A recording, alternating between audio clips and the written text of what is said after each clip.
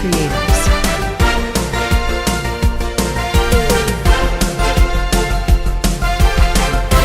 Audio Cloud Preview.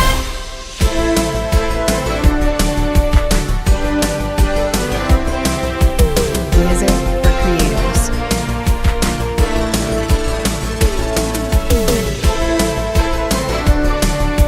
Audio Cloud Preview.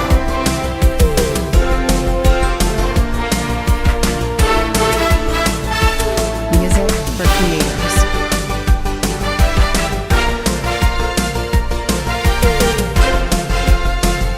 Audio Cloud Preview.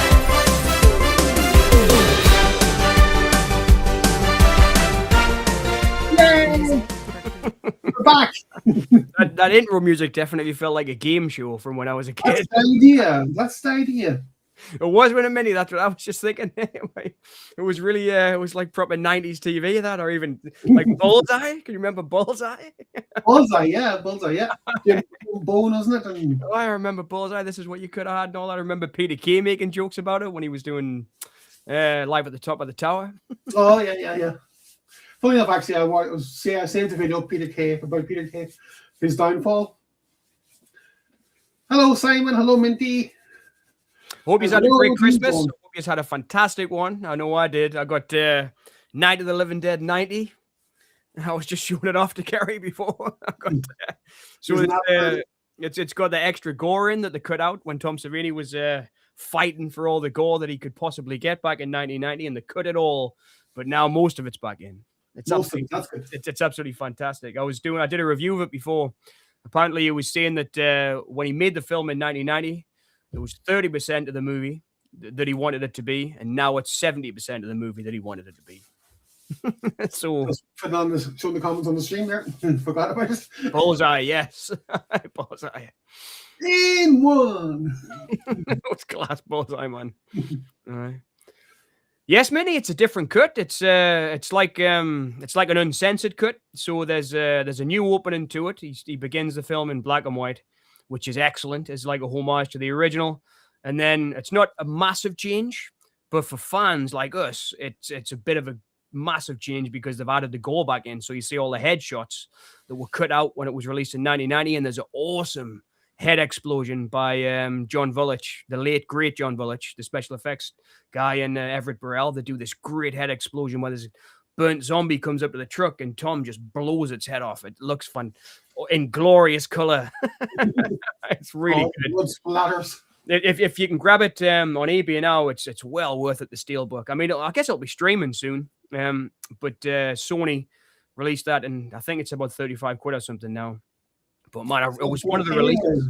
Blu-ray. So it's 4K and Blu-ray this release, Okay. which I think is the standard release. I think that's what everybody got. It's the 35th anniversary of it. Oh, right. But it seems like it was rushed out a bit because there's one new commentary on it, which is great with Tom Savini, and he kind of but everything else has been released before. Pardon me. There's like a Bill Moseley interview, Patricia Tallman interview, Vulich and Burrell. So they're all older interviews, I think, from the older editions, or at least I'd heard all the stories before anyway. I knew all the stuff. Okay. But there's a new commentary with Savini, and it's really cool to hear him talk about it because That's good. he talks about the problems he was having, like how long Romero was actually on set, because people were saying that Romero had ghost directed it, and apparently that's not true at all. He was there for like 3 days, and that was it. But it's really interesting, really, really interesting. And as a fan, Minty, I love it. I effing love it. I was so over the moon. It was great, honestly. I mean, the soundtrack, even the Paul McCullough soundtrack, it hasn't been remixed, but they've dropped it somehow in the mix. And the bullets sound better. The bullet shots sound better. They've also done stuff with the dialogue in the film that's a little bit different. So it is changed.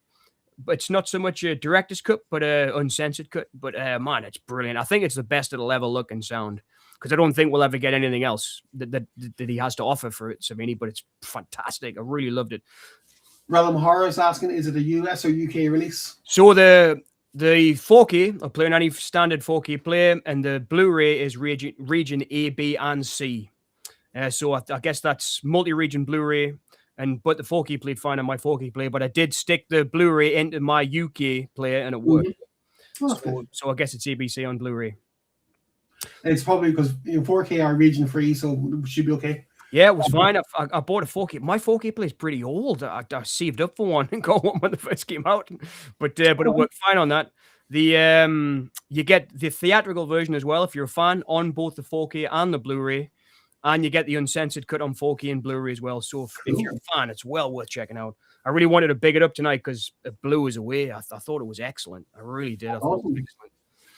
So you heard it here first, lads and lassies. Well, it's been out for a while. It was up. I'm totally skint this year, but I've talked about it. I was teaching part-time, full-time. Now I'm teaching part-time. I'm editing. I'm doing this. I'm doing that. Just jumping around from paycheck to paycheck. So I haven't been able to buy hardly any of the releases I've wanted to get this year. And that came 2 days after. It's like a belated Christmas gift. So, So nice. So I was over the moon. Yeah, I bet.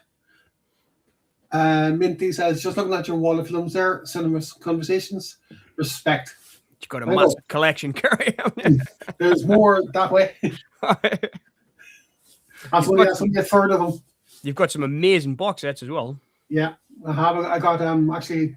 I'll show you what I got for Christmas. We're getting the Christmas gifts out. Get the Christmas list out of the way. But Night of the Living Dead 90 was that was my favorite Christmas gift. I was absolutely chuffed to bits to get it. There was a couple I wanted this year really badly, like In the Mouth of Madness and Miss 45 from Arrow, but I couldn't afford them. But I was so happy that one came as a gift. We're all skint, John. Sadly, the way of the world. That's one thing I got for Christmas there. Oh, fantastic! The Children's Hour. That's Yeah, one when she's that's the horror when she's the school teacher, right? Yeah, that's right. Yes. We're both school teachers. Yes. But a very young Veronica Cartwright of Alien fame. Yeah, and the Bird. She was in the I love her in the Birds. I think she's one of the best child actresses ever. And she kind of spreads nasty rumors about the two women, and it's a very controversial ending. I actually got into that because William Friedkin recommended it. Oh, right. It was one of the movies Friedkin recommended. I saw that when I think it was on the cruising. The old cruising DVD, the double DVD, he recommended it on there along with Hush Hush, which Charlotte, a couple of films that I ended up watching because he recommended them on there. That's the second there. I've never seen that one. Roy Anderson. Yeah, he's. It's all the Roy Anderson collection, right? Yeah, he's a Swedish director. Yes. He's done very few films, and this is his whole collection. So is that more modern stuff? Well, his first film was Swedish Love Story, so 1970. 70s. And his last film, hang on, get it right here. About Endlessness is from 2020. So he's only made 5 films. I'll check them out. The 6th film in this is a documentary about the making of about Endlessness.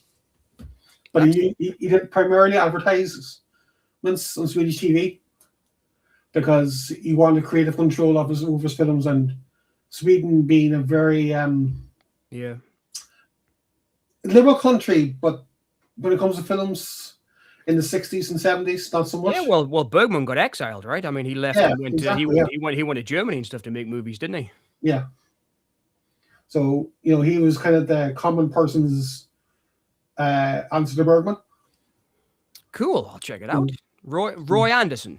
Yeah. Fantastic, man! I love learning something new or being recommended. It's very surreal black comedy. Oh, that sounds right up my street. So it's my sounds up my street. I know. Me too. So, Minty says, anyone hear of the Electric Hellfire Club, Mr. 44? No, I've never heard of that one either. No. Mr. 44. So is that related to Miss 45? Maybe, yeah. Sounds like it. Solar Crisis again the other day. It was terrible and made no sense. Is that the one with Charlton Heston, Solar Crisis? The one where he's like Daniel the astronaut or the soldier or whatever it is. Okay. Is that the one I'm thinking of, Mindy? I seem to remember Solar Crisis being one that had Charlton Heston in. No clue, to be honest with you. Solar Crisis from 1990. Tim Matheson. No, I must be totally wrong. I've got Tim Matheson, Jack Palance, Peter Boyle. Might be the one. Oh no, Charlton Heston. Is that the one, Mindy? From 1990? I have never heard of it, but Daniel the astronaut? It's like he's got some really generic American name in it, I think. Oh, right. If I'm right, Mindy, is that the one? It is indeed the Heston film. Okay. I'm a Heston, like I love Heston. He's one of I know I get I get a lot of stick for saying that, but I've loved him since I was a kid. I'm gonna find out what his name is. He's Adam Skeet Kelso. That's what his name is. Adam. Oh, right. Okay. He's not an astronaut either. I just checked. I think he's a general or something, Minty, isn't he? Oh, Skeet. Mr. 45 is by a kind of industrial band from back in the day. All right, no, I haven't heard it. Aye, the one from like 1990 or so. So it's an old film. Aye.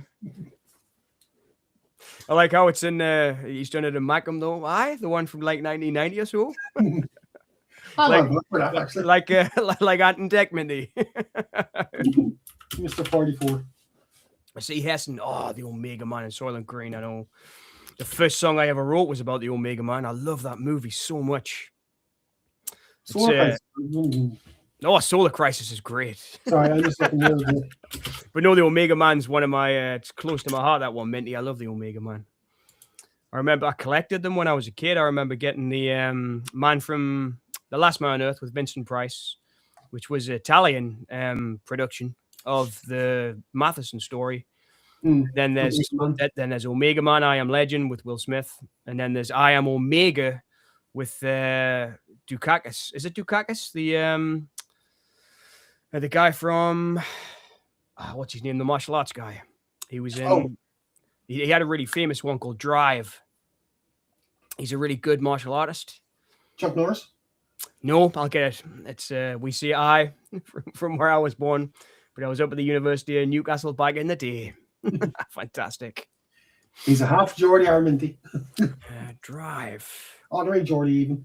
So it's not the Drive from 2011, but it was. Man, I'm gonna have to find out what his name is. I Am Omega. Let's see if they've got it on IMDb. The Have 2007. Mark Dacascos. Oh, right. Okay. He was kind of around the same time as Brandon Lee. He was doing martial arts films about that time. Oh, that was produced by the Asylum. Wow, right. Yeah, it was an Asylum one. It was just cashing in on I Am Legend. It was just a silly one. Yeah. But I do love those Asylum movies. I like some of them, to be fair. I'm not a big fan usually. We're back. Never heard of him. I don't know if I can let me share screen. I'll stick them on. So this was I Am Omega. You might notice his face. Oh, right, yeah. Okay. There he is. Click on his name. Yeah. So Right, yes. So he was really fit. There he is when he was a bit younger. So he was famous for being Drive was one of his most famous ones. Yes. It was a really good martial. You can see he still kept himself fit over the years. But he's a really good actor. But he was kind of Double Dragon, man. I totally forgot he was in Double Dragon. Yeah. But he's a good actor. Island of Dr. Moreau. Oh, yeah. CSI is a Buddhist there, I think, by the looks of it. Yeah, it looks like it, yeah. Agents of Sounds S.H.I.E.L.D. well, though. Yeah, he always kept himself fit. Like I say, he was around the same time as Brandon Lee doing those kind of straight to video kind of. But I'm pretty sure Drive was his biggest hit. There was I do recognize him. Was he in Brotherhood of the Wolf was another one he did that was quite famous. Oh, what was it? With Rutger Hauer. Definitely get a part in the remake of Caligula. He will have been in a Rutger Hauer film. One of those straight to DVD sci-fi ones he did. What was it called? Assignment or something? No, it wasn't Assignment. No. Hang on. Think of Rutger Hauer. So one of Rutger Hauer's sci-fi ones. Armageddon. Armageddon. Yes, he was in Armageddon. Yes. Yeah. In fact, wasn't that an Albert Pyun? No, Albert Pyun did Omega Doom with Rutger Hauer. Yes. Yeah. But yeah. yes. I knew the name was familiar. Yes. Yeah. He was young then. So that was 97. In fact, Armageddon had a couple of names, didn't it? Yeah. Redline or Deadline? Yes, that was it. Redline. It was Redline and it was Armageddon. Yes. Yeah. Look at us here, Rutger Hauer flipping aficionados. Yeah. I know. Pardon me. Zardos and Caligula are in the. How the F did they ever get made those? Jonathan Clay. I know. Oh, come on. That's a bit harsh on Zardos. Well, I love Zardoz. I think it's I think it's I great. love it. But it is crazy. And I can tell you how it got made minty was because he'd done Deliverance. It was a massive hit.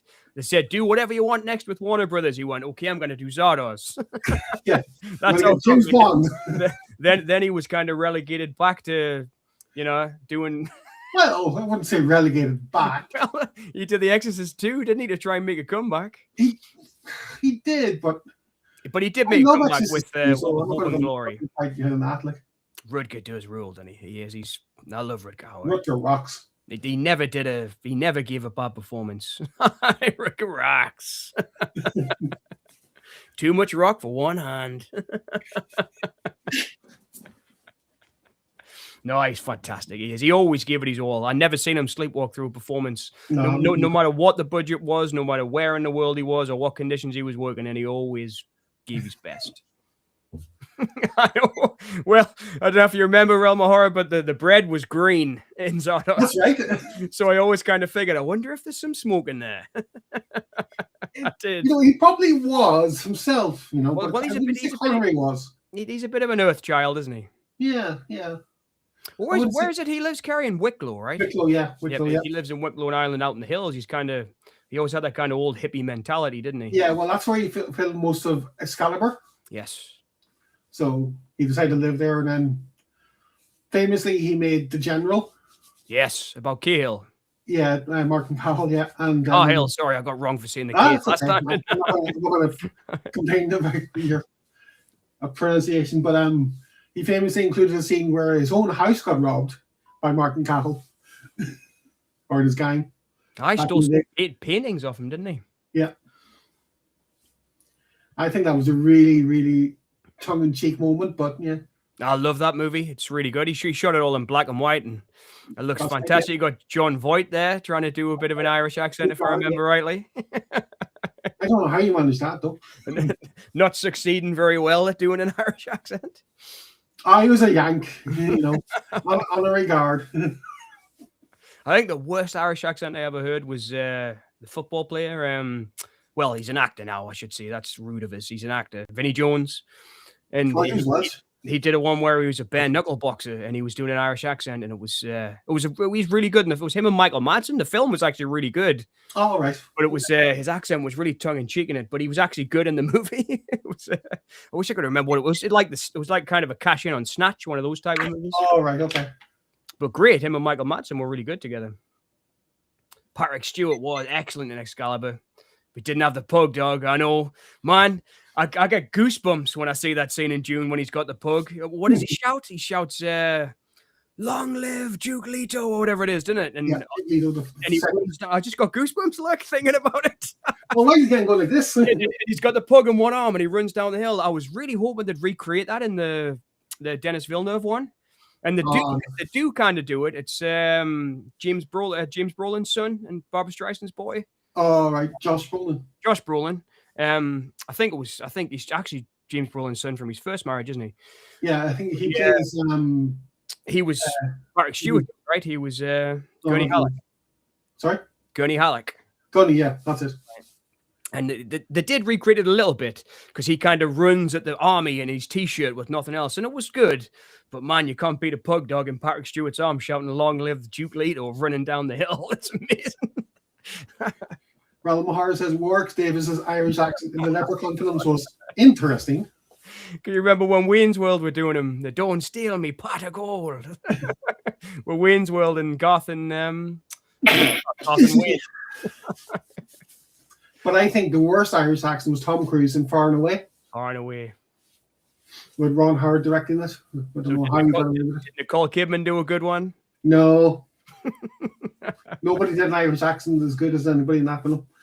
And that's including Irish actors. It was there's been some good Northeast ones. There was and our friends up north. You had like who was it? Daniel Craig and Mark Strong and stuff, and there was some good. I mean, there was a lot. Christopher Eccleston. Hi, Christopher Eggleston. They did a few good ones in that show.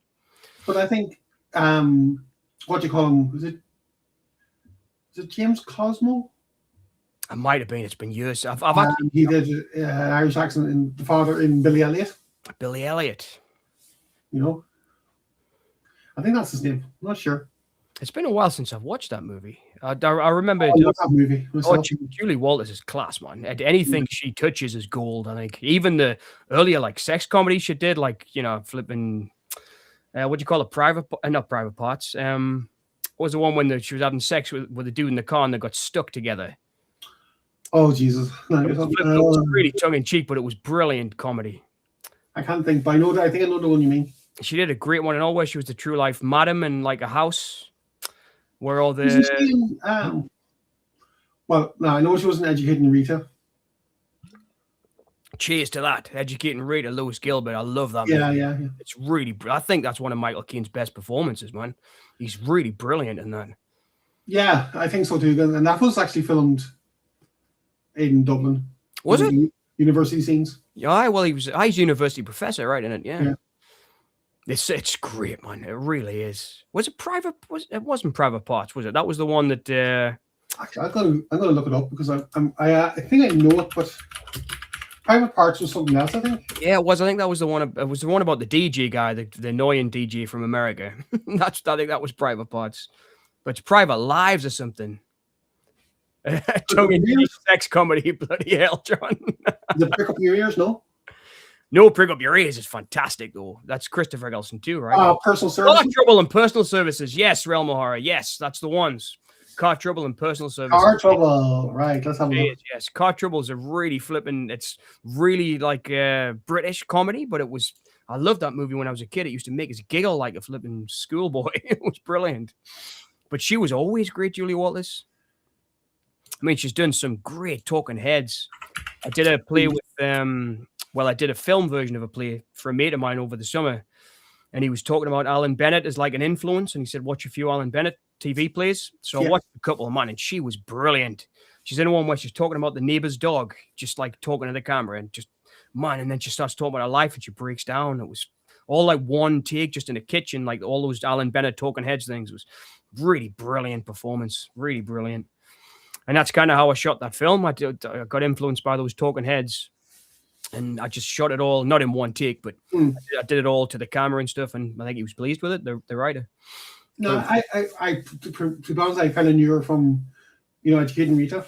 Yeah.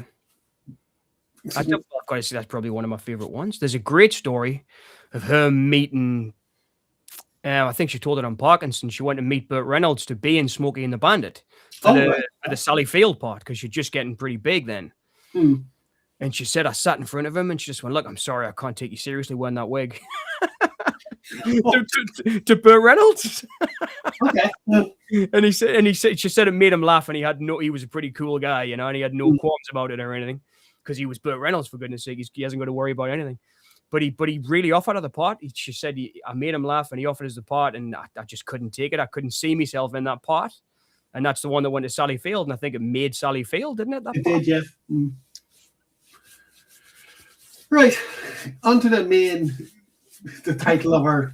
That was a bit of a random beginning to the show there, wasn't it? Yes. Right. The night stream was called The Wheel of Film. And what that entails is I am going to test Mr. Boneyard Cinema's film knowledge. Oh, I'm flipping terrible at this. I'm not going to get anything. You can cry. Or you can do both. As long as I can drink, I'll be all right. Yeah, you should be okay then. There's no rules to this. There's no time limit. So do I get to test your knowledge as well? In another stream, yeah, you will. In another stream. Oh, yes. Right then. Right? Because I set the questions. No point me setting the questions and you asking me, because I have the answers. So I think if you set the questions in one of your streams. Well, if you know them in the chat, shout out because I'll be terrible at this. Right. I will be. So if you know them in the chat, shout it out straight away. Now, some subjects there's two questions, some are one. Most of the ones which are one question, it's asking John for his opinion. All right. Okay. So it's kind of like, your favorite scene or whatever, So I'll spin the wheel and wherever it lands, there's a corresponding question or questions. And if it's one question on the subject, once it's answered, it's removed. Can you share screen so we can see the wheel as it's spinning? Yes, So you of can. course. Yes, All that's only fair. That's only fair. And if I've got to phone a friend, can I call Mark Dacascos? If you know somewhere, yeah. Or Julie Wallace? You Walters, yeah. There, as you can see the wheel there now, Ah, great. Yeah. All right. right? So, our first topic is Round and round it goes. Where it stops, nobody knows. okay. It's a galaxy far, far away. Right? Okay. Okay. Question. So that's sci-fi, I take it. Kinda, yeah. Let's see if I can find the. Okay. Okay. Right. Okay. Yeah, there's two questions in this, so you got choice of one.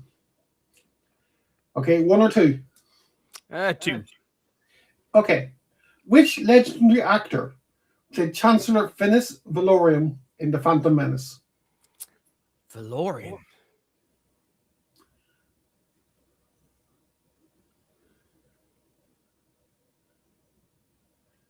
I don't know. You don't know. Okay. Put it in the chat. Hand it over to the chat. Anybody know in the chat? You can help John out.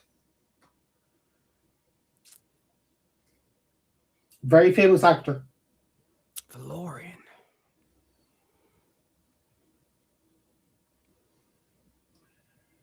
The ex-wife.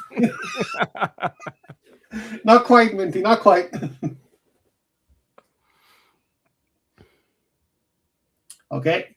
Do you want to take Ralamahar's answer? Yeah, I'll take it. And it is the correct answer.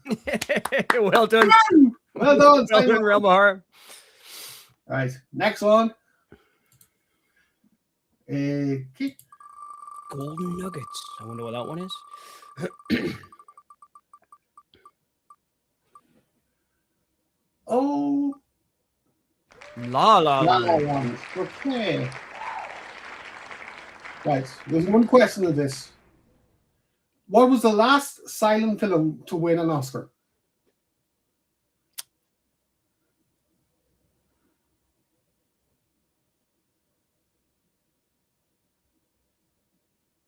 Me answering this question.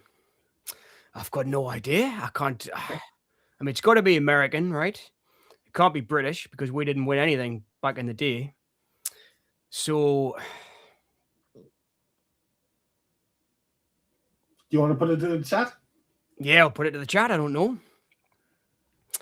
The last silent film to win an Oscar for Best Picture. Yep. It won Best Picture, yep. Gaslight? Nope. Chat? Um, Anybody idea? Any ideas? what could it be? Could you give us a hint? Are you allowed to give us a hint? I can, yep.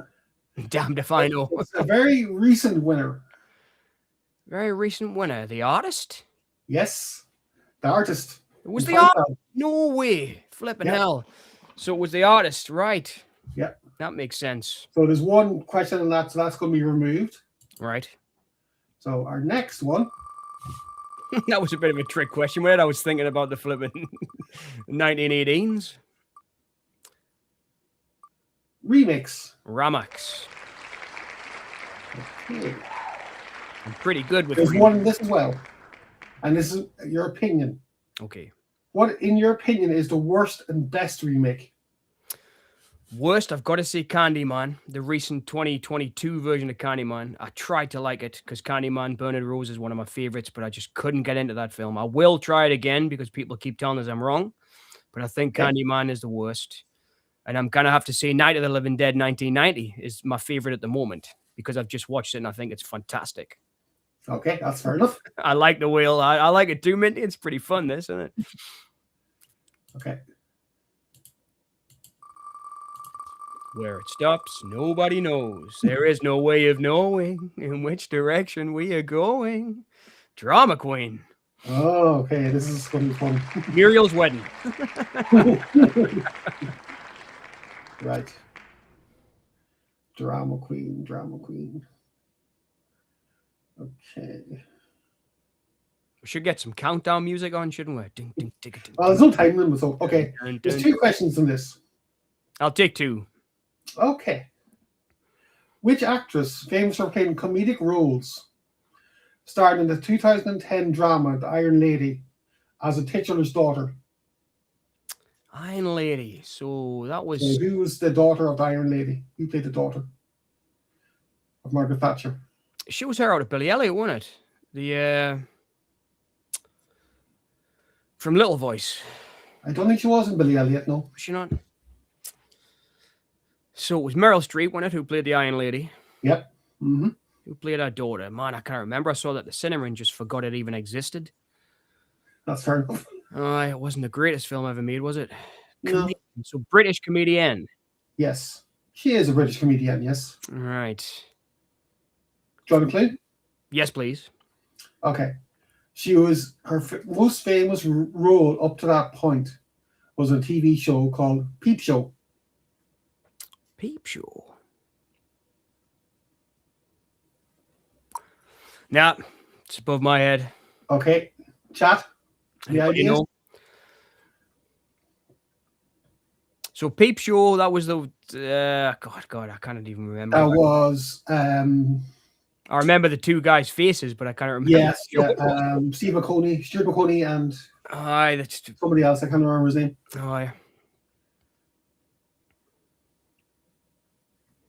So is that the girl that went on to being Gavin and Stacey? Nope. No. I know her face. No, Yeah. face. Okay. If you don't know, it's okay. She also took the role of our queen as well.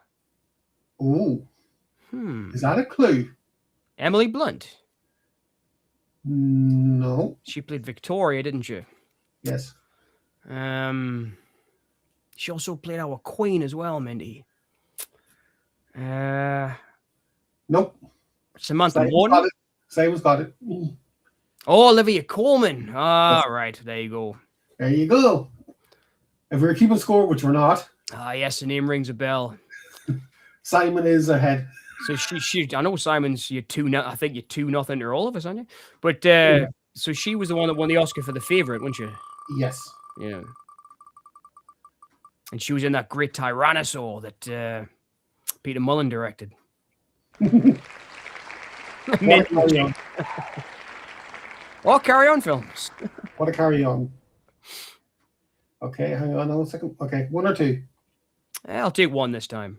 Okay. Which Carry On alumni was born in South Africa and christened Solomon Sid Joe? James. Yes. That's right. I think they buried him in South Africa, didn't they? I'm not sure, but I think so. Aye. But he did cheat on that one. So. Okay. New York Grit. That's a good Yes. Carry On's new rule. Brilliant.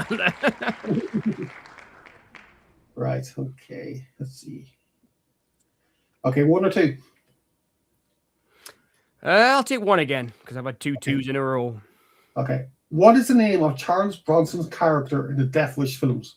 Paul Kersey. That's right. Yes. Very good. So you're not doing too bad. Aye. You're not doing too bad. Well, favorite film of all time. Friggin' hell, that's a tough Yes. one. So, I mean, that's obviously that's a silly question to ask one of us. I mean, we'll have to throw this open to everybody. What's everybody's favorite film of all time? I can't do Yes. this one by myself. That's a big question. Yep. Favorite film of all time. Hmm. Well, can I ask you this one as well, Kerry? Yeah, you can, yeah. What's your favorite film of all My time? favorite film of all time, I would say The Usual Suspects or Eraserhead. That's an interesting double bill, isn't it? Usual Suspects or Eraserhead. It's really flipping difficult question, this. No, you can put it. Yeah. Well, the film I've learned the most from, and this is going to sound like I'm a little pretentious fool, because all the pretentious fools see this, but Bergman's got a film called After the Rehearsal. Mm-hmm. And I saw it, and it made me think, I can do this then. I can make films. I mean, it was like I saw Night of the Living Dead, and it made us want to make movies. But that After the Rehearsal, it's all filmed on one stage. He just filmed the actors on a stage, and the story, the way the story was told was all on stage. Yeah. And I just thought I can do this, and it inspired us that much. That's how I made my first film to look like a stage because of that film. And all the stuff that I loved that looked like set, you know, like Prisoner Cell Block H and stuff that I grew up watching on TV and Dennis Potter days, and so that would be up there, like After the Rehearsal. That's a good answer. Because it inspired us that much. But it's not my favorite film. I probably watched Day of the Dead a million times more than I've ever watched After the Rehearsal. But that was the one that made us think, I think I'll be able to do it. Hard to say. It's Star Wars. And That's a good choice. Star Wars is a great choice. The original Star Wars, Simon, or as in the 1977? The Terrence Stamp movie. That's how you knew it.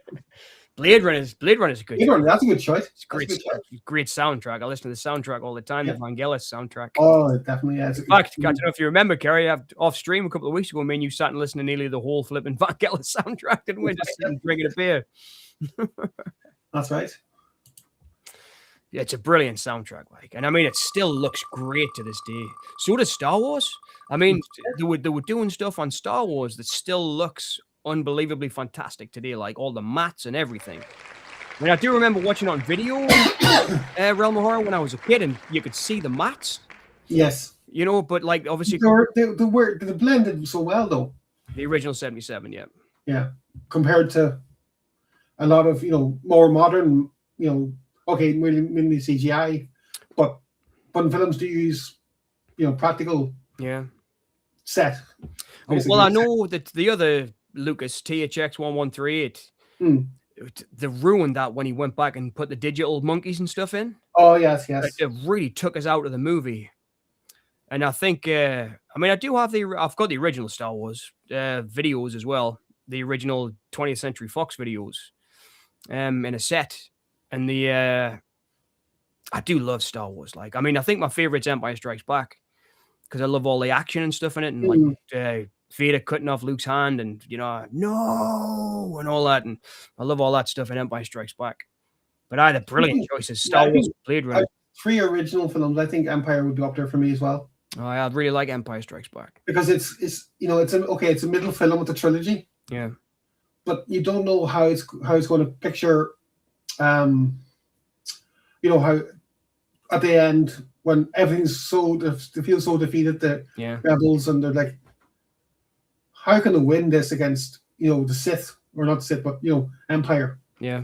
How can because Empire's got the whole galaxy on their side, and you didn't think Lando would take sides. Yeah. And he did. He kind of betrayed them, and it's like. But he does come back and he gets to fly the Millennium Falcon, doesn't he? So, he's like, Lando's cool. I mean, Lando, he didn't have a choice when they were Cloud City. I mean, they were literally going to laser blast his head off if he didn't flip and help them. Yeah, but that's the thing. You see, when you're watching it as a kid, you think, he's betrayed them. And he's plus Billy Dee Williams is cool as ice. Yeah, he is very good, yes. Yeah. I mean, even the way that guy walks is cool, man. I remember being a kid thinking, he's just, I thought he was just as cool as Han Solo when I was a kid. I was like, But Family Guy, when they did the spoofs of them. Oh, the cool side of the pillow. They said that, and they made a good point, and I don't know if it was ever been addressed by Lucas or whoever, but how come Lando was wearing Han's clothes at the end? I don't know. Has it ever been addressed? I've never even thought about it. The actors are. I mean, the white shirt with a kind of black, and black vest, yeah. I don't know. I've never even thought about it. Yeah, because like this hidden Family Guy when they did, the Laugh Up Fuzzball films. My favorite bit, and that's when they're in the trash compactor. Yeah, and he's got the sofa and he says, "Screw it, I'm taking this." Yes, and you see them running to the Millennium Falcon and they're carrying the sofa. Yeah, that's right. We're trying to get into the Falcon. I thought that was fantastic. The Void was great, Minty, as well. I've just seen you comment there about the Void. Is that the the Lovecraft Void, the one that's like feels really Lovecraftian? Anyway, I thought when I watched it. Cool. Empire Strikes Back, it's great. It is. But I mean, Star Wars the original is fantastic. The whole thing with the two moons on Tatooine and all that, and That was really well done, yeah. it looks beautiful, doesn't it? And I think it helped because Tunisia was, it wasn't a developed yeah. country, in terms of, they didn't go to the big cities, kind of shot on. So was that where they built Jabba's palace and everything out in Tunisia? Yeah. Was it Tunisia? Yeah. Tunisia? No, actually, no. Hang on. I think that was sets, interior. I think I'm not sure. I remember learning about like sets when I was a kid, and hearing Lucas talk about building that, and they just built the door of Jabba's palace. Oh, right, yeah. Like the first time, this is when I was young, like even under 10, I think. But watching like the making of Star Wars things, because there used to be a little bit on the end when they remastered them. They did like a silver and a gold box set. I remember. That's right. Yeah, that was when I was older. But there was original videos from 20th Century Fox, and there was little like making ofs on the end. You remember those? Yeah, I do actually. Yeah, they did one with Labyrinth as well, and I remember them teaching you how they did the trick with the glass balls when Bowie's doing the obelisk or whatever it's called. There was a run of films that were released that had all the making ofs on the end. Thriller did it, like when they showed you the making of with the film. There's some great things on them. I learned loads from them, and I remember watching the Star Wars ones and him telling you about just building parts of the sets to give you the feeling that it's massive, Yeah. And it was really interesting to a little kid seeing that and realizing that film, there isn't a palace there. It's just a bit of wood that's painted like metal. But it would, that's what Star Wars is great for. Yeah, I remember having the NES game of Star Wars. Not able to get anywhere in it at all. And then I remember a good few years later getting the video, the special edition. Yeah. And, they were released before the DVDs came out. Yeah, I think that's the ones I meant. There was a silver one and a... Yeah. And so they had silver and gold stripes across the front of them, the videos. Yes, yeah. It was like a box around them and it had the THX remastered gold strip. Yes, right, yes, yeah. But I remember watching that and so this is what happens in the game. Because I've never seen the film properly, you see. I'd seen bits of it growing up, but never seen the whole film. Relmo Harris just solved the equation there, did you notice? Yeah. So the wardrobe was left in Cloud City, so when he needed to get changed, he helped himself to some of Han's clothes from the Falcon. That makes sense. That's it, problem solved. Yep. See, cinema conversations in Boneyard Cinema and Realm of Horror, we all bring people together. Solve inquiries. Death Valley, California. So it was filmed in Death Valley. I didn't know that. I thought it was in Tunisia. Or maybe they filmed in A New Hope in Tunisia, and that was it. All right. So, where have I seen you before? One or two? Well, we've done a few streams. That joke didn't land at all, did it? All right, I'll take number 2. Okay. Which actor turned director had bit parts in Monty Python's Flying Circus? Terry Gilliam. Yes. Well done. One of the best directors out there he was. And unofficially, he helped out Quentin Tarantino with his screenplay for Reservoir Dogs when he was at the Sundance. Oh, I did not know that. It was... I often like to tell that story to students because he's always saying I didn't go to film school and that Tarantino, but he actually had help from Terry Gilliam at the Sundance Institute on his screenplay, or at least he helped him develop the screenplay, not helped him write it, but helped him develop the idea. Right. Okay. Name the film. So this is question 1 or 2. It depends on what you need. Number 1. I'll go for 1. I went for 2 last time. Can you hear me okay? Yes, fine. Right. I'm going to play a 30-second clip from a film. And all you got to do is name the film. Okay. So you just have to look for the film. Right.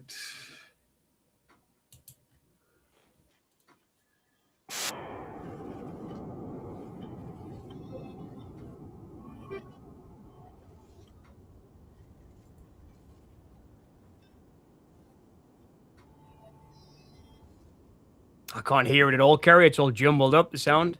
Oh, okay. Like all horrible and digitally. Right. Okay, then. Right, I'll have to... Give us a clue. Do you know the film? Yeah. Just give us a clue. Okay. I'll try. Okay, It was a video nasty and a very controversial one. Cannibal Holocaust. Exactly. That's the one. So were you trying to play the soundtrack there? The No, the first 30 seconds of the intro. first second of the intro. So New Hope was mostly filmed in Tunisia with a few scenes shot in Death Valley. All the Tatooine stuff in Jedi was shot in California from Realm of Horror. Oh, okay. Used the You locals think and the aliens. Cool. You think they got the money like there would be? Well, I mean, there weren't that big budget. There was still mid-budget films for the late 70s, weren't there? Yeah. But He New was Hope, pretty or- smart. yeah, Shaken, not stirred. yeah. That is shut down bone. Right. Okay. One or two. Mesh Money Penny. Number 2, please. Okay. Which actor played the villain Blofeld in You Only Live Twice? You Only Live Twice was Donald Pleasance. Exactly. Yes. Very good, Miss Montana. Very good. I was trying to. He's got one of the best lines, hasn't he, with the closed circuit television? When he goes, "You're really going to take that satellite?" And he goes, "Yes, Mr. Bond, and you can watch it all here on TV." I fought the law and a low one. Okay. One or two. 2. This is an easy one. You should get this. Who starred as Popeye Doyle in the French Connection films? Gene Hackman. Yes. Very good. I was going to give you a joke answer then, say Robin Williams, but I thought I don't know if enough people would still remember he played Popeye, and Well, I would. Don't know about anybody else. he ruled. I know he's cool, wasn't he? Yes, that's right. Yeah. That's the movie that made me want to. When I first started studying movies, I picked a course that did documentary and fiction because I'd just seen French Connection, and it made us want to understand how freaking it made it look like a documentary. Brilliant movie. Okay. There you go. Well, this it's a difficult one. This This because is for everybody as well. So oh, I'll tell you mine first because I just have it on top of my head. The Never Ending Story. that's beautiful, and it never-ending story. If this is, I didn't know this, but the lead actor in this film was done for a certain kind of abuse, and I didn't know this, but it was Howard the Duck was one of my favorite movies. Oh, right. Yes. I like when I was a kid, I watched that. I mean, I wasn't a kid. I was like, I fancied Leah Thompson and stuff. I was at that kind of age, Mhm. So it was like I watched it like 14 days in a row once. It's like I know every word of Howard the Duck. I do, and I posted about it when Ed Gale died, and somebody turned around and said, "You sicko! How can you post about this movie? The lead actor did this, and this." And I did not know that. I left it in my youth. I didn't kind of carry it on into my older life, but I can't deny who I am. And Howard the Duck, man, I watched that so many times. I mean, The Punisher as well with Dolph Lundgren, I watched so many times. Yeah. Blind Fury with Rutger Hauer. Favorite childhood films, there was so many. Like, I mean, I loved Van Damme and Kickboxer. I watched that all the time. There are so many, I mean, most of them were like action movies like Terminator and Death Wish. I watched a lot, Death Wish 1 and 2. But like at that, I mean, I was in love with Leah Thompson. I really was. And Howard the Duck, she was kind of like my first big crush. And it was that Howard the Duck's great. I don't know why it flops. I think it's apart from the obvious, it gets maligned, but it is a very good, faithful adaptation. I mean, Hayek's a really good director. I mean, it's solid. All the special effects look great. The stop motion stuff with the creature from the pull across the dark overlords of the universe look great. I mean, Jeffrey Jones, like makeup looks great. He's another flipping, person with a questionable history, but I can't deny who I am. I watched that film again and again, and that was probably my favorite childhood one. I was just in love with Leah Thompson. I mean, proper obsessed.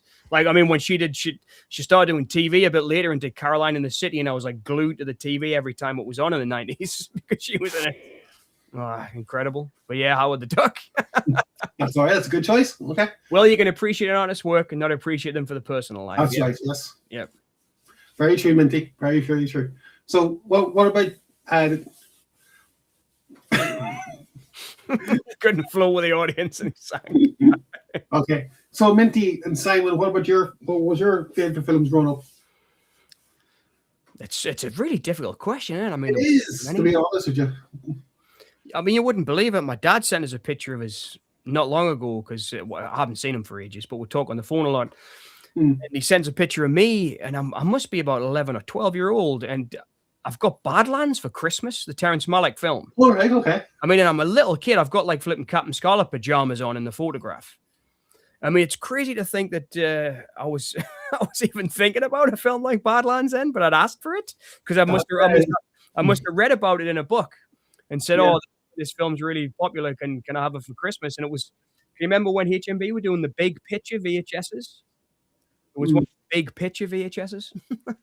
I actually, when I was 12, I was fascinated by the Turtles film. Oh, the Turtles, yeah, they were great. I love the bad guys in the Turtles movies. They were evil.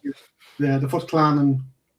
Is it the second one where the Shredder makes the two guys inside the like containers and the bashing to get out?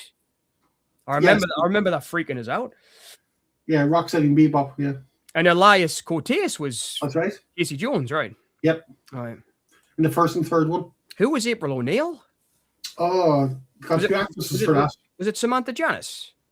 No, I don't think so. Not Samantha Janice. From Broken Arrow, I mean, the American actress. Samantha, I can't remember. Rage of the Lost Ark's a good one. Grease. Grease has got some tunes. Halloween 3. Minty, I love Halloween 3, man. That VHS I watched until it was burned out. I loved Halloween 3 as well. It was because even though we were kids, that was... Judith Hogue? Oh, I don't know. I can't remember. I'll have to check her out. I can't remember her face. Mm. Halloween 3 and The Running Man. That's a really good choice. Alien, Predator. Yeah, Yeah, Predator too. I'll watch Predator with my dad, in fact. It was one of them films that we kind of watched together. I think Simon and I were of the older generation. Christine as well. I remember watching Christine with my dad because he loved American cars, which I think I've talked about before in the stream. Yep. But there's so many great ones, man, at that time, especially being of an age where the video stores were full. I mean, you could see anything you wanted. But Howard the Duck. Crazy. Science fiction, double feature. Brad and Janet. Whoa. So 1 or 2? 2. Okay. Who is the only member of the cast from 2001: A Space Odyssey to appear in the sequel 2010? Contact. Kia Delia. Who? Kia Delia. Cara Delevingne? Yep. Please, Dave, he appears on a TV screen right at the end. And Well, it's a bit different in the book because he actually comes back and materializes in front of his wife. Yep. But I think he appears on a TV, doesn't he, at the end of He appears on TV and then he appears to Floyd in Discovery. Yes, he does in the Discovery. I just watched him in Black Christmas the other day. Okay. I'm afraid I can't do that, Dave. Megan Fox has played April O'Neil. I haven't seen that one. Oh, yeah, she played in the remake, yeah. I'll have to check it out. Hi, Hal. That's a good point. Maybe Hal's in both, isn't he? Yeah, but actor, I was saying. Well, was it not the same voice actor? It was, yeah. Actually, who did the voice of Hal? That's a fair point, okay. So the voice of Hal was Douglas Rain. Okay. Right, 1 or 2? 1. Okay. In 1. Who directed the following films? Mrs. Doubtfire, Home Alone, and Rent. That's Chris Columbus. Exactly. That's just because of Christmas. I just watched Home Alone. I thought I'd throw in something like that for Christmas, yeah. I love that. There's a great scene in Mrs. Doubtfire when he throws a flipping lemon at Pierce Brosnan or something. Yes, that's right. Yeah, it hit him on the head of the pool, and he didn't tell Pierce Brosnan he was going to throw it. And it really took Pierce Brosnan by surprise. He just threw a friggin' lemon at him in the set. I heard Pierce Brosnan get interviewed talking about it the other day. Cool. 1 or 2? good old-fashioned British class. What can this be about? So 1 or 2. Oh, sorry, 2. Okay. Which British film starring Ben Cross and Ian Charleson features a score by Vangelis? Chariots of Fire. Yes. What's the song called? The Chariots of Fire song? I think it's just called Chariots of Fire. It's called Chariots of Fire. It's the, Yeah. the one they use at the Olympics, isn't it? Yeah, yeah. Who's it? That's not the main dude, though, is it? Who's the main? Oh, Ben Cross is the main dude. Yes, of Yes. course. Aye. Sorry, I told you wrong. Paige Turco played April O'Neil in Ninja Turtles 2 and 3. I'm gonna have to check out. Give us a second. I'm just gonna check out the actresses because I kind of flipping Paige. I don't know, actually. Hang on. I did love those movies as well. Ah, I do remember her face. Oh, yeah. Yes, I do remember her face. That was 1991. My Oh goodness. my god, yeah. Jeez, 91, yeah. She's also in a great looking film called The Feminine Touch from 1995. I'll have to check that one out. She was in American Gothic, man, of course. Yeah, I yeah. love that show, American Gothic. It only went for like 1 season, but it was fantastic. I actually remember that now when you say it. Yeah, Lucas Black and Gary Cole. It was a class show. Again, this is for the audience and ourselves. Favorite director? That's a tough one, that like. That is tough. Really tough one. For me, I've got 2. Go for it. David Lynch and David Cronenberg. David Lynch and David Cronenberg. The 2 Daves. Yeah. Oh, I don't know. You know what it is? I think I might just have to go like for a classic and say Hitchcock. Okay. Because I remember sitting by myself, like for the first time, wanting to sit and watch movies and watching The Trouble with Harry. And Oh, yeah. And I still remember that like so vividly, like being in the moment after I'd getting into film. I mean, I'd have to say Romero because Night of the Living Dead was one of the first films I ever got into. But I mean, there's so many great directors. I love Wim Wenders. I mean, there's so many amazing directors. But I'll say Hitchcock today. I'll say Hitchcock, like, I think. Okay. Minty says Cronenberg and John Carpenter. Carpenter, man. Carpenter. Yeah. I know. I've got Carpenter's up there for me as well. He's definitely up there for me as well. John Carpenter. I love Paul Schrader. I love Paul Schrader. Oh, nah, that's why it's difficult. Okay, I've said Hitchcock. That's it. For horror, that is. Okay, that's fine. That's fine. Okay. Simon, what about you? Favorite director of all time? John Carpenter. Oh, great.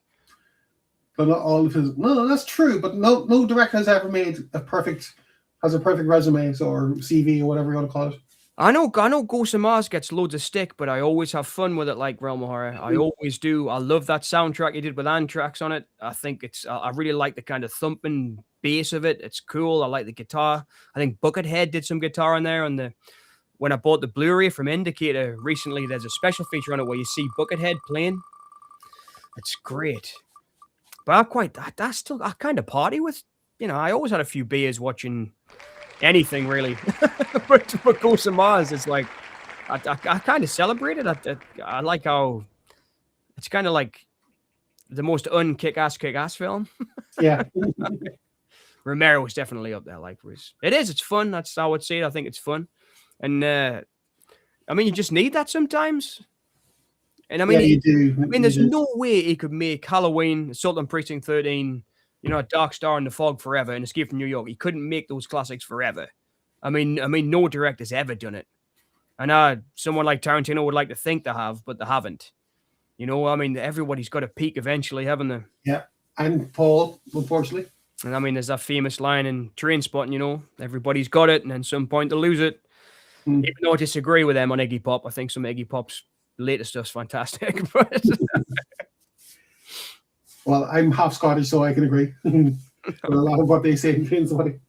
And I don't need an interpreter. I like the soundtrack of Ghost of Mars. I really do. I think it's a good rock soundtrack, like a solid rock soundtrack. I really like. But I really like his soundtrack for Mouth of Madness too. I mean, I think that's his most underrated movie. You think? I really think it is. I don't know why people don't love it as much as Halloween and Escape from New York. I think it's epic in the Mouth of Madness. I absolutely love it. I really do love it. See, I would have said Memoirs of an Invisible Man would have been his underrated one. Oh, it's fantastic, isn't it? Or Village of the Damned. I like Village of the Damned too. I like well, obviously I do like In the Mouth of Madness more than Village of the Damned, but it is underrated because Christopher Reeve and especially Yeah. Kirstie Alley gives a brilliant performance in Mm. Village of the Damned. Have you She's seen The Ward? Yeah, I thought it was okay. It was just a Mm. jump scare movie. I was really surprised he did it. But even he said he was tired. He didn't want to do the music. He didn't want to edit it. He just took it as a directing job because Yeah. I mean, he said that himself. And it's just a jump scare movie. I was surprised because it like the end's one of those like when somebody jumps out right at the end, and it was like, oh, John, are you serious? But he got burnt out. I mean, you can't. I mean, I don't want to get too serious because we're having fun here with the whale and stuff. But for me, with Carpenter, he was so creative for 2 decades, man. 2 decades, he was banging them out.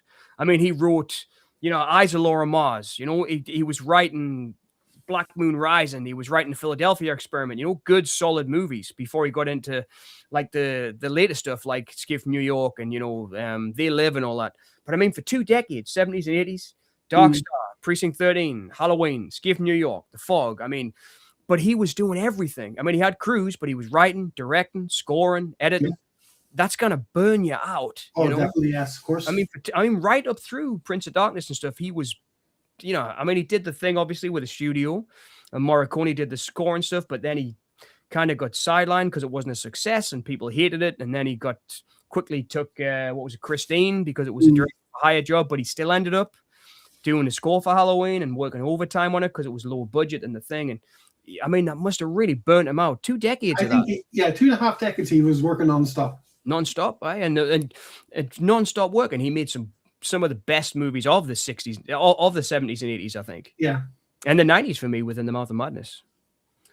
So I think that's what happened to him. I think he just got burned out, man. I really do. I think that's why there was a gap between Ghosts of Mars and The Ward. Yeah. Or not the Ghosts of Mars. What was it? What was the one after that? Vampires. Oh, Vampires. Yeah, John Carpenter. Yeah. Sorry. Which another great soundtrack too. It's not my favorite. That's definitely not my favorite. I think that's on my least favorites. But I love James Woods' performance in it, and I really like Cheryl Lee. Yeah. I think she's fantastic in that. And Daniel Baldwin, isn't it? Daniel Baldwin. Oh yes. I think it's Daniel Baldwin. Or is it William? I always get them mixed up, the brothers. Because how many is it? There's Alec, William, Daniel, and Stephen, right? Michael as well, is it? Michael as well. No, I think there is Michael Baldwin. It is. Vampires is fun too. I mean, you've got James Woods as a kind of a kick-ass hero in that. He's got his leather jacket and his sunglasses on. He's got the gun down the front of his pants. He's flipping, shouting out all those cool crossbows. I mean, I love it when the guy gets slit in half at the beginning when the vampire opens the door. Maximilian Schnell proper chewing the scenery in it. God, that's a blast. Maximilian Schell. He's great in that. He's like the evil cardinal, wasn't he? Yes. I haven't watched that for a while either, Realm of Horror. I'll have to watch Vampires again. It's been at least a good couple of years, I think. Maybe a year or two since I've watched them. I can get a look again. I bought them both recently because Indicator did them, special editions of them, and I didn't get the special editions. But then recently they did solo Blu-rays of them, and I got them in 2 for 1 or whatever. I bought the Ghosts of Mars and Vampires on Blu-ray and upgraded. I got Ghosts of Mars on DVD a good while ago, and then when I was in Birmingham, picked up the Indicator release, the standard release. Hi, that's the one I've got. I've just got the standards, but I like the miniatures in Ghosts of Mars as well, because even then it was refreshing because we were seeing stuff beginning to see stuff like Constantine and those kind of really. Not that I'm getting down on them because I really like Constantine and I really like Chronicles of Riddick as well. But you were starting to see these really big CGI films, and he did a lot of Ghosts of Mars with miniatures still. And I love the miniature train and the way that they had the actors composited on them at the end. I thought all that looks great still. I think when you mentioned Riddick and stuff like that, Pitch Black was the last proper miniature work. There is some good miniature stuff in that. There's some good early CGI in it too. Yeah. I mean, possible CGI compared to what was in the early 90s, but Riddick Pitch Black came out in 2000, so and it was low budget. Very low budget. I mean, I love David Toy. Yeah. David Toohey, sorry, you pronounce it Toohey. Yeah, I was going to say, yeah, that's right. David Toohey. But I actually always thought it was Toy until I was watching Vin Diesel talk about it, and it was I think he was giving him a birthday wish. David, Okay. they've worked together for years, and his daughter said, "Oh, and this is for David David Toy," and she couldn't pronounce his name, and Diesel went, "It's Tui, David Tui," Yeah. to his daughter, and I was like, "All right, so that's David That's Tui." very nice. I mean, he did The Fugitive and stuff as well, didn't he? And I mean, he did or wrote The Fugitive, I think, if I'm not right. I think he did, yeah. He didn't direct it, no. He wrote Secret Window. Was that him who did Secret Window? Or was that David Cope I'm thinking of? That might be David Cope I'm thinking of. I'm not sure. I'll have to look at it. But Tui's definitely great. I mean, personally, I think Chronicles of Riddick is a fantastic film. And I love the whole Riddick franchise. I love Assault on Dark Athena. I love the games. But anyway, I'd love to get good old fashioned British class. Yeah. Right. So you had number 2. This is number 1. What character links the following actors? Spencer Tracy, Michael Caine, and Ralph Bates. Well, that's a tough one. Ralph Bates, Michael Caine, and Spencer Tracy. Yep. Timescape. Hi, Timescape was brilliant. No, it wasn't that. Sorry. No, so It wasn't a character, no. was it sorry, was it Ralph Bates or Alan Bates? Ralph Bates. Ralph Bates, Michael Caine, and Spencer Tracy. Give me a second to think because I'm a Spencer Tracy fan. I need to think about this. Does anyone know out there in the chat? Anyone can help? Mindy or Realm of Horror? But I love Spencer Tracy. It's not Father of the Bride because that will be him and Steve Martin. Mm-hmm. It's not Old Man in the Sea. Nope. Ralph Bates. Jack the Ripper. I'll give you it, but I'm kind of looking for a bit more. The Inspector from Scotland Yard. No, Lestrade, nope. Lestrade. Nope.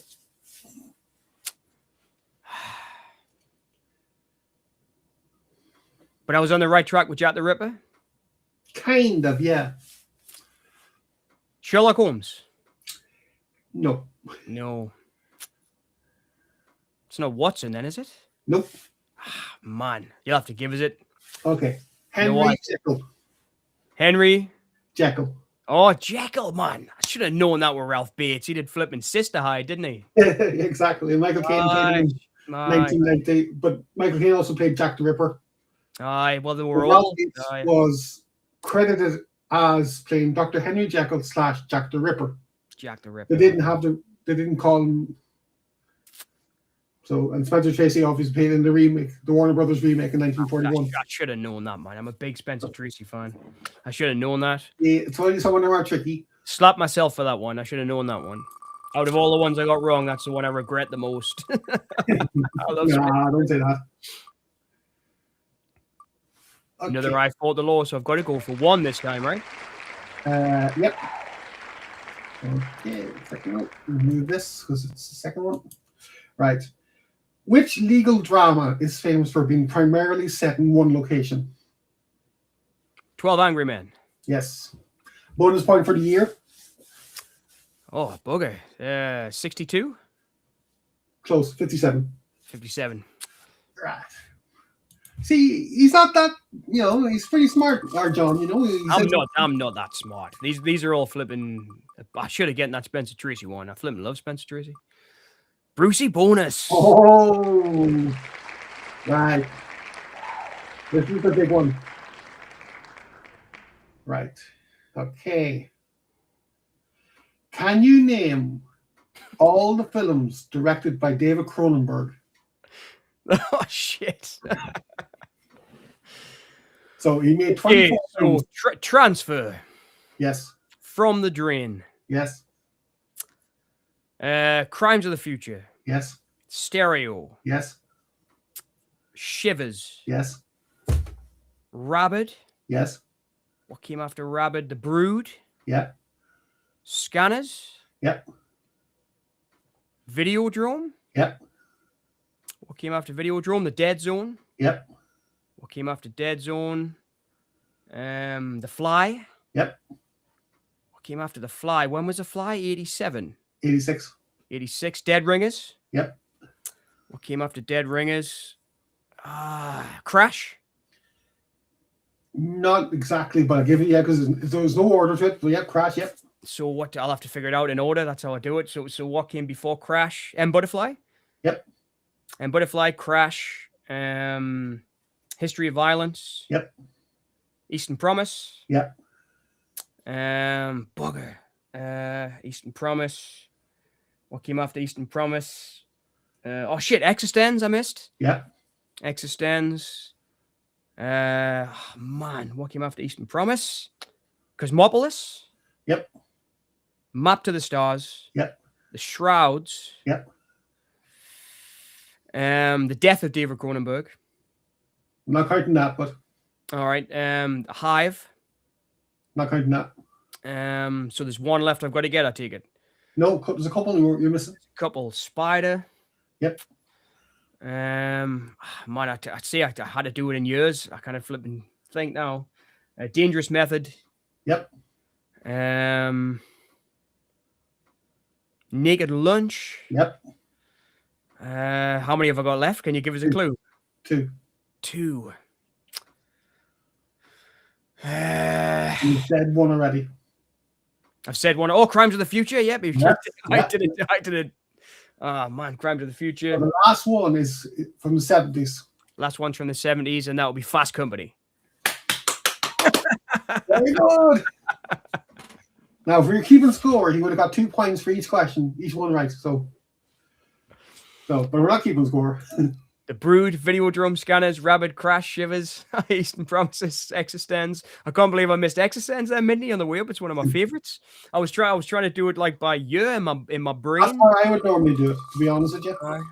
But Fast Company was always leave that out sometimes. I know. Well, it's because it's the only kind of non-sci-fi or genre film that he did. It was just straightforward, straightforward race car drama. Chase Realm of Horror. That was flipping, racking my brain there. But I had to have a couple of clues, so. Okay. New York Grit. All right. You had question 1, so question 2. So you should get this because you're a big fan of the director. Oh, God. Who did Christopher Walken play in Abel Ferrara's King of New York? Frank White. Yes. One of my favorite movies of all time, King of New York. Same as that. Whoa. Bop, bop, bop, bop, bop, bop. Oh. Man, that's still one of my favorite scenes with Steve Buscemi and Lawrence Fishburne. You know, when he opens the case and it's full of the Tampax. And he says, "What are these?" He goes, "They're for the bullet holes." I flipping love that scene so much. Sing, baby, sing. Oh, I'm terrible with musicals. Right. 1 or 2. 2. Which pop starlet starred in the 1986 film Shanghai Surprise? Madonna? Yes. I wish Perry was here. Perry's a massive Madonna fan as well. I like. That's right. He would have got that first go before I even finished the question. Before you finish the question. Oh, again? Ooh, back again. You must have heard us say I'm crap at musicals there. Yeah.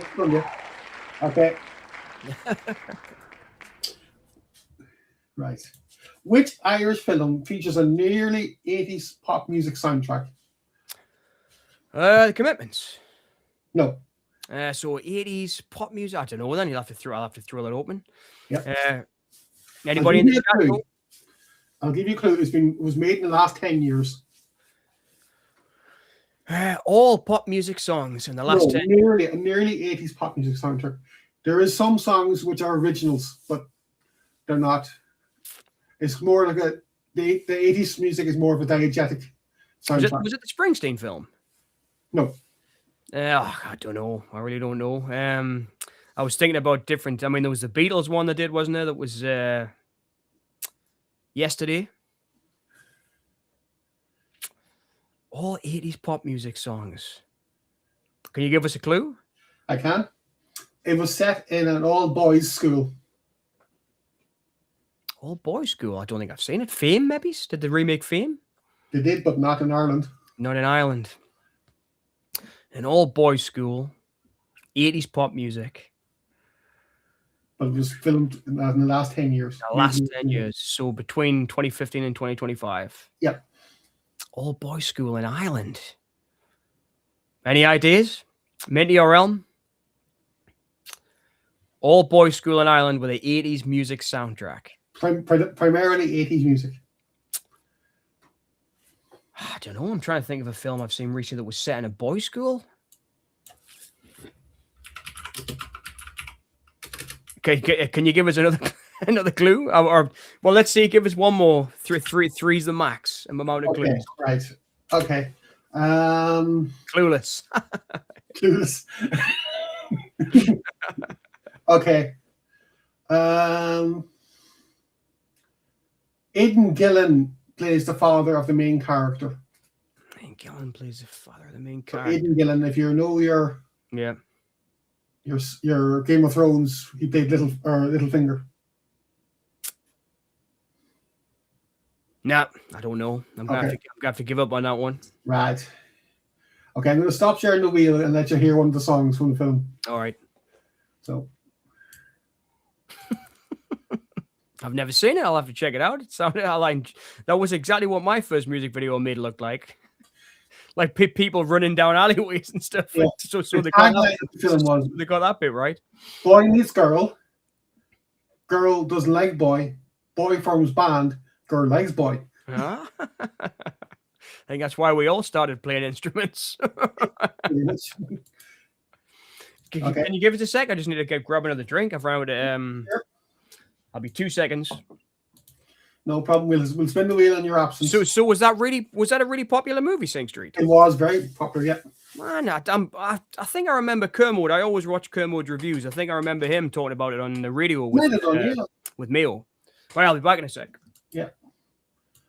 It was directed by the guy who directed Saint the Boy in the Striped Pajamas. Have you ever heard of that film? So.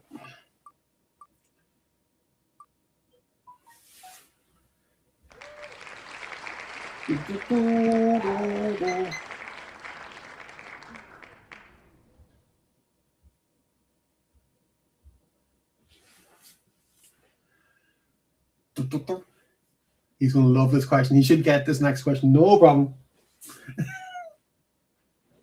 If you can hear me, John.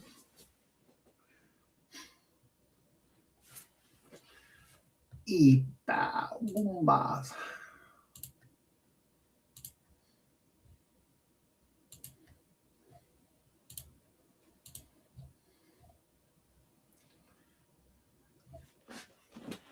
Tis I. Tis I. Sounds like that Chesney Hawkes film. It does actually, the one and only, yeah. Or the I am the one and only. Buddy movie, yeah. Did Chesney Hawkes sing anything else apart from I Am the One and Only? I'm not sure actually. I don't think he has. He must have, but yeah. So bit of a radical change of movie. It was, yeah. It's yeah. Right, you should get this one. Okay. Right. So answer number two now. Number one. Which actors played the droid C-3PO and R2-D2 in the Star Wars films? Anthony Daniels. Yep. And oh man. Realm Horror, you'll have to help on that one. I don't know. Phone the friend. I feel bad.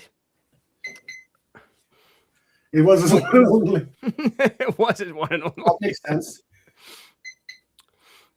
So Anthony Daniels and C-3PO. I don't know. I should know.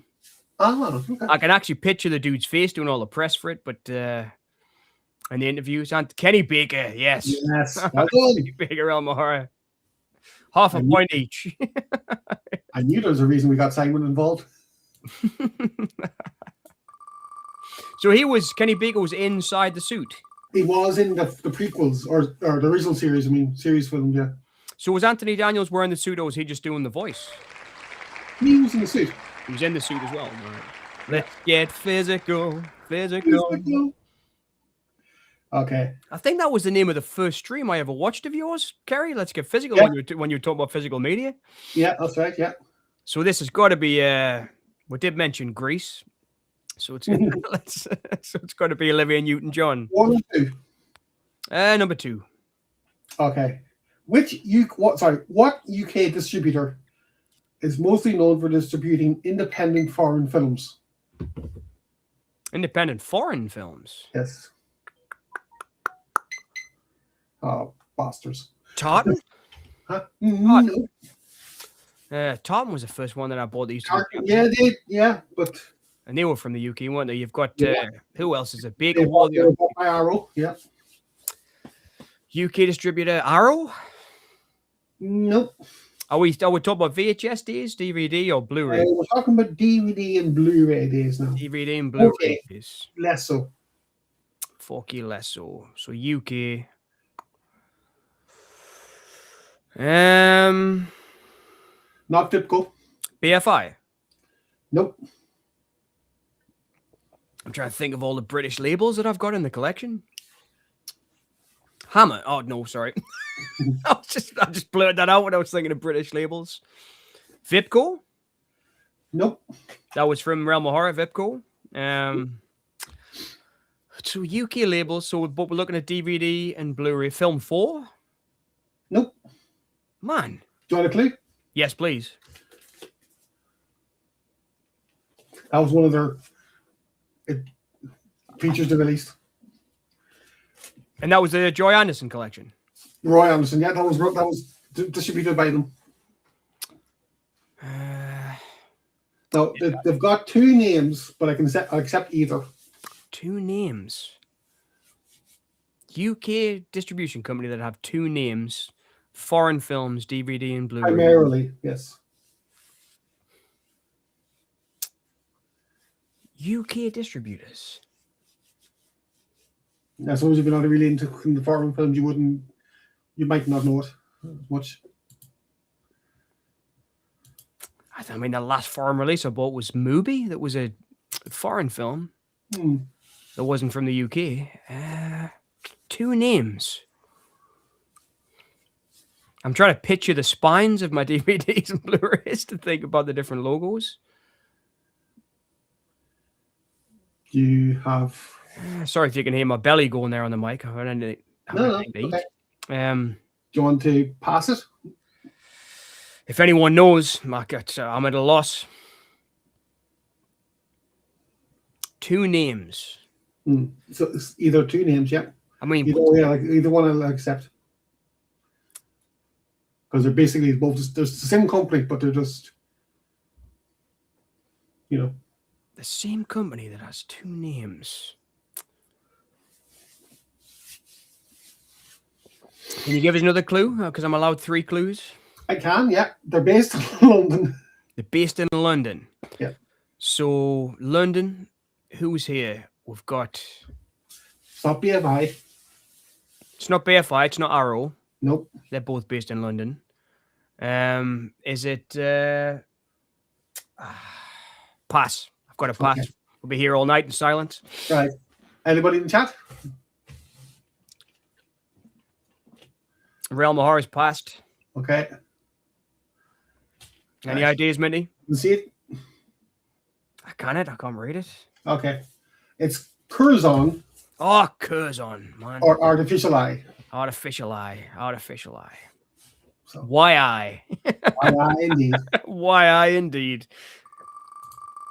They No, do that was- loads though. I mean, Artificial Eye. I think the first time I bought Kevin Smith Clerks was from Artificial Eye on disc. There wasn't video. Action Stars. Okay. Just 1 or 2. 2, please. They did do some awesome releases though, didn't they? Curzon and Artificial Eye. Yep. They still do. We watched Son of Saul Hi. recently. I fell asleep, not because I was bored of it. I was just tired. But Lexi enjoyed it, so Did I ever tell you about there was a class that they told us I could teach a class in anything I wanted to teach? And because I love Paul Schrader and, Ozu and Robert Bresson, I said, can I teach a lecture on slow cinema? Yeah. And they were like, yeah, okay, if you want to do that. And the first time I showed Tokyo Story to the class, like half of them fell asleep. I mean, literally. It was like I had to wake people up. Oh, It was one of them experiences where they were like, yeah, you can't do that one, John. We're gonna skip that module. Can you write something about action movies or something instead? well, Simon, you're not allowed to get this because you'll get it straight away. And I'm sure John will as well. Well, if anybody gets it, just shout it out. It's fine. Not joking, yeah. Which action film features the classic line, "Get away from her, you bitch"? Aliens. Yes. Well done.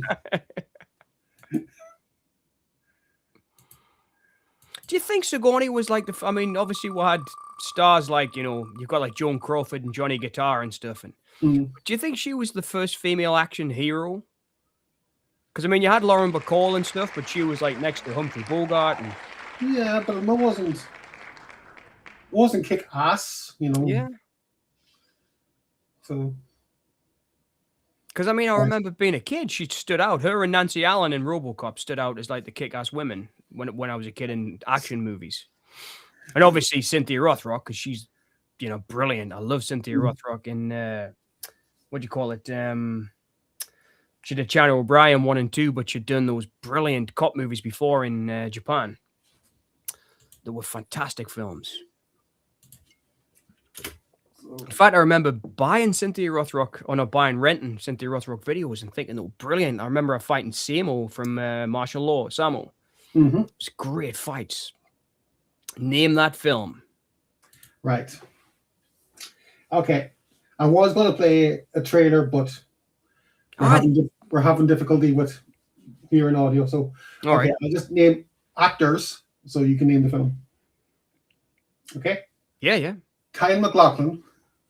Yes. Right. Hang on a second now. I have to. Showgirls. No. That would have been a good choice, but that would have been a good choice. Against the Wall, I've just watched recently with him and Samuel L. It was brilliant. Okay, one sec now. He's been in so many great ones, isn't he, Kyle MacLachlan? The Doors was good. He did so many great movies. Kyle MacLachlan, Rosie O'Donnell, Halle Berry, Elizabeth Taylor. Wow, that's a hell of a cast. Elizabeth Perkins, flipping heck. Rick Moranis. I've just got it. Okay. Flintstones. Yes. As soon as you said Rick Moranis, I thought of Barney there. I was like, Flintstones. I was thinking actually Showgirls at first, but then, I couldn't remember the woman, the actress who played Jessie Spano in Saved by the Bell. So I always just it popped into my head. Do you know what it is? I'm not a fan of Showgirls, to tell you the truth. It has its moments, but for Verhoeven, I like his other stuff better. But it is funny as hell. Undefeatable is class as well. Many in it with Cynthia Rothrock. She's so great, man. I was trying to. What was the one she did where she fought Samu with the tennis rackets? Can you remember? It was a brilliant fight. She was really good with weapons. I remember that kicks. I need to watch more of our stuff. I think we had this conversation. I need to buy more of our stuff because they've been releasing loads of our stuff on one of the labels, like 88 Films or someone's been releasing a lot of our stuff. I really want to pick it up. The Hidden's great, isn't it? The Hidden. It is, yes. Yeah. Yeah. The Entity. The Entity, yeah, that's a good show too. Right, viewer's choice, which means Minty and Simon can ask us a question. Cool. Ask away. Ask us a question each. So one question from each of them. So that means I get to ask you one as well. Yeah.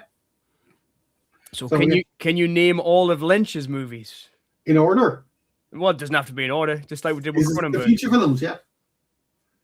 Yeah, it's feature anything. Okay, right. Okay, Eraserhead. I'll have to. Wait a sec. I'll have to get a list. Okay.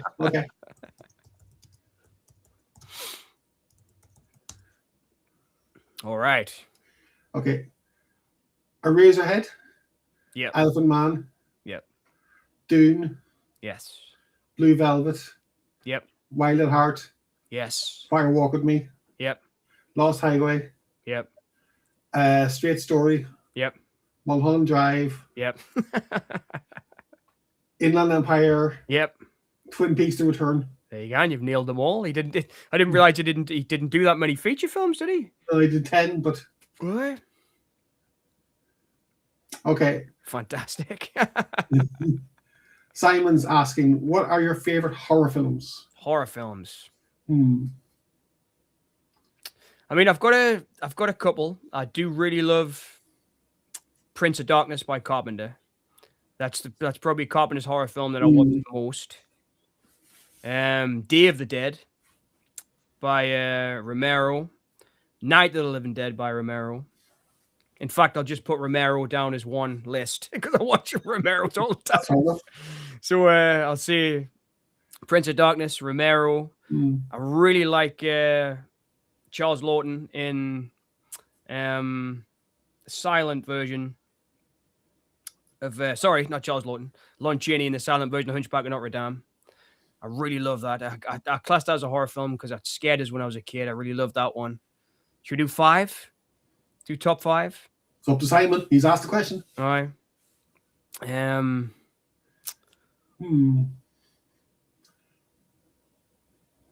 Well, that's 3. Right. Off the top of my head, Omen, the original Omen. Ah, that's a good choice. Was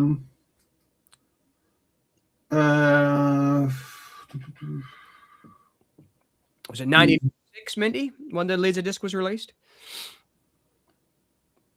Okay, let's see.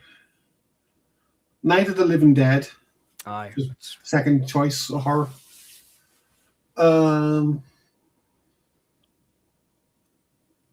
I wouldn't call it horror. I'd say more psychological drama. But The Ninth Gate. Oh man, that's a really good choice. That's a good choice. And I think Laserdisc was officially released in 1990 or 89-90. I want to say. I think it's got to be in the late 80s or early 90s. Yeah. I mean, I do remember seeing gold discs earlier on, but you'll have to tell us, Mitty. What are your favorites, Realm of Horror? If you had to give us 3 horror movies, I know it's difficult. Yeah, it is difficult though, yeah. Especially horror, because I think I watch horror more than any other genre, I think. I mean, I love my dramas, but I think I watch horror more than any other genre.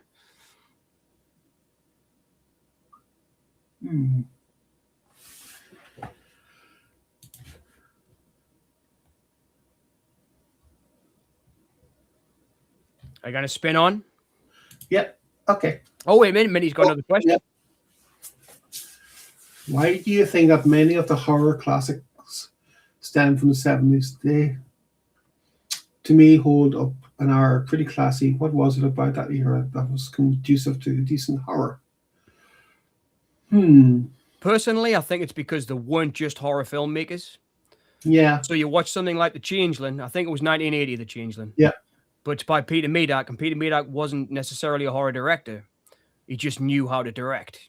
And I think that's the difference with the ones from the 70s. So you get Richard Donner, for example, making The Omen, and he's not really a horror director. He's just a director. He did work in genre. He worked in, acting with Mel Gibson, the films he did with Mel Gibson. But he also did Superman, and he also did Maverick, and although that's another Mel Gibson one. But, he worked in all genres. Might be the difference. I don't think that horror wasn't in the 70s. It wasn't after the success of The Exorcist. Horror really wasn't treated as a kind of throwaway genre anymore, because the studios started making great horrors after The Exorcist, like The Omen or like The Changeling, and they were given great directors the helm. I think that might be why the ones from the 70s still really stand up. Because I think it's partly that, and also because the directors wanted the realism. Yeah. And wanted to make it like in Donner's case, he made it as he made Omen. Like it was just a normal family who extraordinary things happen to. Yeah. Or Yeah. they're, you know. But yes, Minnie, open the wall. Yep. Films open the wall. Yep. Minnie was No. just asking for the films if they were Oh, open. yeah. But Halloween, Friday the 13th, and Dawn of the Dead, flipping amazing choices. It's Halloween's. I mean, it's so important to me. Halloween, like, I mean, it's. I watch it multiple times every year. It's so great. It really is. I mean, out of Halloween and Friday the 30th, I think I prefer Halloween. Just because I think there's so much skill in it. I mean, there's so much skill in Friday too. I mean, it's not like, it wasn't exactly it was Chris Cunningham, right? It wasn't his Yeah. I mean, he'd been making films for a while, so he knew what he was doing when he did Friday the 13th as well. Mancini had been scoring for a while. But Halloween, the originals, I mean, it's still breathtaking to this day what he does. I mean, that scene when he's chasing Laurie across the street at the end and the shot just stays on him when he's coming after her and she's banging on the door and it cuts between the two. It's just a dude crossing the street. But it's so filled with tension, and because of the music and the edit, it's just so well directed. Yeah, that's what I mean. It's grounded in realism. Yeah. And Dawn of the Dead, I mean, it's Dawn of the Dead's a masterpiece, isn't it? It really is. It's just perfect. It's Sean Cunningham, yes, not Chris Cunningham. Sean Cunningham, yes. Sorry about that. Sean Cunningham, because he went on to do, what was it he did? Was it Deep Star 6 Realm of Horror he did? He only really directed another couple of horrors, didn't he? Because he really went into producing. Adaptations. Okay, one or two. I'll have a P, please, Bob. Okay, right. Which P? Number one, I mean. Okay, you should get this, no problem. Who did Matt Frewer play in Mick Garris's adaptation of Stephen King's The Stand? Trash Can Man. Yes. I love trash. We all do. I know. Trash Can Man, played by, in the remake though, got really annoying by the guy who played the Flash. Yeah, Ezra Miller. Ezra Miller. It really started to annoy us after a while, that performance, because Trash Can's not just one note. I mean, he's a really complicated character. I mean, he's the guy that saves the world, for goodness sake. And that Ezra Miller character just turned him into some screaming maniac. Yeah. And he's not. He's the person that saves the world. He's the least likeliest hero ever, and that's what makes him special. And the whole movie, the whole movie and the book, My Life for You, My Life for You. It didn't make sense in the remake at all. But Matt Frewer really made it make sense when he pulls up in the end of the TV drama. Yeah, I think, you see, in the remake, they didn't give him enough character development. No, it was like he was only in 2 episodes or something, wasn't it? It was I crazy. think it was just the last episode. It was just, I mean, there was one scene that sticks out with Ezra Miller, which was good, was when he was hugging the top of the missile. I thought that was pretty cool. And that, because that's in the book, and it was missing from the Garris version. But man, Matt Frewer was 10 times the actor Ezra Miller is, obviously, I think. And I think the whole world kind of started to realize that, didn't there, after he had his brush with fame.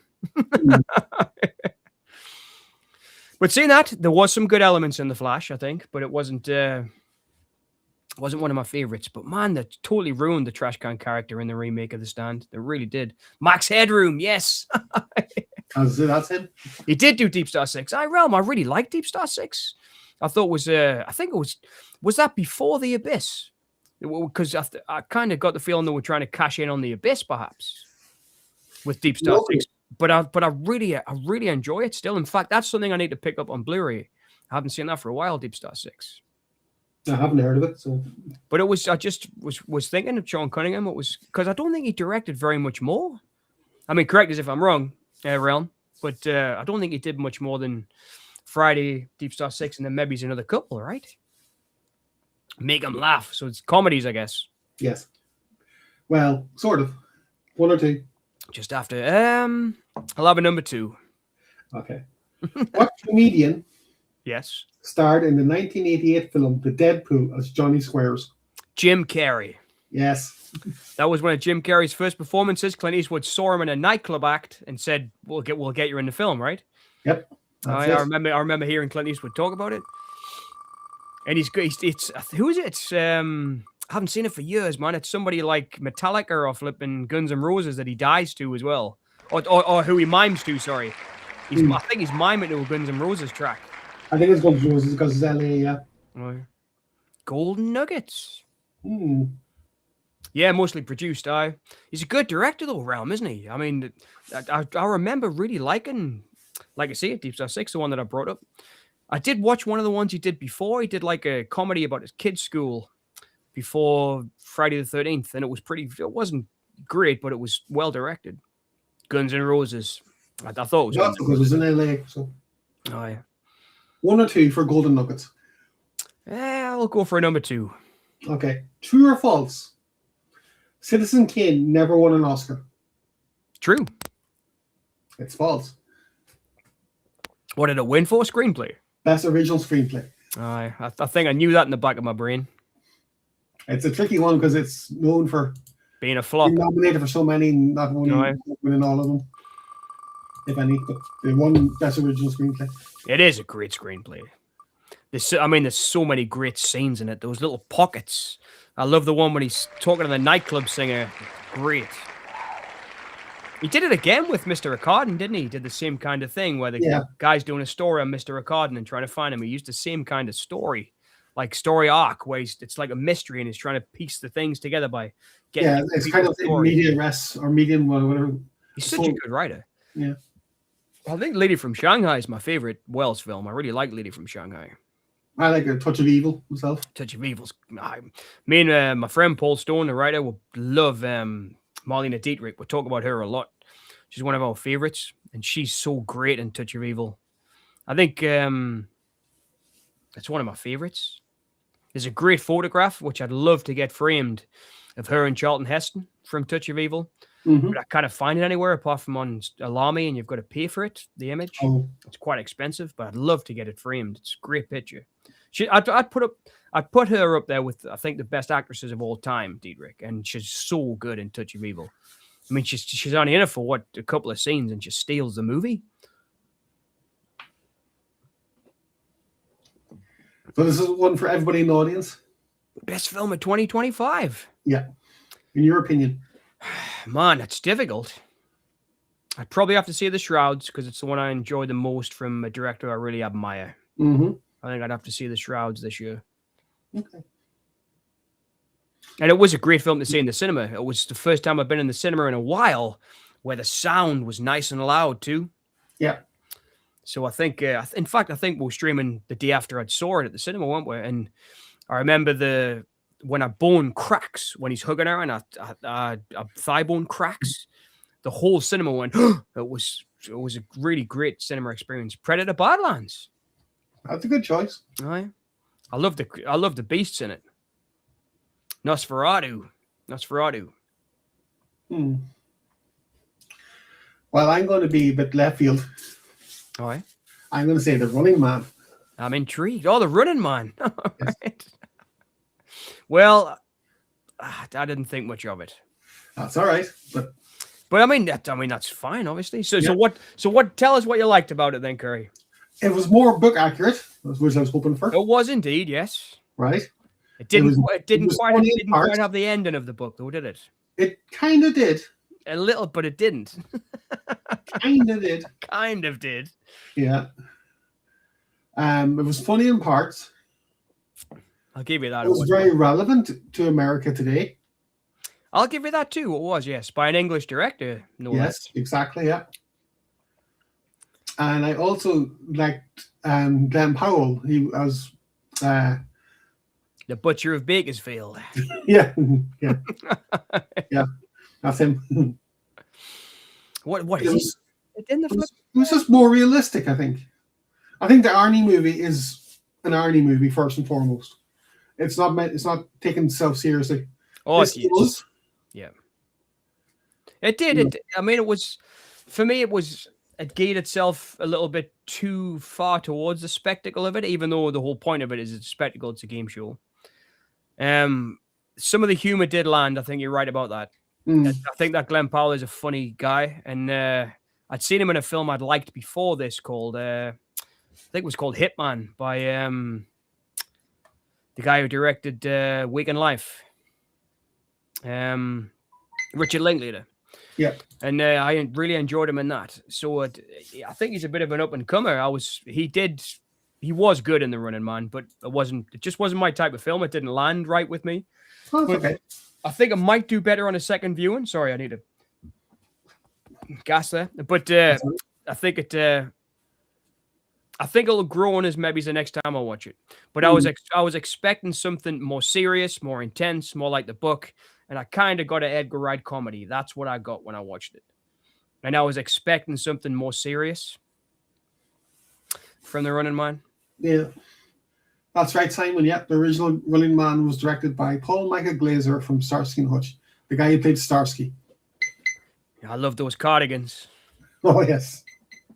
It's just so cool, man. I was watching. I mean, this is months ago, not recently, but I watched the pilot movie for Starsky and Hutch again. I got it years and years ago. I got it free in one of the newspapers when they were giving free DVDs Oh, out. yeah. And I just kind of threw it in with some discs, and I was tidying my discs out, and I found quite a few of those. But I just put in with remember when everyone used to copy CDs and stuff back in the day, and you didn't have cases for them, you just put them in wallets. I found a couple of those wallets, and there was a few movies in there that are from The Guardian and newspapers like that, free ones. And that was in there, and I sat and watched it, and it was fantastic. It's a really great opening to a show, like an introduction to the characters. The David Soul Hutch, he's got this old camper van outside that gets blown up and stuff. It really introduces you to them and why they have to use the car and everything. It was set up really well. Really set up really well. Back to Golden Nuggets. Golden Nuggets. Right. My mom worked at Aldi, but she still does. She's retired. She should have retired, but she just loves working so much you can't stop. She's still working there like part time. But she used to get us kind of rip-offs cereals that like Aldi do their own versions of stuff. Yeah. And the Golden Nuggets are particularly delightful from Aldi. The Golden Nugget cereal. Absolutely lovely. If you ever get the chance to try them, they've got a little miner on the box.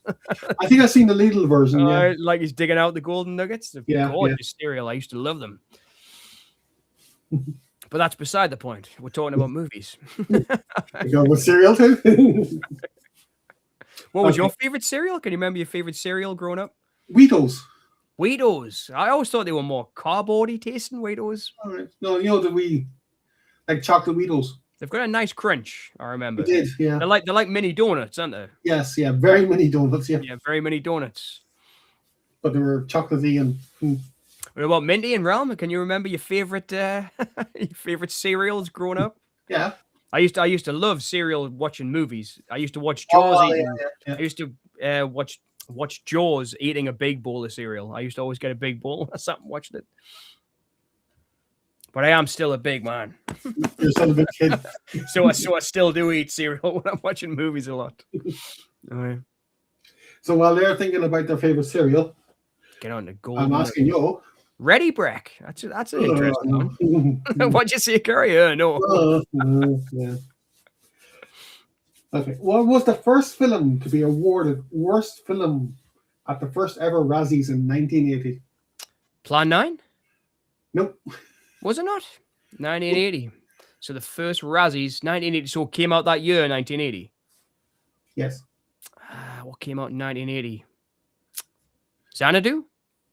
That was inspired the Razzies, apparently, yes. I remember reading that. First. Crunchy Nut Cornflakes. Crunchy Nut Cornflakes. I find them very, very sweet. But that they're lovely, aren't they? Yeah. Porridge. I like porridge too, yeah. And believe it or not, with Crunchy Nut Cornflakes, when I was a kid, I would also get a spoonful of sugar and sprinkle it on the top. Which is probably why I've got no teeth left now, and they're all flipping silver. I did the same with cornflakes. He would silver ones at the back. He would a tablespoon of sugar and then very little milk, so all you could taste was the like his homemade frosties. There was so much sugar in them, that put me off sugar and cereal for life. So what? 1980? Could it be 1980? Could it be? Humanoids from the Deep? Nope. I'll give you a clue. It was a biopic. Biopic in 1980? Yep. Of a very famous disco group.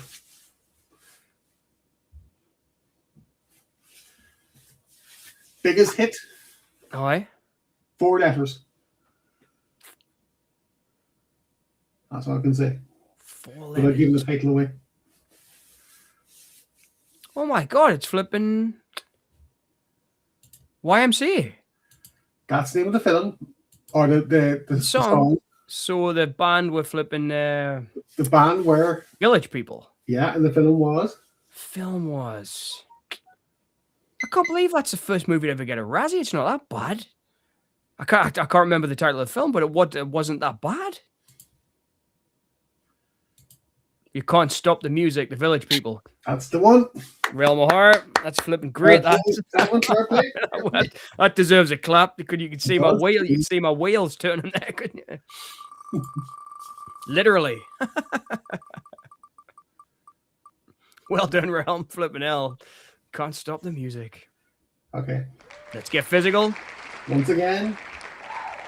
Now this is open to everybody. We can find the question.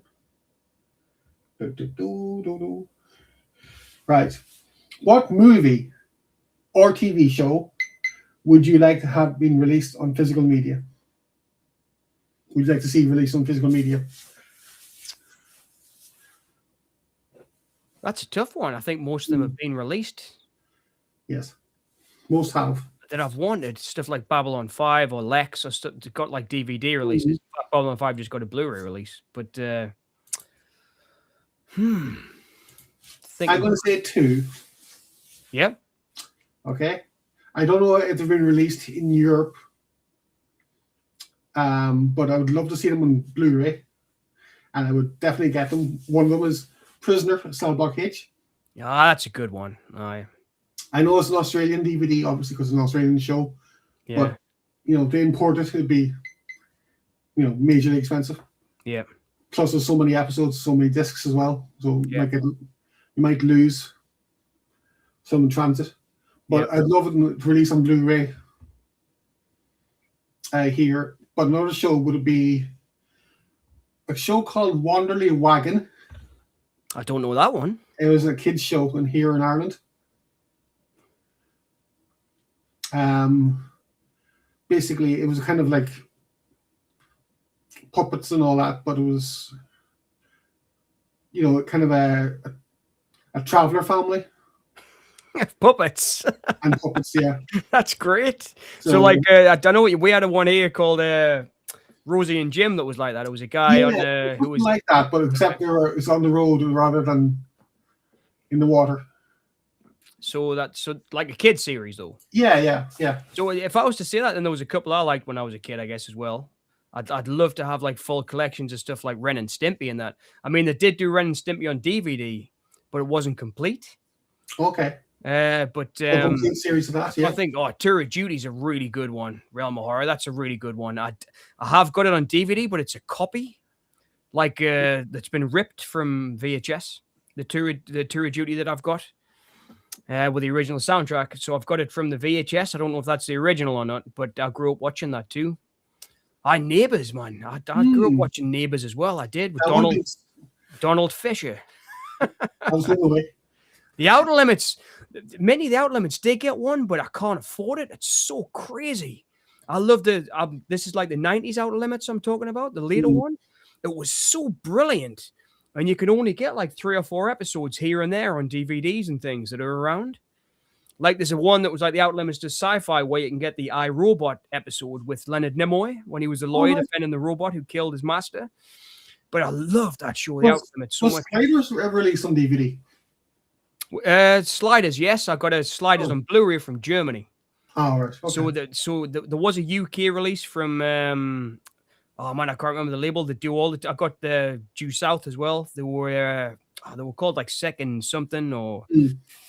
Let me check because I bought lots of their TV series. But yeah, they did Sliders, and then I got a German Sliders. But the German release of Sliders was standard def. I think it's called SD to HD. Germany did a lot of it, so they just upscaled the standard definition stuff and put it on a disc. But it is better because I bought the German release. It's the only way you can get season 5 of Sliders, I think, is in the German release. Okay. But I was a big fan of Sliders. Let me find out what that label was, though. I released them because I bought loads of stuff from them. So it was Universal who released it, but it was a different company who released the Blu-ray, who distributed it. I'll see if I can find one on eBay so I can see the box.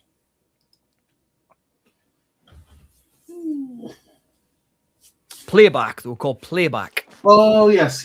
Playback did like Due South and some great shows.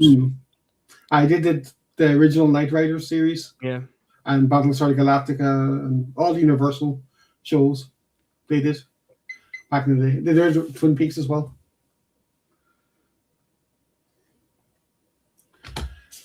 So that's good. Australian shows. Can you remember Heartbreak High? I kind of do, yeah. I remember that one. That's a show I'd like to see again. There was like punks in high school in the must have been the early 90s, I guess, or mid 90s. Sweet Valley High with the two twins. Yes, that was American.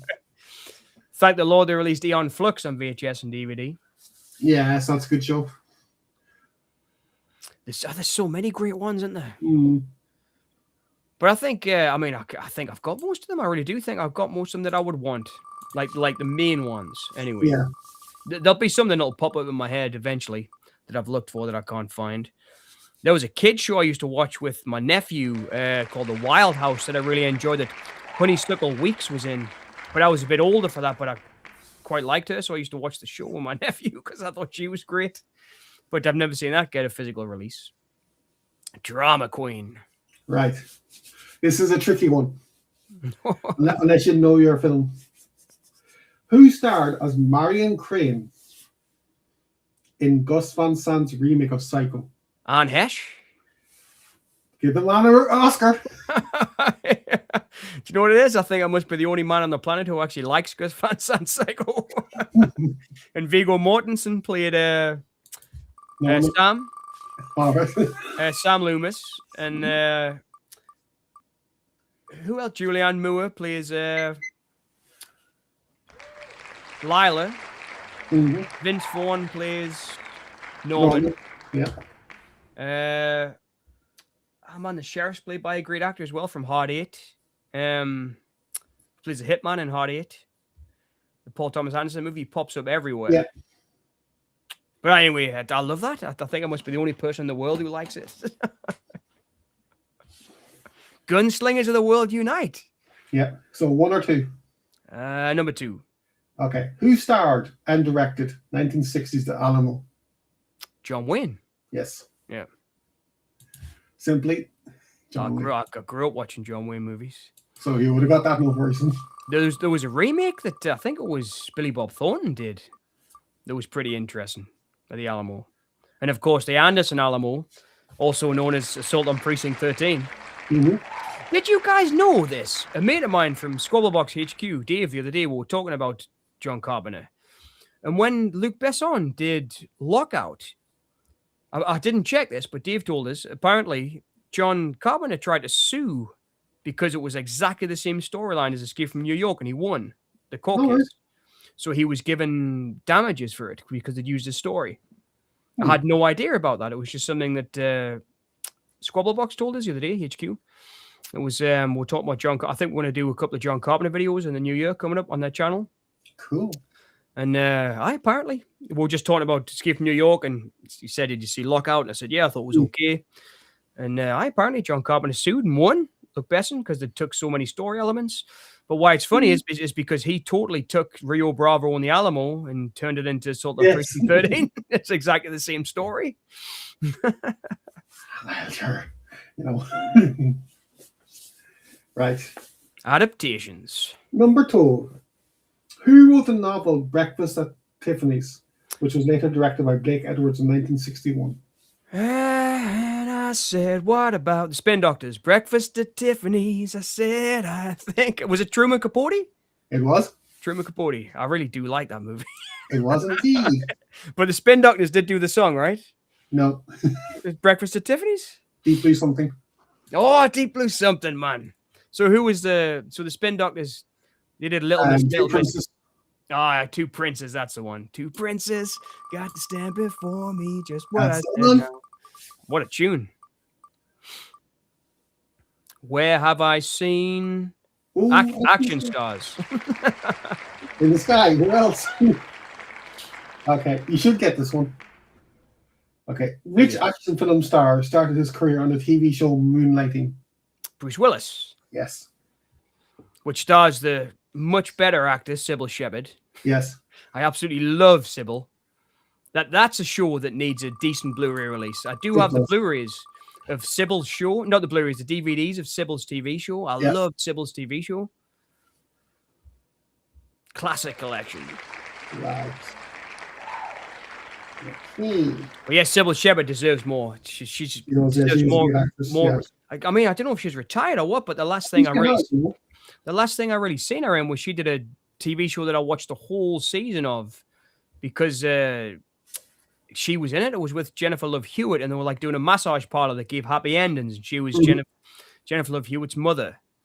I think it was called Happy Endings, but she's so great. She still knocks it out the park. I mean, Sybil in something like I don't know, The Last Picture Show, man, or Taxi Driver. She's a great actress. Yeah.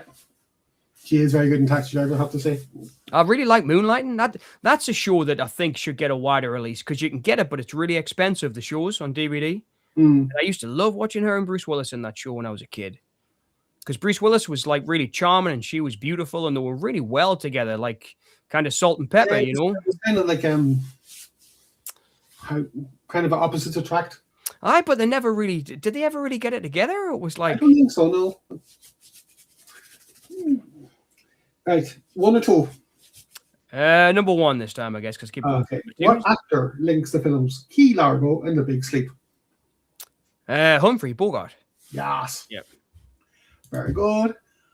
Which one's Keylog was the one with the storm, right? With Edward G. Robinson, with Lauren Bacall when Yeah. they're stuck in the hotel and there's the storm outside. That's a cool movie. So one. Bogart in A Lonely Place, I think, is my favorite. That Nicholas Ray. Worst film of 2025.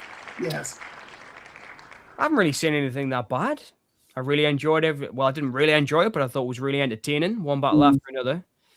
What's been bad this year? For me, the worst, and it was hyped so much, and I was disappointed in it.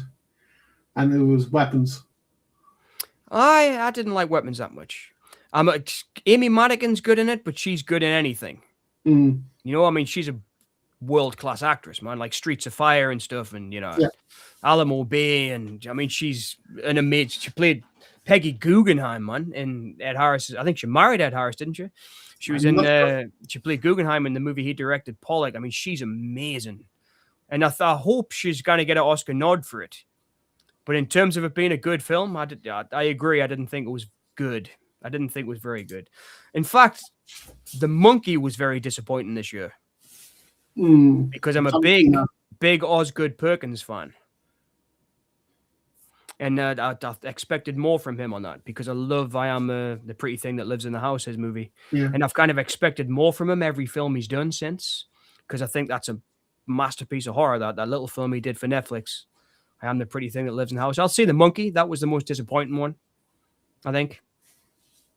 But there was stuff, I mean, Realm of Horror, Weapons, but it wasn't my favorite. You liked it. I did like her performance in it. It was creepy as hell, that performance in it. But like I say, I think she's a great actress anyway. Josh Brolin sometimes grates on us when sometimes he can be great. What I did like though, Weapons, you know, how it was told from different points of view. It's not like I say. I think it's better than The Monkey. It was. I didn't think it looked as good as everybody else thought it looked. I think it looks like every other horror movie. I mean, everybody was kind of raving about the Bring Her Back. And to me, I watched them kind of back to back, those films, and they looked like they could have been the same movie to me. They looked very similar, you know? Yeah. But maybe that's just me because I'm getting old, man. You know, and it's like... Was still released this year. I think it was, Simon, yeah. I think it was. It was, I think, yeah. That's definitely... I haven't seen it, but it got bad stuff attached to it. What about you, Minnie? What's the worst one this year, do you think? Snow. Yep. Snow. Yep. Snow was released in 2025. Yeah. Snow. Well, we're waiting on Minty. Which future Doctor Who star played Sergeant Grimshaw in 1958's Carry On Sergeant? Is it Patrick Troutman? Uh-uh. No. I have to throw it to the audience. Which Doctor Who? Which future Doctor Who star? Future Doctor Who star. So I'm not sure. I would have said Troutman at that time. I mean, because it can't be Baker because he would have been too young, right? yep. Mm-hmm. It's definitely not Peter Cushing because No. I didn't know this. I don't know if we've had this conversation, but two of my friends are diehard Doctor. I'm a fan, but I'm not like proper diehard Doctor Who. But I do like the seasons, the show. Yeah. Uh-huh. But Peter Cushing's not classed as canon. No. So the Daleks Invade London isn't classed as canon. No. I didn't know that. We're having a pint the other night talking about it. And they said, who's your favorite Doctor Who? And I said, Peter Cushing. And they said, well, you can't say that because he's not canon. Mm. So, but I'm not sure. I mean, I guess that. So who, future Doctor Who star from then? Well, it's got to be the blonde dude then, right? John Pertwee? Nope. Is it not? Who's left? So it's not John Pertwee. It's not Baker. It's not Patrick Troutman.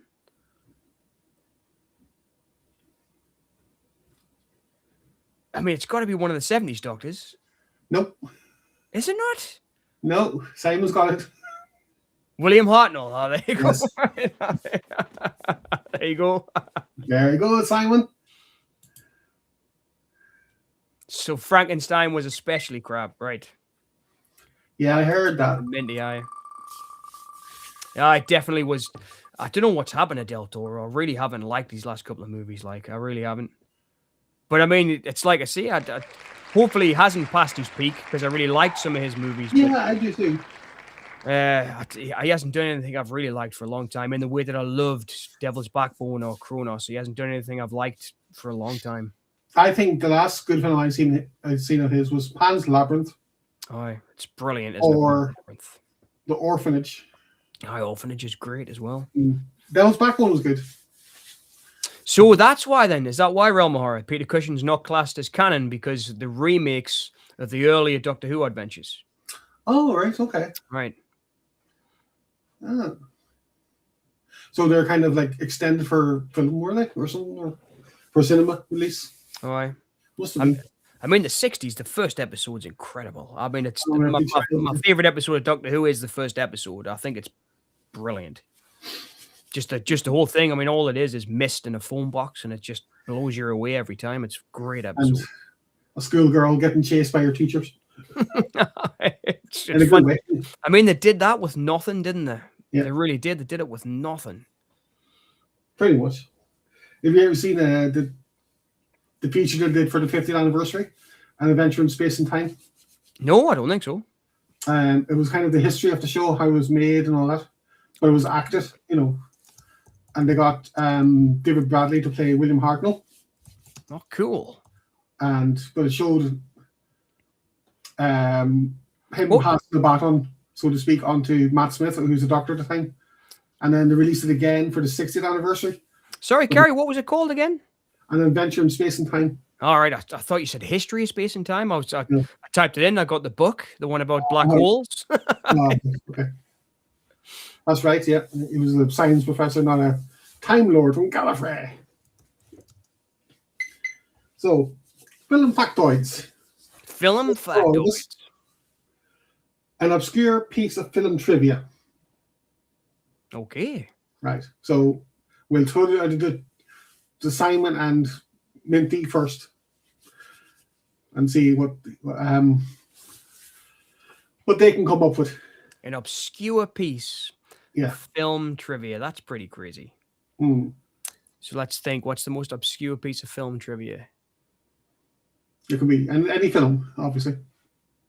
So the first time I saw The Trip, Right. Roger Corman's movie The Trip, and I double checked this to make sure, was on video.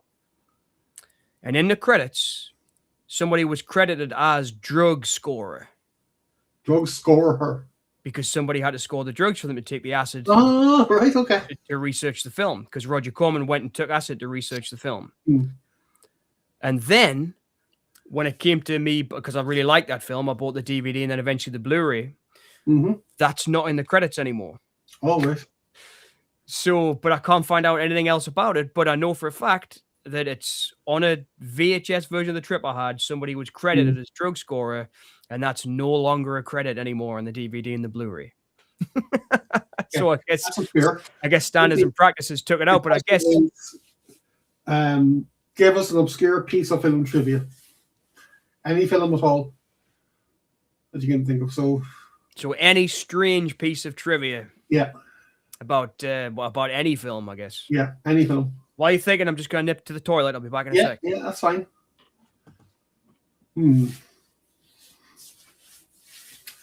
It's sure, you know.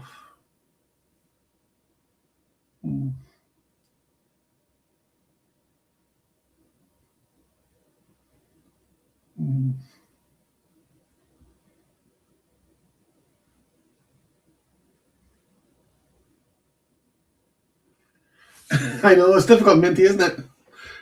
I'm stuck here too.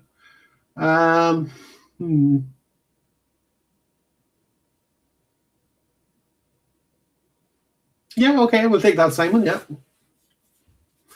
Yeah, okay, we'll take that. And it's true, yeah, Doug Bradley was. Okay. So I got to think of one now, right? Let's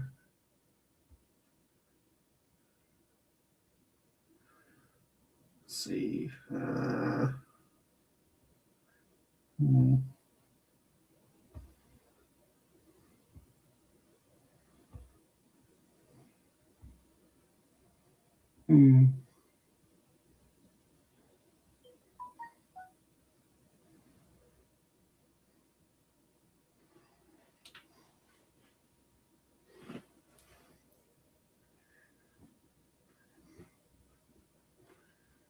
I've still got to think of one.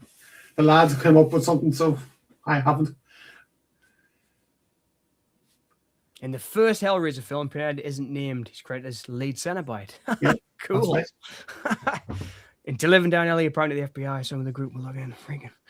I heard that too. There was many. I was watching the documentary about it, and Willem Dafoe mentioned that somebody actually tried to spend the counterfeit money. Jeez. And somebody got arrested for it, I think.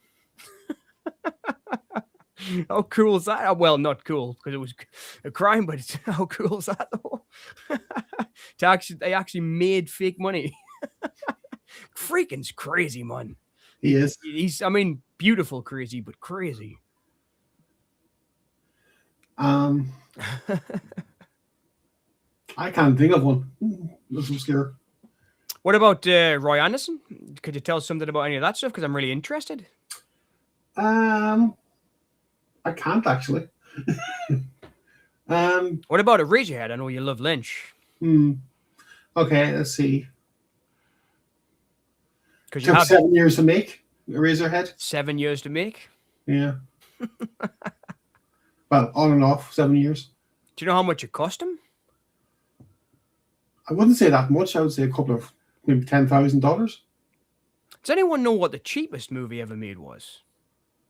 Good question. I mean, it was because I did a video on a film I really love on the Boneyard called The Last Broadcast recently. And apparently they spent $900 on the whole movie because they borrowed the equipment from other people. Right. And I thought, wow, $900, you know? And I wondered if anybody had ever done it cheaper.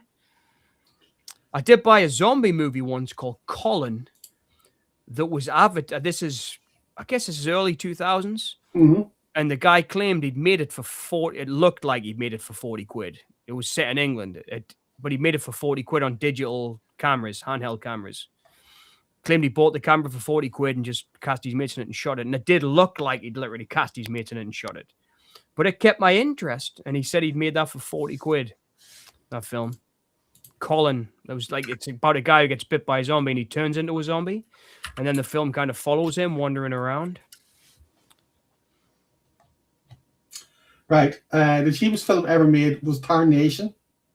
Oh, I know Tarnation. It was made for $218.32. That's a great. It's about a guy filming his life, and he puts together all the footage of his life.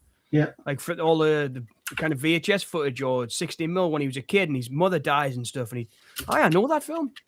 In fact, I know that because Gus Van Sant distributed it or put his name on it, right? I think that's how I know Tarnation. Okay.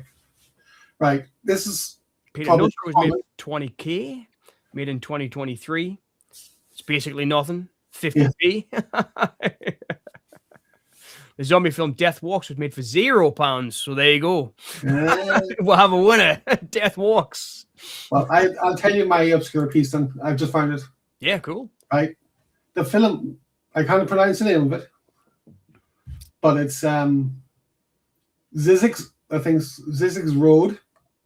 Zizek's Road. Yeah, it only made $30 at the box office. I've never heard of that one. And it's directed by John Penny. John Penny. Well, flipping hell. That rings true. Zizek Road. Yeah, I'll send you the link. All right, John Penny. Oh yeah, I've got it. 2006. John Penny. Yeah, that's it. $30. Jeez. It's got Tom Sizemore in it and Katherine Heigl as well. Yeah. Tom Sizemore, yeah. Leo Grillo.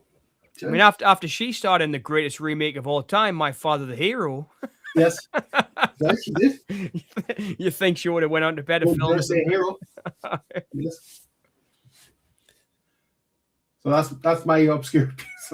That's pretty cool. John Penny.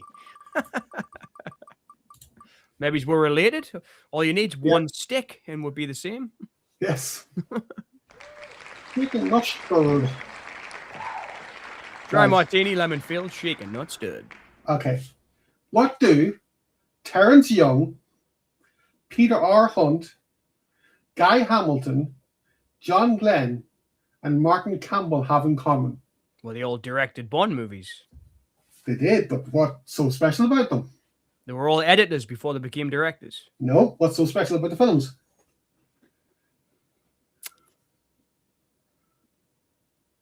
I don't know. Okay. They all directed the first film of the Bond actor. Ah, that's a good bit of flipping and trivia. Yes. So Terence Young did Dr. No. No. Peter R. Hunt did On Her Majesty's Secret Service. Guy Hamilton did Live and Let Die. John Glenn did Living Daylights. Yeah. And Martin Campbell did GoldenEye. Yeah. And Casino Royale. I was watching them all at Christmas. I rewatched them all.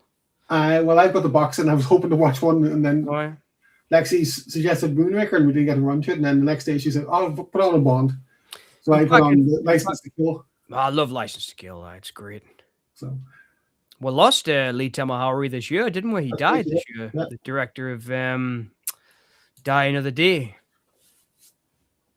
Did a fantastic movie, Once Were Warriors. Yes, that's right. Yeah, man, he was a really that's a really powerful film. He's a great director. He was Lee Tamahori. It was really good. He did the sequel and All What Becomes of the Brokenhearted. Yeah, they were really good. That's a really good bit of trivia. If anyone's a Bond fan out there, by the way, they've just done a great kind of podcast interview on YouTube with who directed License to Kill? John Glenn. Yeah. They've just done a great John Glenn interview on YouTube I was listening to today because somebody recommended it to us. And it was really great interview. He talked about his whole career. It was and it was a channel that only had about 1,000 subs, but it was fantastic. Anyway, carry on. Sorry, I'll get to I'll try and grab the link because it was just a really good interview. Stop watching Bond after Roger Moore left. Oh, Simon. Well, I think last time me, you, and Kieran were talking about it, I did see you was my favorite. Yeah, you did. Yes, you did. Right. Where have I seen you before? Which former child star played Arnold Schwarzenegger's daughter in the film Commando? Alyssa Milano. Yes. See, I told you some of these are easy. I was a big. She was in what was the show she did with The Boss? Sharon Doherty? Oh, Charmed. Charmed. I used to love that show. Has that got a DVD release? It has, yeah. That's something I Next haven't seen since TV. Charmed. I really it has- like Next, that. it has the whole series. I'll have to watch. Is it worth watching again? Oh yeah, I think so. I'll have to give that another chance. I remember really liking that. Yeah, Dalton's a great Yes, one. I agree, 100% Minty there. Yeah, Dalton he's my Bond. Living Daylights is one I rewatch a lot. Like I really love that John Barry's. I think that was John Barry's last score, wasn't it? Living Daylights. It's a beautiful score. Yeah, because when they got the GoldenEye, it was just the soundtrack. It was Tina Turner, the title song, and then it was just. You'll never know how I watched you from the shadows as a child. And he says he doesn't sing. Dun dun dun dun dun dun. GoldenEye. See our reflections on the water. I love Yeah, it. just think for what's love got to do with it? The remake. Oh, that's me. That's Shave the Tash. So Gorehound, 1 or 2. Yeah, 2, please. Okay, you should get this because we mentioned it. We mentioned the answer a couple of streams ago. All right. Who directed? Oh, actually, it was last stream. Who directed the film 1989 film Society? Brian Yuzna. Yes, that was him. I need to get. He did Return of the Living Dead Part 3, Okay, and I flipping loved it. And I really want to. That came out recently on Blu-ray, not recently, a couple of years ago. And because I've been so skint, I haven't been able to buy it, man. I really want to see that again. Defending the Undefendable. right. This is for you only, Okay. right? Because I've got to time you. Right, you've got 1 minute Mm-hmm. to sell us your least favorite film. So once I'll set the clock, and if you can't do it in a minute, that's okay. But we'll just give you a minute. Have I already said what my least favorite film was? It can be any. Even if you said it, it can be a different one. Okay, well, I said Candyman didn't have the remake, so I'll try and sell Candyman now. the remake. Okay, Candyman the remake does have Tony Todd in it, even though it's CGI, I think. And it was pretty scary for like a second when he's in the alleyway at the end of the movie, and it was definitely the best moment of the movie. And there's a guy who wears a nice like woolly cap in it. I mean, he wears this hat and it's woolly. I remember that. And there's this dude who's pretentious, is out walking around thinking he's an artist and spouting all this rubbish. It's a great movie. I think everybody should watch it. 30 seconds. The director has gone on to make better films, and it was our first film. So maybe that's it. Maybe it was a sophomore, not a sophomore effort. Maybe it was the first effort that was the mistake there. There's some nice animation in it. There is. They did some animation with like kind of, I don't know what you call it. 10 seconds. Kabuki. The guy's got a nice hat and Tony Todd's in it for a second. Candyman. Best, worst movie ever made. The sequel. The remake. There you go. The remake. Exactly 1 minute. Very good, John. Very good. Well, I mean, there is something good in everything, I guess. Yeah, that's right. I'm sorry to say that Candyman was hung. It was just a soul it to be like this amazing film, and I was so buzzing for it. It was just. That was a film I was very disappointed in, to be honest with you. But it wasn't CGI. Leo G. Carroll was over a barrel. Michael Rennie was the invisible man. Michael Rennie was the invisible man. Science fiction double feature, right? Yes. Okay. Great. Yeah, Dreams in Witch House.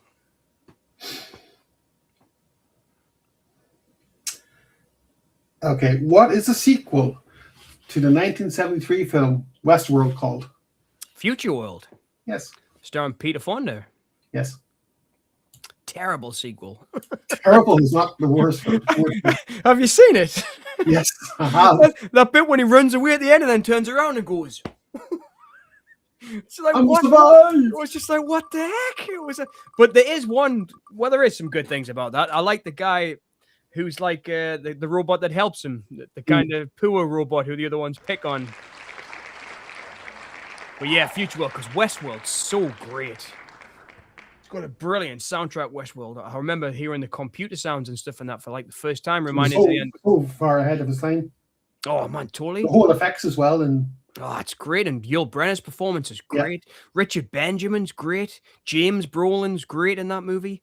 It's so good. I mean, Michael Crichton, in my opinion, is obviously we know him because he wrote Jurassic Park, but man, as a director, Future World, Coma, Runaway, Physical Evidence, he directed some awesome looking movies. He did a great one with Martin Sheen. I wish I could remember the name of it, where there's a bomb in the city and Martin Sheen's got to disarm the bomb. It was so great. I mean, from a directing standpoint, he directed a film called Looker with James Coburn. That's a beautiful looking film. He kind of shot really wide and did it handheld, especially in Runaway. There's some great sequences in Runaway and Coma at the end when they're kind of getting chased around and he's up, she's climbing through the vents. It's directed so well. I always think he's one of the most underrated directors because we really know him as a writer, Michael Crichton. But hell of a director. Hell of a director. I've got a little section on my DVD shelf dedicated just to his movies that he directed. I love him. I think he's a great director. In Future World, I think, might have been his first movie that wasn't a TV movie. But it's a great looking movie. cool. Yeah, I mean, I've never read much of his other stuff, just the films. I really got into him because of the movies. And I read the books of the movies, but I've never read anything that wasn't adapted, I don't think. I think the only Crichton stuff I've read, stuff that was adapted. Like Jurassic Park, obviously. And yeah, the famous ones, yeah, and Coma and things. I think they were the only ones that... Andromeda Strain and... Aye, Andromeda Strain, yeah. It was... did he write the screenplay for Andromeda? I'm not sure. I wonder if he wrote the screenplay. I think he might have, I think he might have done the screenplay. But he's just cool, man. He's one of those dudes that he died far too young as well, man. I think he was only in his 60s, right? Or his late 50s when he passed away. But I always thought he was cool. I just thought he was cool. Okay. Would you recommend anything, Minty, that I might not have read? Stuff that wasn't adapted? He didn't write the screenplay. He didn't. Do you know who wrote it? Sorry? Nelson Gidding did. Nelson Gidding. All right. It's brilliant. The Andromeda Strain's class. I can't believe it's getting down so low now. There's only about 9 left, isn't it? Yeah, roughly. Crazy. How many did we begin with? 30? 30 something, I know, yeah. 30 something. Right. So while Minty's scratching his head for adaptations novels by Michael Crichton. Or any recommendations? I'd recommendations, exactly. I'd like to buy one and read one, I think. Binary was reading. Okay. I'll stick it in my notes so I remember. Binary Michael Crichton. Binary. Oh, cool, man. I'll give it a read. Ah, okay. It's under a pseudonym you wrote it. Have we already had a classics collection question? We had one, yes. All right. This is the second one. So, what actress links the films Niagara and All About Eve?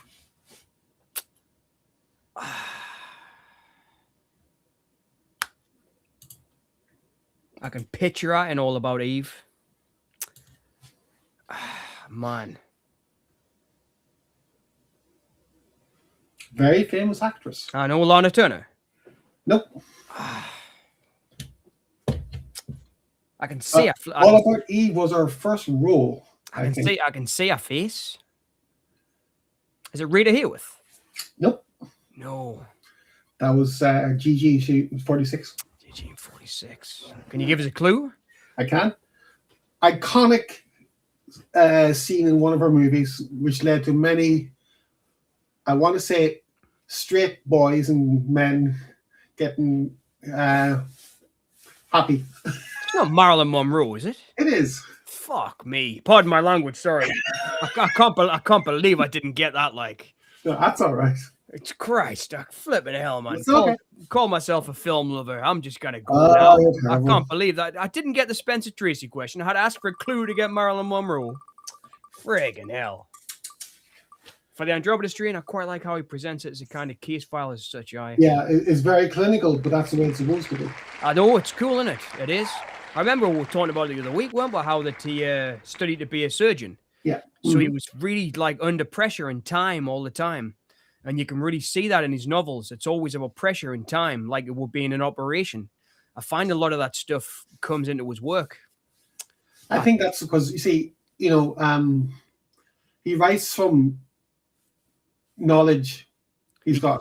Super smart. I think he was Yeah, super smart. Like I think he was one of those guys that just, who were just smart by default. I think he was one of those guys. I mean, I remember watching interviews about people when he died, and they were talking about him, and he was always the smartest guy in every room he walked into. Like one of those guys who just decided, I'm going to stop being a surgeon and I'm going to be a writer. Fridge me, yes, fridge me. That's what I said. Yes, fridge me. For flipping hell, I should have gotten that one. Niagara. I should have known when you said Niagara. Oh, it's okay. So who was I thinking of? All About Eve, the lead actress in All About Eve. Rita Hayworth. Rita Hayworth. Oh no, sorry. All About Eve. That would have been. I can picture her face. Betty Davis. Oh, I could picture a face when you said it. So you should get this one to make up for. Okay, make them laugh. Who starred as the Waco Kid in Blazing Saddles? Gene Wilder. Yes. Gene Wilder, yes. Very good. I don't know why I thought I got that wrong there. I think because I didn't get Marilyn Monroe right. I just don't. That's knocked my confidence. Oh no. Ooh, nasty. Yes. You can't pull the pen in this one. One or two. Two. Okay. What is the alternative title for Communion and My Favorite Nasty? Communion is in Christopher Walken. Oh, Alice, Sweet Alice. Yes. Yes. Very good. I was thinking Communion Christopher Walken there for a All second. right. One when he gets abducted by aliens. No. That wasn't a nasty thing. Yeah, the Whitley Strieber book. Communion, man, it's brilliant. Communion, isn't it? It's so like gritty. Was it Philadelphia? Where was it set? I think it was, yeah, because it was around the same time as. It just seems really gritty and real, doesn't it? Yeah. Alice, Sweet Alice. Name the director. Right.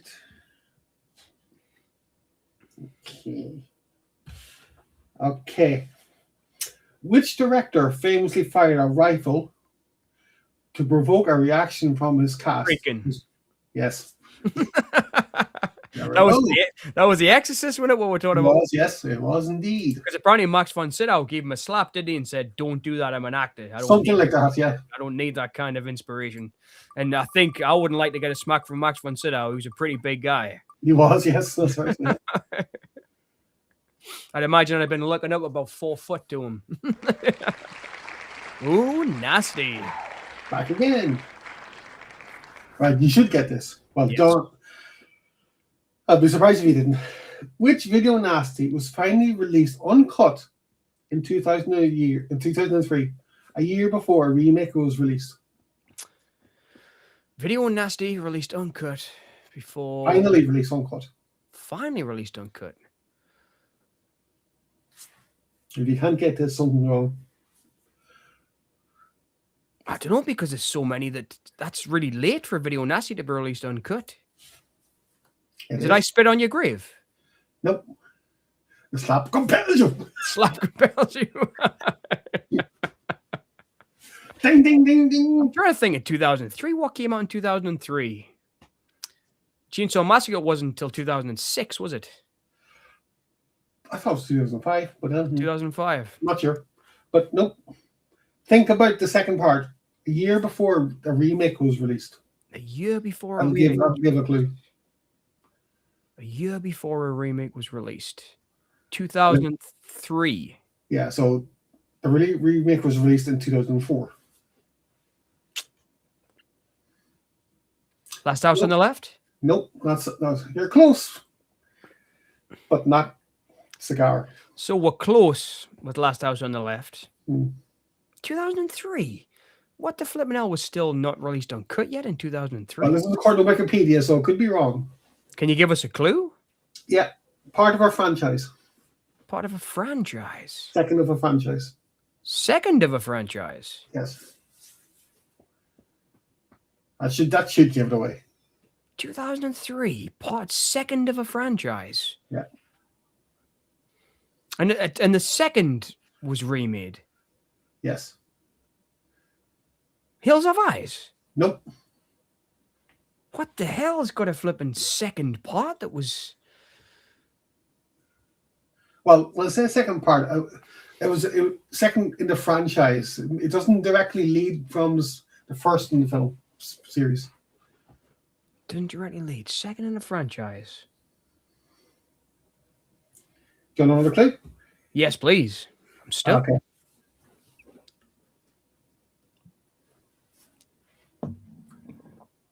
That's kind of a visual clue, but Arms Out.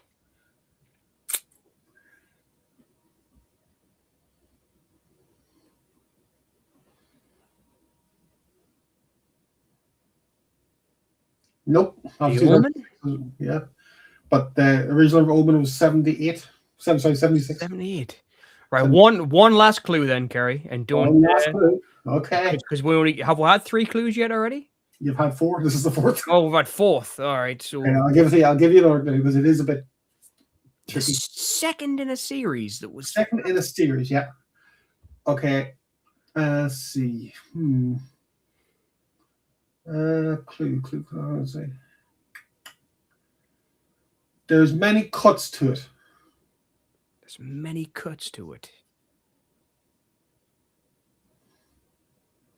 There's 3 known cuts that have been released in physical media that I know of. Is it a Wes Craven film? No, No. 3 known cuts on physical media. that I know of. There might be more, but as far as I know, there's 3. It's not kind of a Holocaust, is it? Remade as Nope. Green Inferno. You have that? We've had that. Mm-hmm. Second. As I said, it doesn't directly link from the first to the second. But it is part of a series. It is part of the series, yes. Faces of Death? Nope. I was clutching at straws there, like. You are, very much so. Ah, man.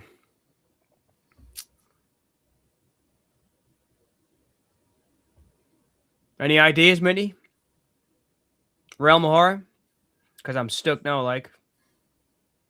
Oh, we're going to kick ourselves. Are we going to kick ourselves? You are going to kick yourself when I tell you. Finally released on... dude, you're going to have to tell us because we'll be here all night. Okay. Dawn of the Dead. What? Yep. That's not right. Well, this is according to Wikipedia. Dawn of the Dead was finally released uncut in 2003. Yeah. I saw Dawn of the Dead uncut in 1993, I think, or 1994. Well, as I said, it's according to Wikipedia, so... Ah, man. So I wonder what they're thinking about. It was finally released uncut in 2003. You're right. We should have got it the year, shouldn't we? Because Dawn, the remake, came out in 2004. Zack Snyder remake, yeah. Aye. But it was... Do you think it's so... Dawn wasn't a nasty. What was it on? Was it on the Section 3 list or something? I think it was Section 3, yeah. I think it might have been on the Section 3 list. Yeah. Right. Fuck. Okay. Right, sorry. That's the second time I've swore. I need to Oh, stop. don't worry about that. It's all good. Just ignore the fact that Gunslingers of the West unite. Gunslingers of the world unite. Oh, not yet. Okay. Right. Who starred as Marshal Will Kane in 1952's High Noon? Oh, Gary Cooper. Yes. Oh, Very good. love a bit of Gary Cooper. So did Marlene Dietrich. In fact, they got married, didn't they? Marlene Dietrich and Gary What's the Cooper, if I first remember rightly. Or at least if they didn't get married, they dated, I think. Je ne sais quoi. Je ne sais quoi. Far better. That is correct. Dawn of the Dead was cut up until the early 2000s. However, I was thrown by the fact you said it was a nasty. All right. I didn't know. I was going by was it Wikipedia, so So what was I have to say. so what was released, Realm, and that was unreleased previously in the 2000s? Because I could have swore the VHS release I had of it was uncut, or it was the can cut, I think, that I had on VHS. I have no clue. I've got a couple. I've got I've got 2 or 3 versions. Well, I've got the second sight box set, so I got that too. I bought the Blu-ray of it. I didn't get the 4K, but I got the Blu-ray. yeah, same. Yeah. I wish I could have got the 4K. I wish I could have gotten the release with the book and everything in, but I couldn't afford it. Okay, je ne sais quoi. Yeah. Right. There's 2 here. All right. Okay, so either or, as I said, your choice, 1 or 2. 2. 2. Okay. Which famous French director once said, "When I begin a film, I want to make a great film. Halfway through, I just hope to finish the film." Truffaut. Truffaut is Très bon, mon ami. Truffaut is full of cool quotes, man. He's my favorite quote about being a director is from Truffaut. He said that if a good director knows exactly what he's doing enough so that when someone comes along with a better idea, he can say that it's a better idea. Yes. I mean, that's a pretty cool quote to say about directing a movie. I really like him. I don't like all of his films. Mm-hmm. I like Jules and Jim, Fahrenheit 451, obviously, which is a great sci-fi, Ray Bradbury. But 400 Blows, I don't like as much as everybody else. But I do really like Jules and Jim. Like, This is tricky now. favorite film of all time. So this is for everyone. Yes. What's our favorite films of all time? So The Exploding Head and a few deaths from the end battle were cut, shortened. Okay. I do remember. See the Realm. I remember seeing The Exploding Head on VHS though. Mhm. I do, but there was. I mean, it's not in the Italian cut, is it? And it's not in the theatrical release. Is The Exploding Head in the can cut? Is that the one I'm thinking of? I get mixed up now because there's 3 cuts in the second sight box set, right? And there's also there is. Yeah, there's the Argento, the can, and the uncut. Yeah, narrow cut. And I remember there's the mall I was cut now as well online, isn't it? I think so. Yeah, that's right. Yeah, because he's watched it on one of Glenn's streams. Yeah. And Simon himself was expert for Definitely. that. Right. Okay. So we're left with 1. Ignore Goreheim since we've answered those 2 of those, and I forgot to remove it. So it never got a VHS release, that one, Realm. All right. So the second question. So we've got, And the last question of the night. yes. Name any 3 films directed by Anya Varda. Father, man. I should know this. I'm not going to throw you anyway because she is one of my favorite directors. So You'll have to take it. Can you take it and give us 3 movies? okay. Vagabond. Yes, Vagabond. Cleo from 5 or Song to Sep. Yeah, Bon Air. cool. So that's Beach, Cleo from 5 to 7, and Vagabond. No, Cleo from 5 to 7. Bon Air, Happiness. So what's the film she did at the beach? I thought that might. Beaches of Anya. That's all right. Cool. That was the one I really liked. I really liked that one. That was when she was doing more documentary stuff. That's the style I like the best. I really like that. I mean, you've seen my film Things That Happen, right, Kerry? Mm-hmm. That was really inspired by the Agnes Varda ones that I saw, the documentaries. Yeah. Have you seen The Glitters and I? Yes. Yeah, that's the same kind of format. It's I like the wide lens handheld, just kind of following the car. She does a lot of that. I love that stuff. I think it's very, very personal. I like it. I do. I love it. I love it. I think the wide lens shows you the world But Yes. because you've got the wide lens scope, especially the beach film, Mm. that you can Yeah. make the figure a figure in a landscape in the wide lens. I love that. I do. So we ended on Agnes Varda. That was a good one to end on. Yeah. And you scored. Hang on. Nil point. Oh, don't tell us a score. I'll go to bed crying tonight. He scored 1,000 points. Simon got first place with 50,000. Totally. Minty got 20,000. You got 1,000 points. I got 2,000 points. So the third person in the chat, whoever they are or where, might be Lexi. You never know. She might have got 2 points. That was really fun. I enjoyed doing that. So when you do that on Boneyard, you can ask me the questions. Fantastic. So I'll look forward to that. I think that's only fair. How did you make the wheel? There's a website, wheelofnames.com. Cool, man. That was And really then you can paste in your topics. Would you be up for doing it again? Minty and Realm, would you be up for I'll be up for doing that again. That was really cool. It was just something, a bit of crack, bit of Christmas fun and New Year fun. There was so many different things though we talked about there. That was because of obviously the conversations brought it up. That was great. Exactly. I just thought it'd be, because to be honest, there's a game I love to play, but Cards of Humanity. Yes. I love to play that. No. But you can't play that, obviously.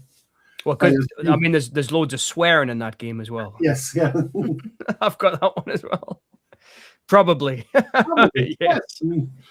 Probably the best lager in the world. Cinema Conversation does condone drinking. Do you want to hear about the different censorship cuts of Dawn? Go ahead. Yeah, that would be great. Because I mean, as far as I'm sure I saw the head explosion in the 90s, but maybe I'm just imagining it, Realm, because I've seen it so many times now. Was there a 4-hour version released? Was that not the Mall Hours cut? Was that the one? Because I saw, I thought it was a Japanese cut, it said. On YouTube a couple of years ago. I never saw it. I'll be interested in seeing it, though. I don't know if it's still on, but I remember seeing, I don't know if it was. Maybe it was different splices together, I don't know. But I mean, that was a good game. I enjoyed it. I mean, that brought up loads of different things. You did well. I did flipping terribly. I didn't even get Spencer Tracy and Marilyn Monroe, man. That's flipping ridiculous. You got a good few right. It's okay. Nah. It's meant to be fun. It's not to be taken seriously. That was embarrassing. Not really. He's too modest. He did well. But no, I love Spencer Tracy. He did a film with Bad Day at Black Rock. Yes, yeah. It's one of my favorite action movies. He's so good, Spencer Tracy. I mean, I love The Old Man and the Sea.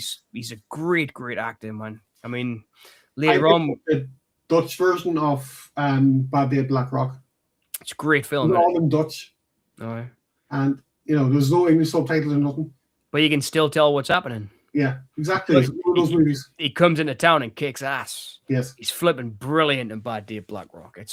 I think it's one of my favorite action movies ever. I love that movie so much. And it's not really meant to be an action film. It's just basically he cleans house. That's all it is. So the distributors originally wanted to release the Argento cut, but the BBFC wanted to cut like 10 minutes out of it. Oh, right. Okay. So the Argento cut's the one with much more of the Goblin score. And that's I assume so, yeah. Which really put me off the first time I saw it, Realm.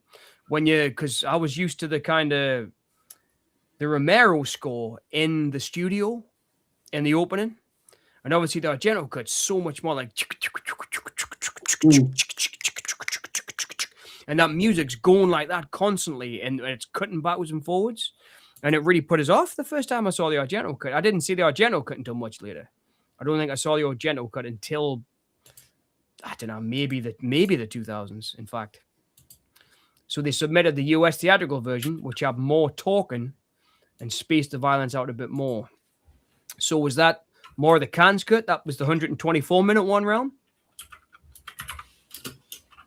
Which is, because some people call that the director's cut, right? But it wasn't the director's cut. It was the one he submitted to Cannes. And Romero said the theatrical cut was actually the director's cut. because that was the one he cut. Because that was the one he. Am I right in seeing that, Realm? That was the one he cut down after Khan, and Khan was more like a work print. Proper digging deep into thinking about the Romero flipping books I've read there in the interviews. I did get a really good Romero book recently. I wonder if I've got it up here. It was a really good book of interviews. Is that the one there? But I would recommend it if you haven't read it. I'm sure it's up here somewhere. Something like that. Oh. That's the one. Romero interviews. That's it. But yeah, it was a really good read. I mean, you've probably read it being Romero fans as well, but the Romero interviews, edited by Tony Williams, because Tony Williams wrote 2 books about Romero. There's another one which is called, I think, just a cinema of Romero. But this one was really good because it's in his own words. It's just interviews cut together. And I really recommend it. It was a really good one, that, about Romero. But the best one, Zombies of Pittsburgh. I love that book.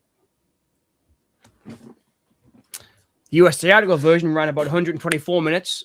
So that's the one I was thinking. But the BBFC cut 3 minutes and 45 seconds. So I remember the major cuts being the bite on the arm and the bite on the shoulder. I remember being shocked when they weren't there. When they started releasing them on DVD and Blu-ray and stuff. And there was what were the other cuts? I mean, there's got to be. I can't remember the ones that stand out the most.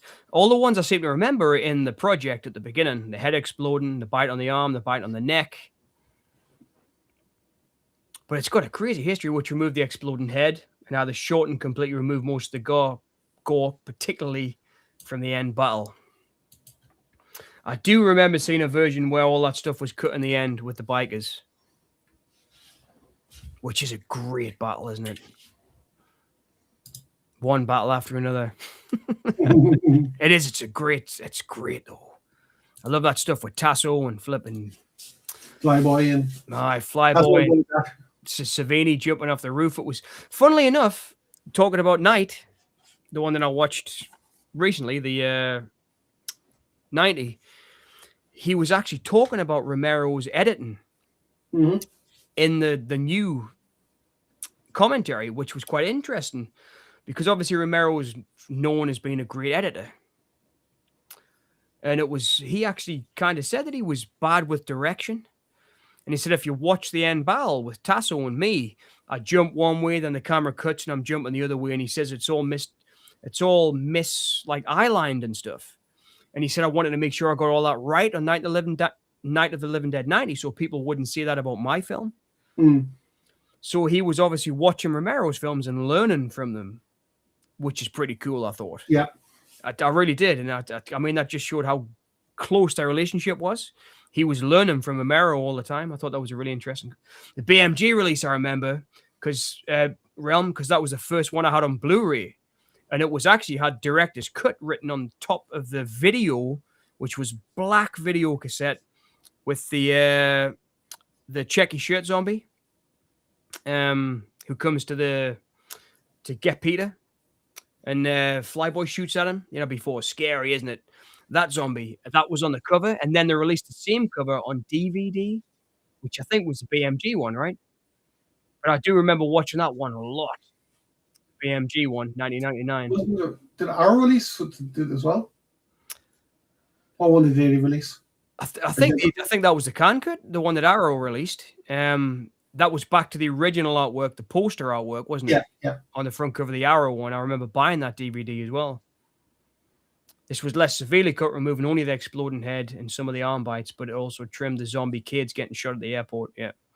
I remember being shocked the first time I saw that because the one I had seen, the first version, for years, didn't have the kids in Realm.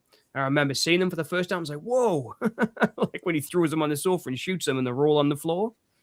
Was it right they were Savini's kids? Or was someone on the crew's children? That were was on the crew, yeah. It was Dunblane, right? Yeah, all that makes sense. It does. But the BMG one was definitely one I remember the most. Around, I remember seeing the BMG logo on it a lot, so that must have been the 1999 one I was watching. But I do remember the video that had director's cut written on it in gold letters. In fact, I'll see if I can find the video. But obviously now we know it wasn't a director's cut. Mm. It was there, supposedly.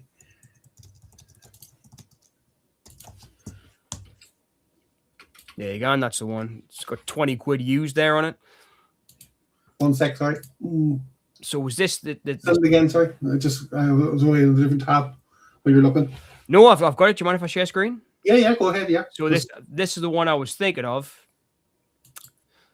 Shit, sorry. Send again, sorry. Oh, no, it's all right. So that was the one that, I mean, this is just on eBay. But I had this one. So this must be, correct as if I'm wrong, Realm, but this must be the 99 one, I take it. Have to see. Because I remember reading the Stephen King blurb on the back. Wow, that's BMG. I can't see a year, but I'm guessing that was 99. Because I remember the Stephen King blurb. You know, the oil runs out. As the 3 Mile Island nuclear plant sprays radiation into the atmosphere like an atomic tea kettle that someone forgot to take off the burner.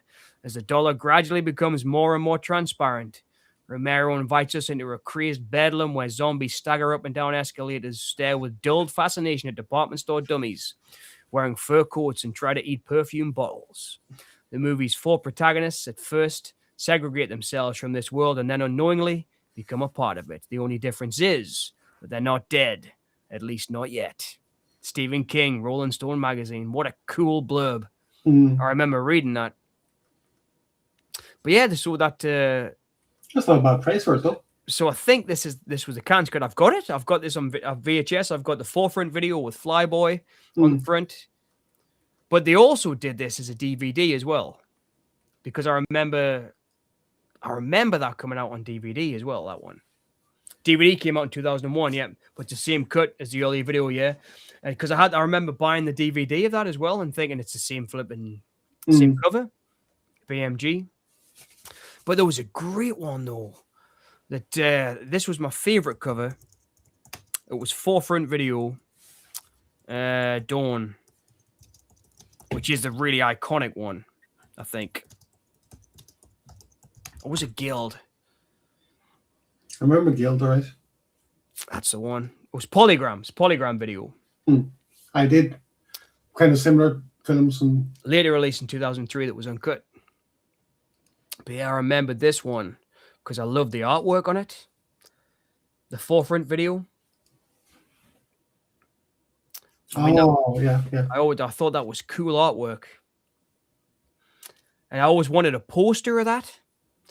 But I could never get a poster of it. I ended up buying a 78 poster. God, that must be what, 90s? Early 90s? I'm not sure. The forefront video, Dawn the UK VHS, Alpha forefront video, blah, blah, blah. Because I've got a VHS. But that one was cut to shreds, though. That wasn't... yeah, I got a VHS of Robocop. That was 92. Yeah, early 90s, yeah, I thought so. But I love the artwork on that.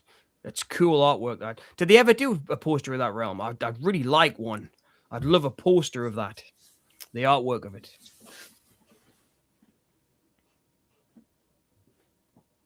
Yes, 2003 release was accepted. I think that was the Arrow one, right? Was that the one you were thinking of, Kerry? I think so, yeah. So the Arrow, 2003. Okay, when we shared.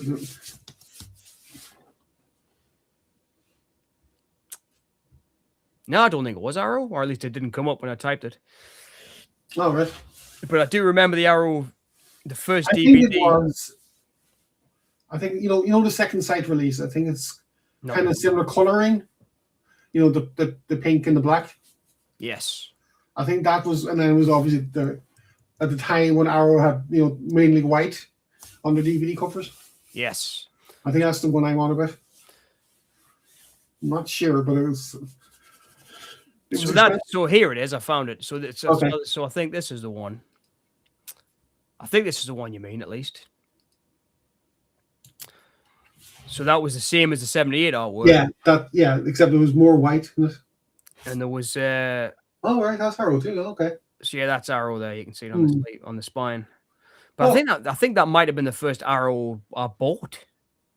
And hmm. that was 127 minutes. So I guess that's the can cut. And that's Yeah. 2003. Yep. So And then the Romero and well, the more hours 2004. But was yeah. no, this was 2.5 hours. Was it? Man, it's one of the. No, it was a BMG again. Aye. Fantastic, man. I mean, it's so great in it. This it really is. See, we got an encyclopedia with. I know. It's flipping class. I love talking about this stuff. All right. So no, not that version, but it was 2003. I have the DVD here, but can't share the images. Oh, right, okay. Oh man. So there's a full uncut version, Mitty. Simon, if you're up for it, do you want to join the stream? I did get I can, this one as well, which I still have actually. But I don't know what year that one was from. oh, that must be what 2000. But I did have this one because That must be the same time as the release of the remake, like 2003. Is that the one, Mitty? yeah, that must Mitty, be, Realm. yeah, that must be the unreleased or uncut one. Yeah, it says uncut. Yeah, uncut. Because that poster artwork is really nice. I've got a poster of that when it was called Zombie like that. Hmm. Man, it's so cool in it. That's Okay. the one. Simon, I'll send the link on Discord. So if you open that up, I shall send you the link. The Wheel of Film. So that was the first uncut DVD in 2003. That flipping heck.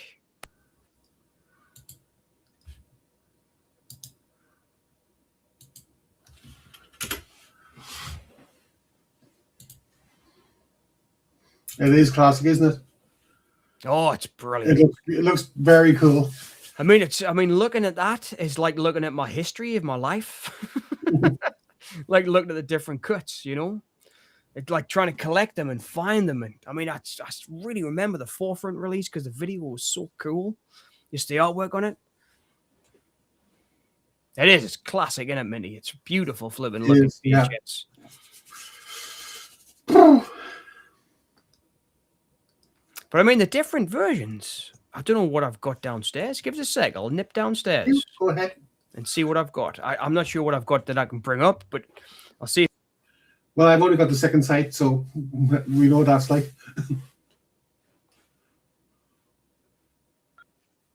There we go. Hello. Hey. Nice to see you there. Good to see you. Dark Angel of Horror. That's you. Okay, can you hear me okay? I can't hear you. John's just gone to pick up his copies of Dawn so he can show to the camera.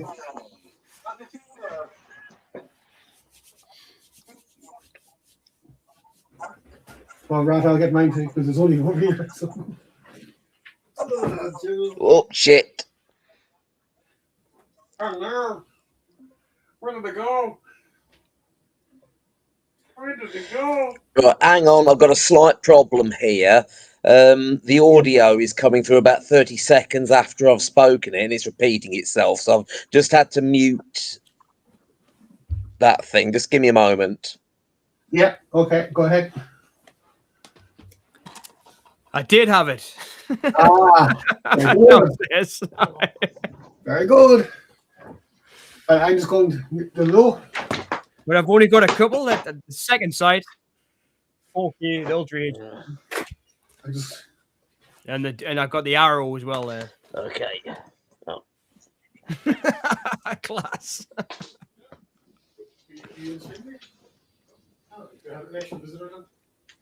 Well, it's turned into a Dawn Fest.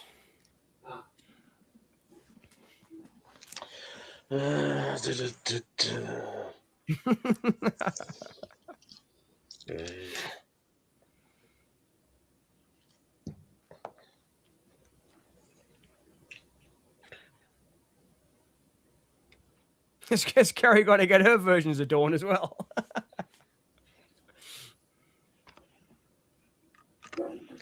Right, let's see if this works.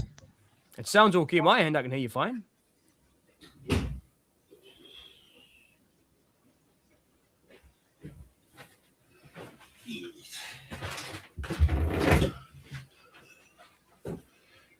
Eek. Yay. I'm back. So have you got your copies of Dawn as well, Kerry? Yeah, give me a sec. I just got the second site release.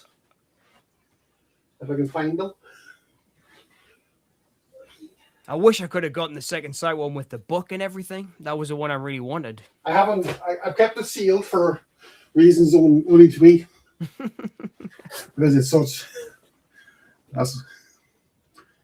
That's my edition. So It was a beautiful release, like theatrical cut, You want- extended cut, and Argento cut, and then special features. so I got them together. Stop.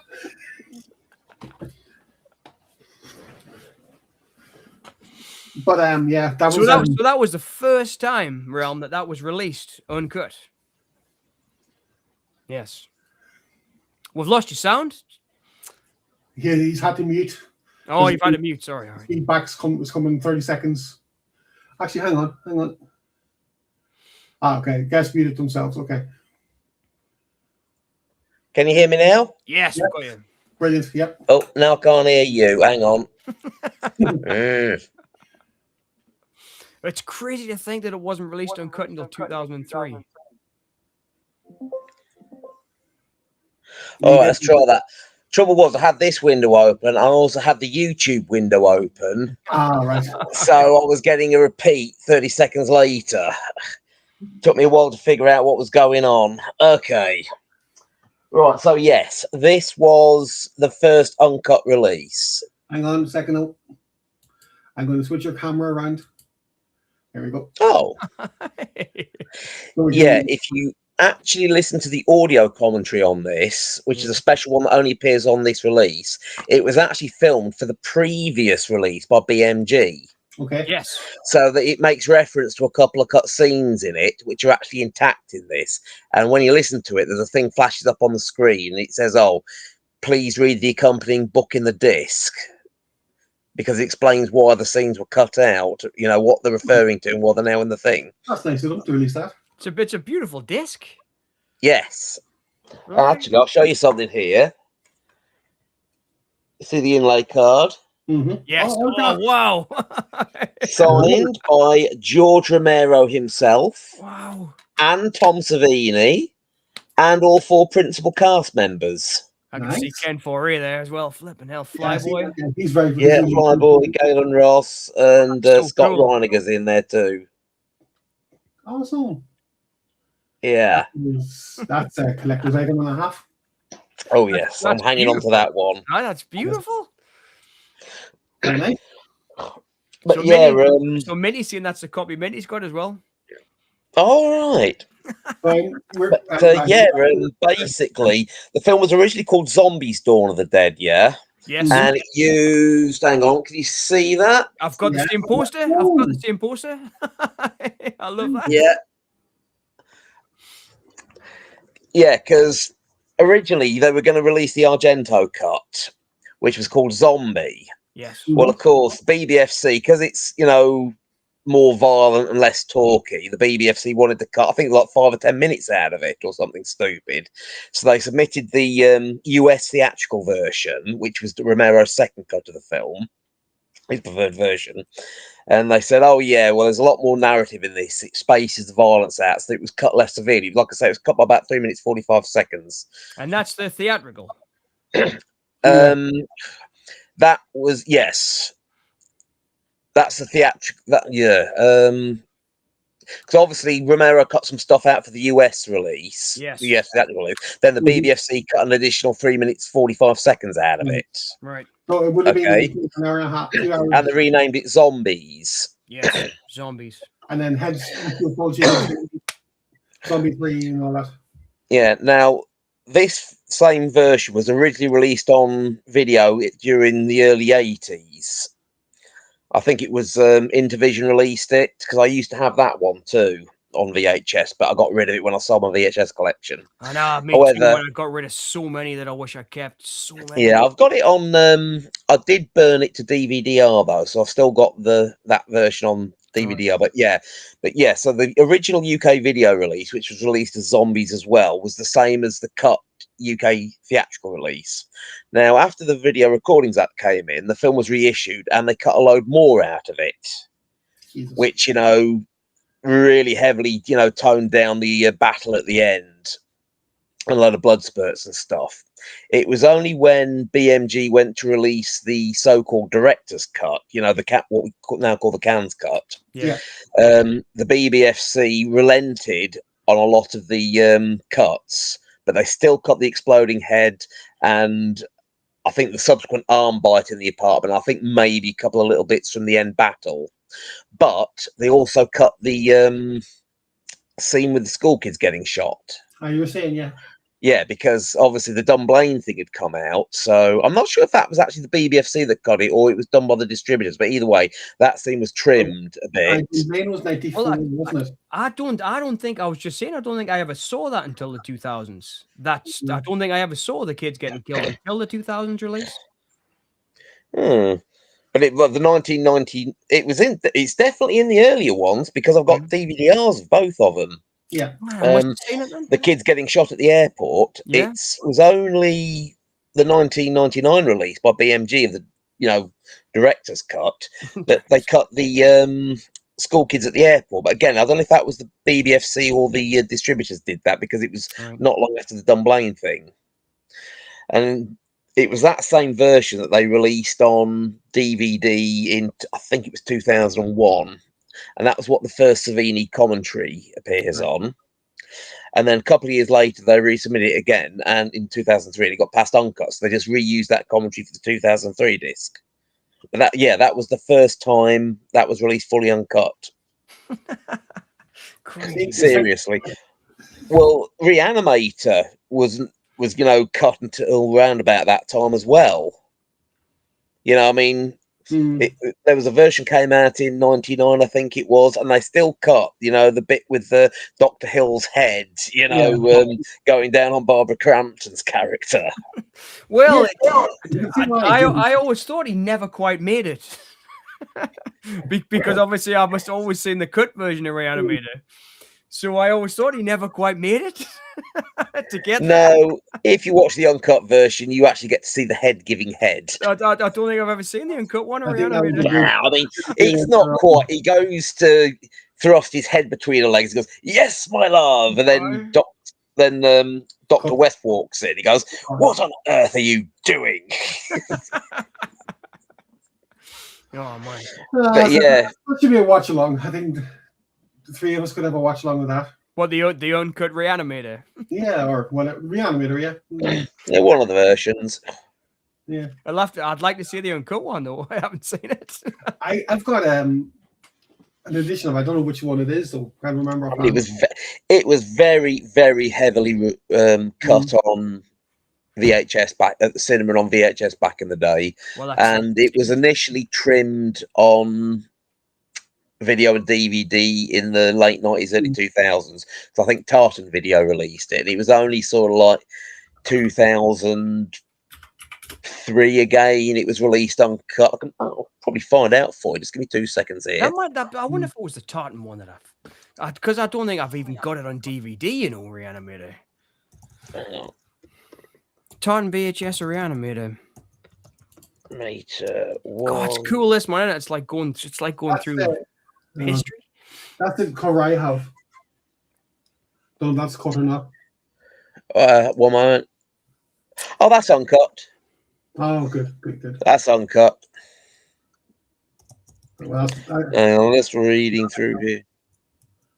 Yeah, the first UK release was very heavily censored, which cut 1 minute 42 seconds out of it, removing most of the gore and truncating the headless rape scene, so we didn't actually get to see the head giving head. The 2001 reissue by Tartan, I think it was less heavily censored, which reinstated all the gore, but it still cut the scene where Dr. Hill's head molests, Barbara Crampton's character. That's the one I've seen. I've just found it there on. So this was the one that I had. of Reanimator. Can you guys see the screen? Oh yeah. Yeah, that's cut. Yeah, that's cut. That's the one that I had. The Tart and Terror. Yeah, the Right. gore was intact, but the headless, the scene with his head molesting Barbara Crampton's character was still cut. I can't It believe I've never wasn't seen it. released uncut until 2007. Wow, not that long Yep. ago.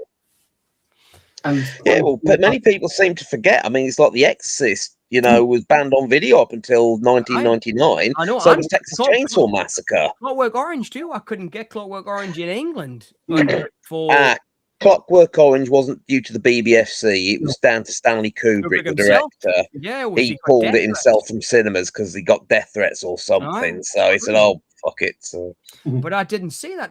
So the first videos I saw of The Exorcist and Clockwork Orange in the early 90s were copied VHSs. They weren't originals. I saw them on probably second or third generation copies of them.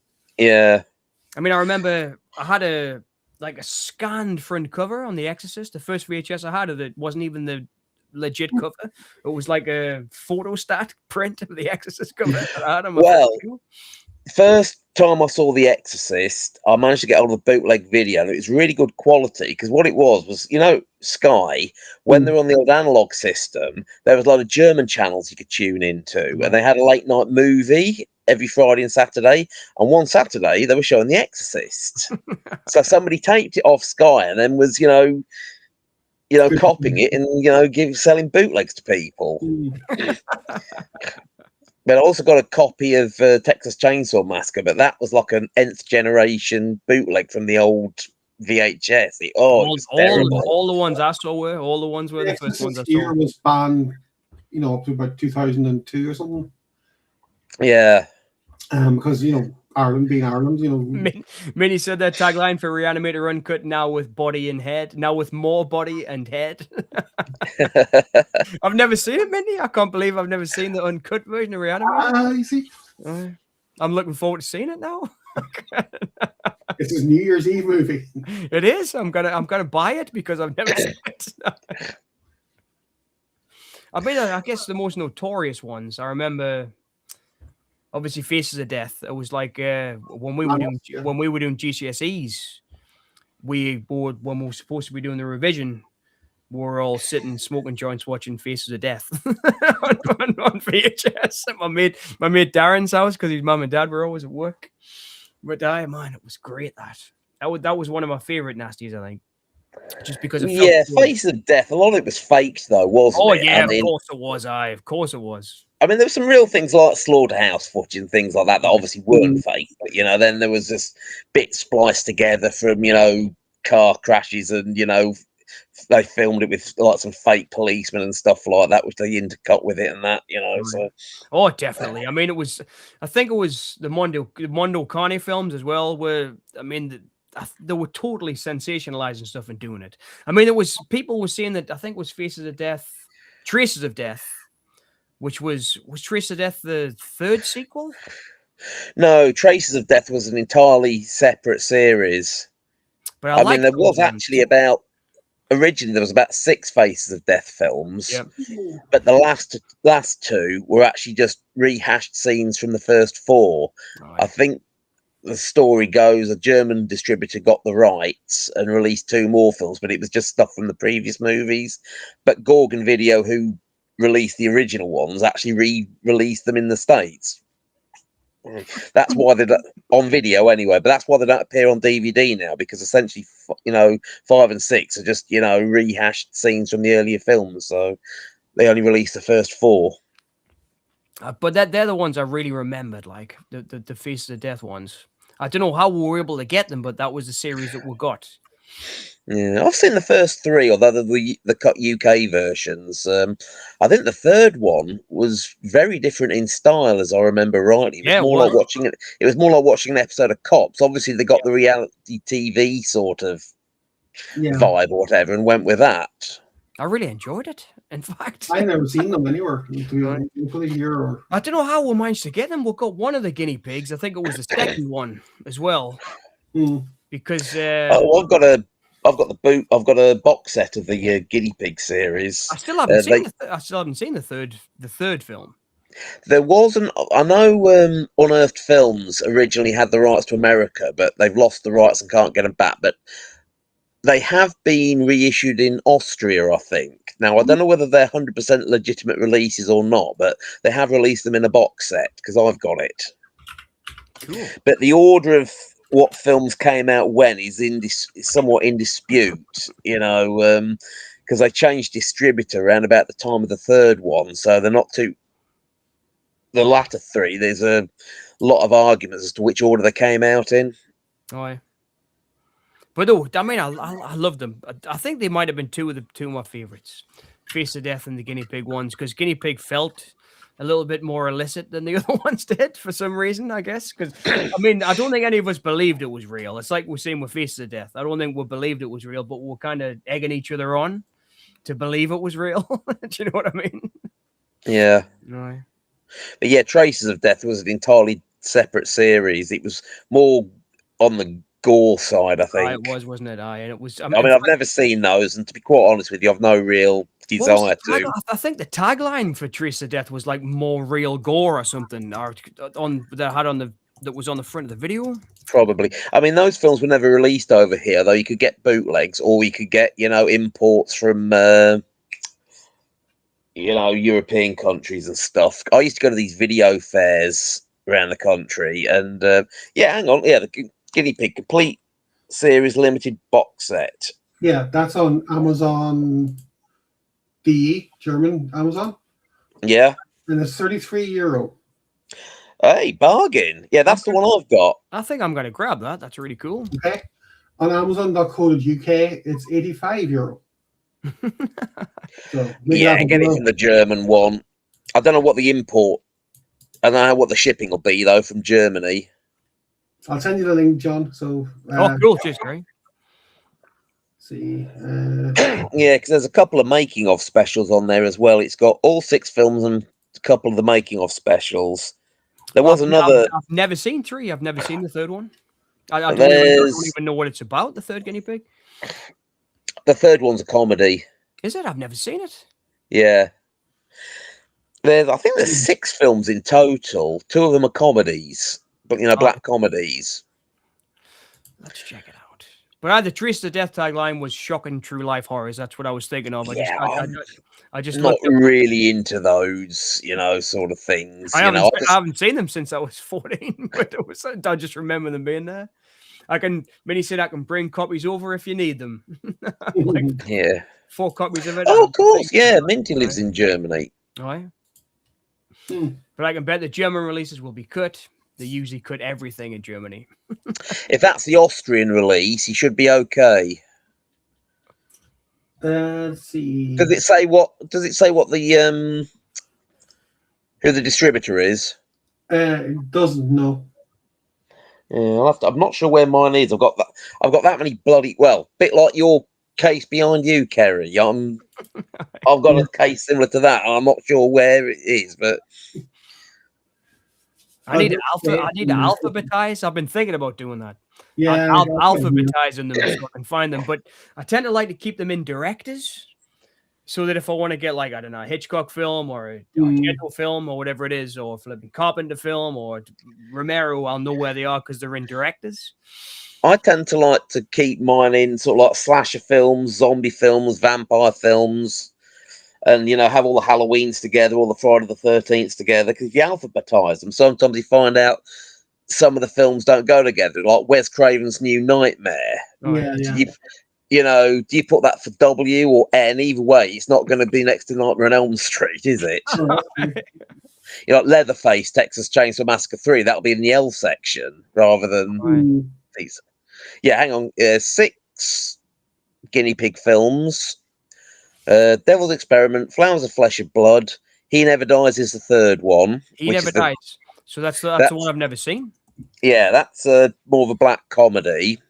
Then there's Mermaid in a Manhole and Android of Notre Dame. They're a couple of rather gross out ones. Yep. Then there's Devil Doctor Woman, which again is a black comedy. And there's a bit of a dispute as to which order they go in after part 3. Because the distributors changed after that. So But yeah, He Never Dies is actually quite a fun film. I'll look forward to it. I'm gonna grab Yeah. it. What Jerry There's also a making of, a couple of making of specials on there. If it's the same box set I've got. Yeah, there is. Yeah, it's yeah, making I up mean, there guinea, was. guinea pig 8. Yeah, with it the Devil says- Woman Doctor. Yep, it says the making of Guinea Pig 8 and making of Devil Woman Doctor. Yeah, that'll be it. Oh, yeah. One of the making ofs is of the first 3 films. German And then the English, other one. 100% uncut, it claims. Okay, I'll go for it then. Go for it, yeah, cool. There was actually another guinea pig film, which was basically a compilation. I think it was called Greatest Cuts or something like that. And it was basically a compilation of the worst scenes, well, the most gory scenes from all the previous ones. But if it's the same set I've got, it's not on there. But you're not missing anything anyway, because again, it's just, rehashed scenes. Hmm. But yeah, that's the box that I'd got, and I'd recommend it. Cool. Awesome. I was just looking underneath. Apparently, there's Cannibal Holocaust 2. Huh? Oh, hang on. That's not the Amazonia, the Catherine Miles story, is it? It is. Yes, it is. It's because it's in German. It's actually Oh, yeah. said after it, Amazonia. Hmm. Yeah. Yeah, ignore that. It's not really Cannibal Holocaust 2. Mind you, Vipco released a Cannibal Holocaust 2, didn't they? Yes, they did. Yes. There was a film called The Green Inferno, not the Eli Roth movie. All right. Yes. And it was a rip-off of Cannibal Holocaust. And Vipco released it as Cannibal Holocaust 2. Yep. I had it. The Vipco release. Yeah, I remember. It's like they also released Massacre in the Dinosaur Valley as Cannibal Ferox 2 or something ridiculous. My favorite. Oh. I loved Shogun Assassin. I think that was my favorite Vipco. I watched that until it was gone. I loved Shogun Assassin. That is a fun film, actually, if you like, sword and sorcery movies. Oh, I loved it. At that time, I'd get into it because Sword and Sorcery, the Albert Pyun film, and I was obviously because of Conan the Barbarian. Hmm. But Shogun Assassin, man, it was so cool. And I remember, was it Tarantino referenced it at the end of Kill Bill? Yes, he did. When she's watching Kill Bill version 2, Oh, yeah. part 2, whatever. Spoiled him too. Yeah. Because the little kid says, "Oh, do you want to watch your film before you go to bed?" And she says, "Oh, Shogun Assassin." She says, "No, it's 2.5 hours long. We can't watch that." Yeah, well, Shogun Assassin, it was actually, what was it, the Baby Cart series, Lone Wolf Samurai series, whatever it was. That's the one, Lone Wolf and Cub. Yeah. And they just got 2 of the films and spliced them together, because there's about 6 of those, isn't there? Yes. And they were Yeah, was it though based on books or comics? I never read them, but I'm not sure, but anyway, they got 2 of the Lone Wolf series and spliced them together and overdubbed it and made it Shogun Assassin. I love all that stuff. I loved it. Minnie's just saying that made Vipco that, apparently. The Shogun Assassin. I mean, that was the first one I remember getting from Vipco. But I loved it. I loved it. I mean, looking back, nearly all the Vipco ones were cut, like of the later ones, but especially they just transferred the VHSs to the DVDs, I remember. And I was expecting to get HD transfers of the films when I upgraded to the DVDs. It was just the VHSs ripped the DVD. They just used the same video master tape for their VHS as they did for their discs. I mean, it's like I bought their copy of The Slayer because at the time it was the only way to get it on disc, and it's the only DVD I've ever known that's had video tracking lines on it. Seriously. Oh, that's a unique premise. Because obviously it was it wasn't ported from a VHS tape. They have these 1-inch video masters, don't they? That they dupe the tapes from. Well, it was basically just transferred from that, the same master tape that they use there for their VHS copies. Oh, so just terrible. There was there was a point where I remember they were selling Vipco DVDs in Poundland. That's right. The Vipco releases, and then eventually they changed the covers of them and started calling them something else. Like I think it was not Go Hound, but it was something like Go Club or something. Oh yes, Beyond Terror. Beyond Terror, and it was the Yeah. same transfers, just with different covers. Yeah, if you actually open it said Beyond Terror, and if you open it up, it actually was the old Vipco It discs. was the Vipco discs, but me being an idiot, I was buying them, or at least I bought 2 or 3 before I realized. Minty's got Vipco Slayer as well. I remember actually picking up, the first 3 Hellraisers in Poundland Oh yeah, on Boulevard Entertainment. Boulevard, I remember Boulevard as well. And oh my god, they were actually pretty decent. For my limited. Well, at the Minty, time. the DVDs were affordable as a student. Yeah, Still have all of mine. It was, and then when I saw Arrow release them on Blu-ray, I thought I got to get them on Blu-ray. And so there's still loads. I've still got loads of videos and DVDs I need to get Blu-rays of. But it's like we were saying before about the TV shows. I mean, Yeah. I think most of them have been done. I mean, it took them a while to do, like I say, Babylon 5 and stuff, but they did them eventually. And then the Germans did Sliders and stuff, and so you can get them. But I don't think there's any one I can really think of that hasn't been done. It was a good question that I thought. yeah, well, as I said, for me, I would love to see Prisoner on Blu-ray. Oh, Prison Cell. Because has it not been released on disc then? it has, but it's Australian and it's expensive. It's $200. Well, all of it. I really wanted. Did you see the Keep that Imprint did? Oh, Jesus. Yes. Man, That's expensive as I know. I just couldn't get it. I really freaking wanted it. Trouble is, I've not got it because I'd like to see the extended version if they can find the original footage. Right. Funny enough, there was a TV version release, and it did have an extended ending on it. I know. Didn't they do a German release of that, the TV version? I'm not sure, but you can actually find it on YouTube. It just the ending, the girl after she turns round, instead of it ending there, you can actually see it. She goes down inside the keep and finds the lead character still alive. It's on YouTube. Spanish Blu-ray I have. That was on the Spanish Blu-ray. Yeah, that's what I have. Yeah. There's you can see it on, I think it's YouTube Savage Cinema, the Keep ending from the TV versions. That's probably where I saw it from. But it is really great, I think. I mean, even in the version that I saw as a kid, because I'm a big Tangerine Dream fan as well, so I really like the score. And I mean, I think I saw that before I even knew who Michael Mann was. Yeah. And I thought it was great then. I love the story because it's so eerie. It sets the film so well. Because I love Miami Vice, but he was just an executive kind of producer on Miami Vice. I think he's directed 1 or 2 shows or whatever, but he was like a showrunner. He wasn't a director on it. Oh, right. Okay. Well, The Keep was really the first thing I knew Michael Mann for. Well, The first thing I knew Michael Mann for outside of Miami Vice was actually Manhunter, which was the first adaptation of the Hannibal Lecter books. Yeah, it's a beautiful movie, isn't it?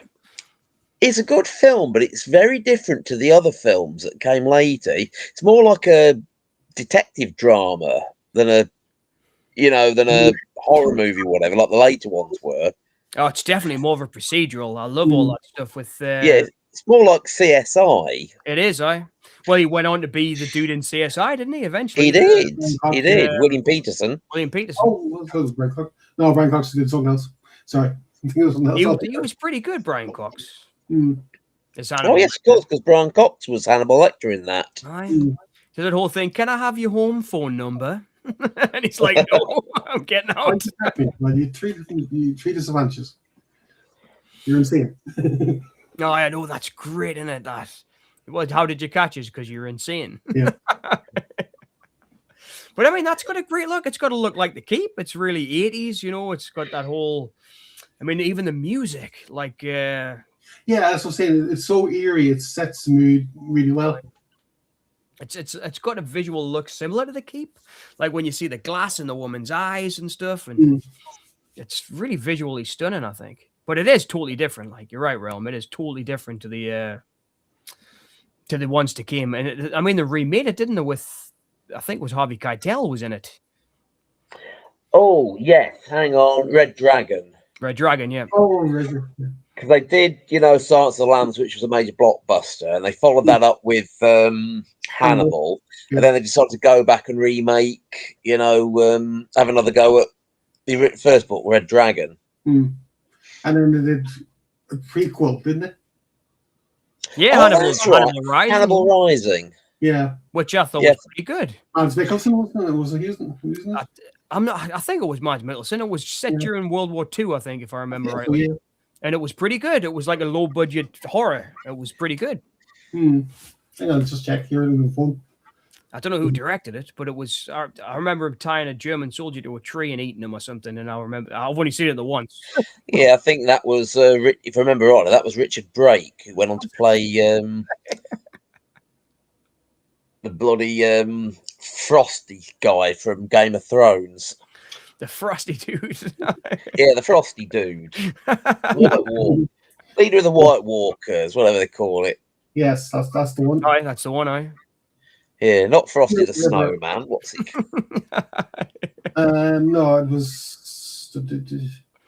Once they killed Sean Bean, I was out. Oh, you only lasted 10 episodes. Then? That's Sean fine. Bean dies in virtually everything he's in. I know. He's got. I'm sure it was in his contract for a while. I really got into him because of Sharp and everything. And he was in John Frankenheimer's movie Ronin with Robert De Niro. Yeah. Which is a fantastic film, I thought. He's not seen it. It's well worth a watch, but he's in it. And I mean, this is no spoiler because it's the first 10 minutes. He literally gets kicked out of the gang, and he's only in the first 5 minutes of the film. And I was like, what? It was like, I was watching it not because of De Niro, because I was a fan of Sean Bean at the time. She will want to watch it. For Sean Bean, she loves Sean Bean. Oh, he's only in 5 minutes of it. It was disappointing. I did love him in the Snowpiercer. Snowpiercer, yeah. Oh, that was a weird one. I really enjoyed it. I thought it was a great show. Chris Evans was not, wasn't he?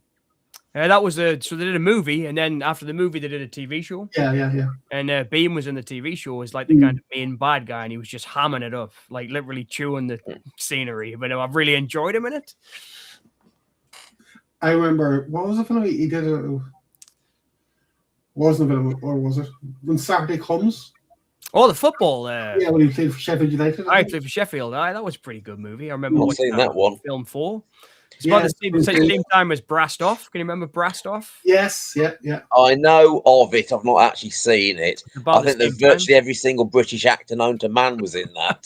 Right. Pete Postlethwaite, Ewan McGregor, everybody. Yeah. But it was about the same time. It was like one of those movies. Aye, that was 90. There's one Film 4 with just plowing loads of money. Yeah, it was after Hugh McGregor made that after Shallow Grave. So that was 94. He must have been about that age. Yeah, 94, 95, and then Trainspotting was 96. But it was all the National Lottery funding. We're not going into movies. Yeah. So there was loads of films. So it would have being made at the been time. mid-90s, yeah. Oh, yeah. So We're missing that now. it's the same here. There's good causes, but there's no money for films. Like,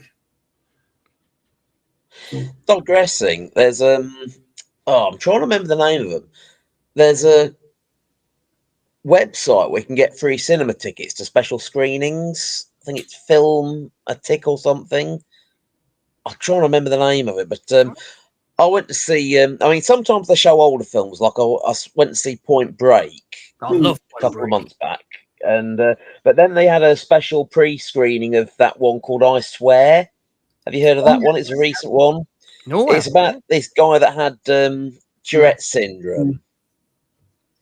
They actually made a documentary about him on the BBC in the 80s. It skips over that part. Oh, It just shows you the trouble it has. It's like My Mate Dave or something. The documentary was called about the kid. With Dave Isn't Mad or something like that. Aye, that's the one. Dave isn't. I've got it on DVD. The original documentary. Yeah, well, it's a story about him, how he grew up, how he suddenly developed Tourette's when he was in his early teens, and then how he struggled with it ever since. Though it skips over the part where he was interviewed for the BBC or whatever. But it is actually a really funny film. But you're not laughing at his disability; you're just laughing at the situations he gets into because of it. Like, you really should check it out. I will do it. Well, I love Dave Isn't Mad. It was I bought that. It's like a cheap CEX haul when you was buying like £1 DVDs. Yeah. I bought the DVD of that for like £1 or something in CEX, and it was a great documentary. Yeah, because what I didn't realise about Tourette's is actually like a nervous tick.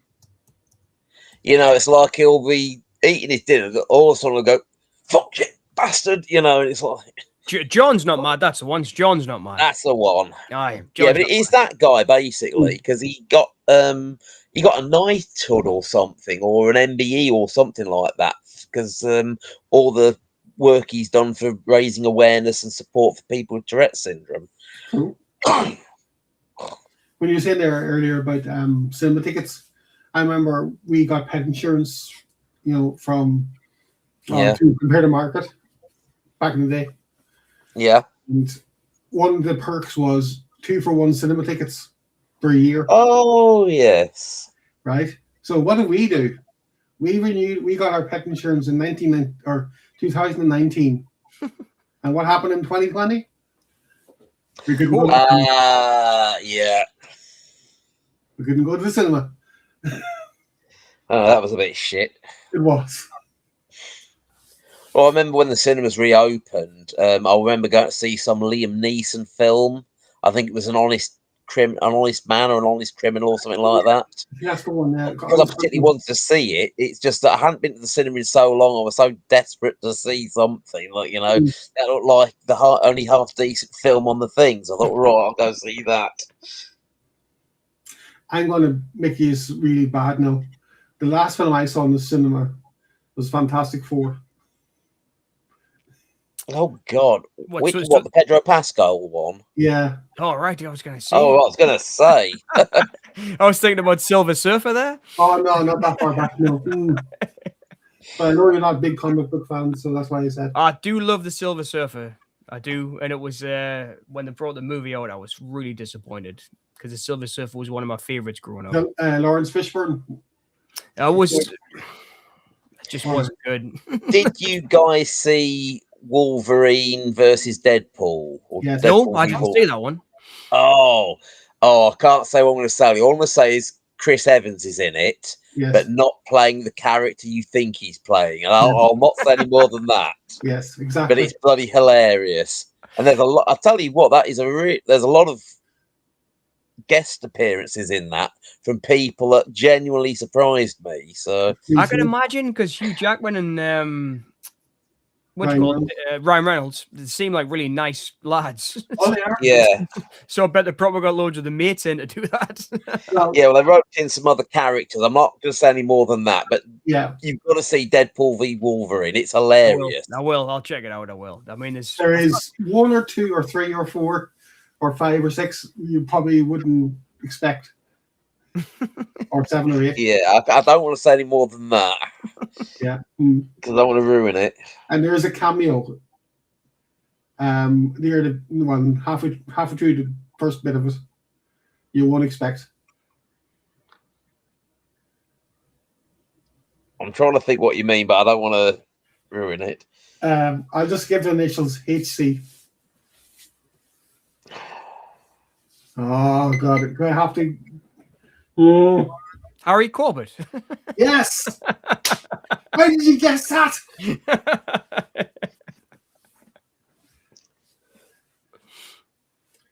Simon, okay. Just message me on Discord or whatever. Oh, aye. I'll do No, that. no, It's been a while since I've seen it. You just stick it in the private chat. I've been meaning. I'm on Discord now. I actually got my own server. I think I'm trying. I'm still trying to figure out how to use it. But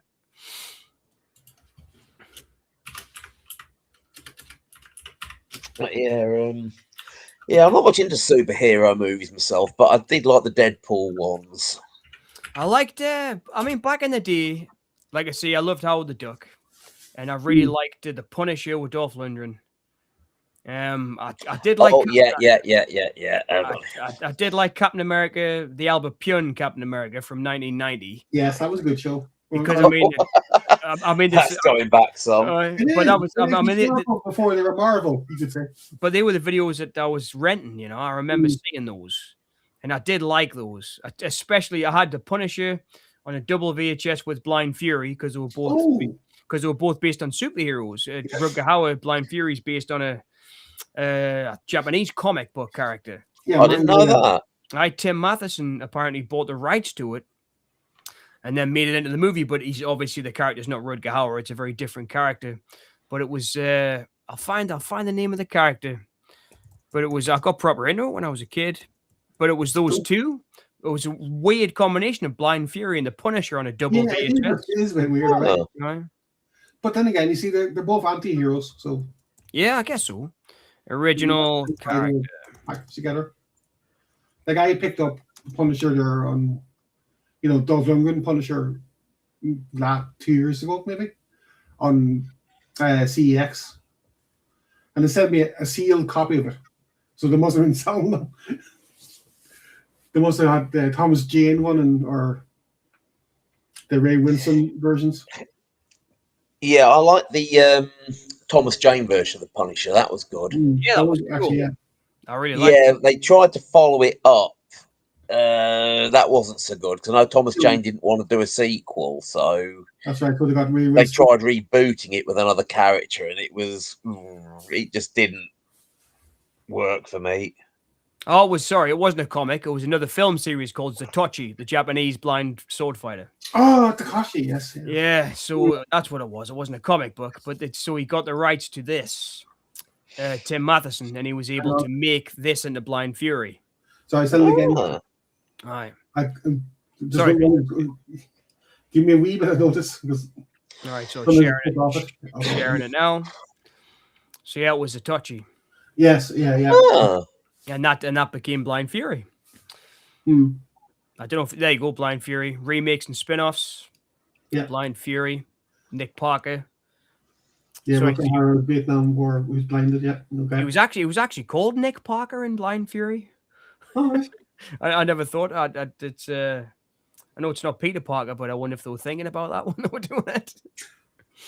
The bit I always remember in Blind Fury was where that woman lost her glasses so she couldn't drive. So he said, "Right, move over," and he's driving the van, and he's getting the young lad right. Goes left, right, left.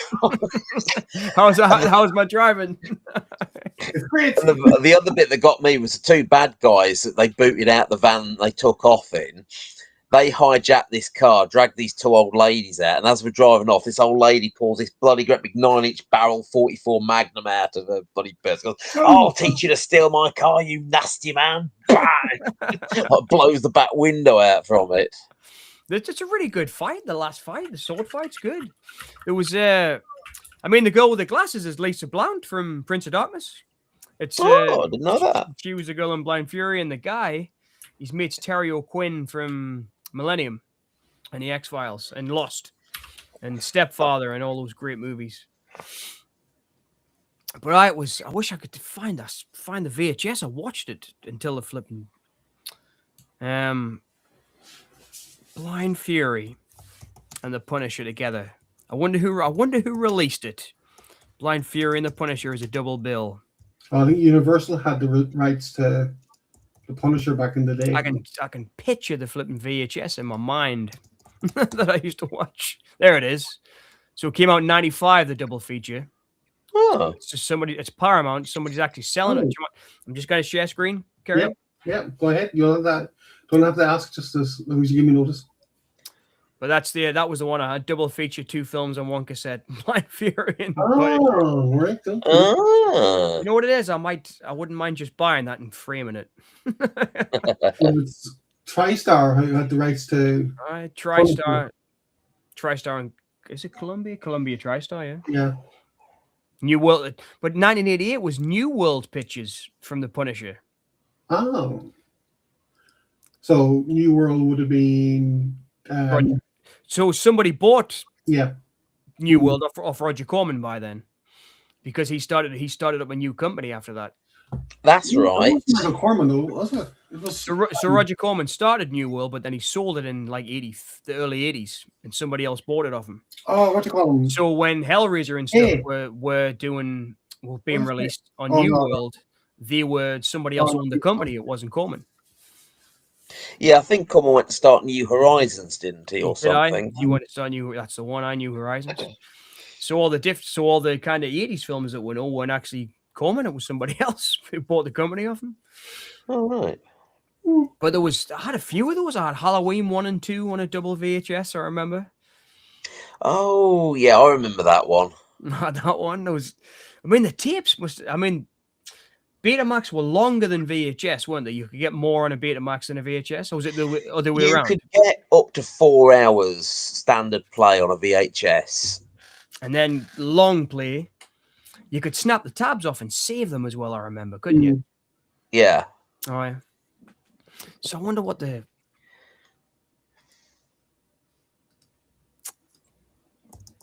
one was. I'm just going to look it up as well. Sorry, I'm just talking about flipping VHS all the time, but You carry on, mate. I'm just thinking about the Halloween 1 and 2 double feature. Now, I do remember seeing that one in the shops. When was that then? So that's on eBay as well. That was a science fiction double feature. I think. Science fiction double feature. 92. I've just found it. I'll just share screen again, Kerry. Yep. God, man, I miss these. Special edition double feature of Halloween. Yeah. The night he came home. I mean, these are the really cheap ones. These aren't the ones these aren't the ones were collected. These were the ones that you would buy for like 50. That would make sense though, because in the X-Rental continues on from Halloween 1, as we know. So makes sense to have it on one disc or one video.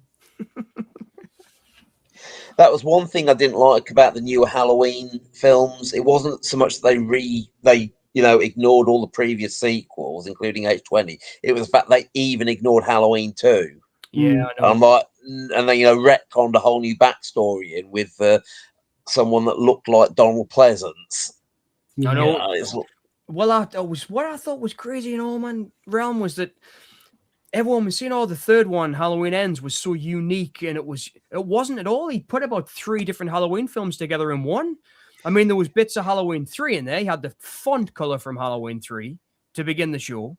The fact that it wasn't really about Michael Myers, it was about the new kid, Corey whatever his name was, so Corey Feldman, whatever his name was. It was Corey somebody, wasn't it? But it was, and even at the gangs from 4 and 5, like driving around looking for Myers, it was like he totally flipping took different ideas from the other movies and then called them original. Everyone was saying, "Oh, it's so original." It's like, no, it isn't. He's just took literally ideas from the other franchises. And mixed it. Or whatever. I mean, I always say to people, if you're going to watch the Halloween films, watch parts 1, 2, 4, and H20. Skip the rest, but watch Halloween 3 on its own merits. Yeah, it is. It's cool. Well, Vinny was saying before when he as well. He loves that movie. But I love Halloween 3. It's really Halloween 3 on its own is fine if you just ignore the fact that it's supposedly a Halloween sequel. Supposedly, yes, exactly. Yeah, if you just think of it as not being a Halloween sequel, it's perfectly fine on its own merits. Totally. But, as part of the Michael Myers films, nah. Well, I mean, so they actually make Michael a fictional character on the TV in 3. So you see Halloween on the TV, and it's like, oh, man. I can see why everybody hated it. I mean, it was... but I totally agree with you. I mean, I was watching the making of. I bought the Scream Factory release not long ago and watched the documentary, and Dean Cundy's on there because he's really proud of the cinematography and he really likes the way it looks. And he said if we just called it Season of the Witch, people would have liked it. If we hadn't said Halloween 3, people would have liked it. But they should have just called it The Last Halloween or something. Well, what do you think? Something like that, Oh, I think I've got that. Yeah, I've got one of those. I love the poster for Halloween 2. What else did you say? Halloween 3? I said Halloween 1, 2, 4, and H20. I said they're the ones you should stick with. That's my favorite poster, Halloween 4. I love the fact they've got the original house and the original mask. Yeah. Hang on, wait there. So it's Halloween H2O's got the old Scream poster there, the way that everything started looking like the Scream poster with all the faces on it. Yeah. Oh, that's beautiful, that mask, guy. This is very similar to the American box set. This was a German one, I think, or Spanish one. And it was the same as had all the same extras as the American one on, except for the fact it didn't have the Rob Zombie remakes on, which was completely fine by me. But yeah, it's got like That's beautiful. I love the artwork. yeah. I do. I love the artwork for the second one. But that's my favorite artwork for. I really like the original mask with the house in the background. but yeah, they've got 2 different cuts of Halloween 6 on there. I love the producer's cut. That was the first one I saw at the pictures, Halloween 6. Oh, did they release that over here? Yeah, there was a cinema called Tyneside Cinema in town where I saw it in Newcastle. And maybe it was a limited release, but obviously it wasn't the producer's cut. It was the theatrical cut. As far as I was aware, it went direct to video. I wonder if it might have been a special screening because Tyneside Cinema did do special screenings. I mean, I used to see stuff like The Godfather and stuff there. I have got the Rob Zombie remake somewhere on DVD, but they're sort of like shoved to the back somewhere. Yes. I just did not rate them at all. In fact, I think Rob Zombie's only really made a couple of good films. And that was Devil's Rejects and 3 from Hell. House of Thousand Corpses wasn't even that good. I like Halloween 2. Like I like Rob Zombie's Halloween 2. Oh yes, Tyneside Cinema. So by any chance, did you see Halloween 6 at Tyneside? The one right in the center of town, down the little alleyway, Mitty, just behind. I don't know. You walk down from Monument and make a right down the alley, across the road from the old cinema that they closed. Yes, it was the Odeon that they closed. Across the road from there. It was but I saw. Now that Realm says it was direct-to-video, but I remember seeing it in the cinema when was it, 96 or 97? Would have been about 96. 96. So I was then at Tyneside. Were you around then, by any chance? You might have met him No. in a previous life. I was on about Dawn earlier. Dutch Film Works disc. BMG just borrowed the artwork from it. I love that zombie so much. This has got the I say the director's cut. It's the Cannes cut, and it's got the Argento cut on here. Plus a lot of trailers and stuff. Oh, that's cool artwork. That was the first attempt at splicing all the different versions together into one. It's the ultimate final cut. It's not exactly an official release. It was by Laser Paradise Red Edition, who did have distribution rights, but they just cut their own version together. But it's very mismatched because it's like one's in widescreen, one's in full screen. So plus, the music jumps a lot when they go from one version to the other. I mean, if you look at any of the Mall Hours cut or the extended cuts you get on YouTube, they've at least tried to smooth the transition out a bit. Yeah. You know what I mean? So it flows a bit better. But that one, it was very choppily edited. My favorite one for that was I remember when they released, I think it was Deep Red, and that half of it was in Italian and half of it was in English, and they just cut the Italian scenes in without subtitles. Oh, that's ridiculous. So I was watching the movie, and then it would just cut to David Hemmings with an Italian dub. Oh, wow.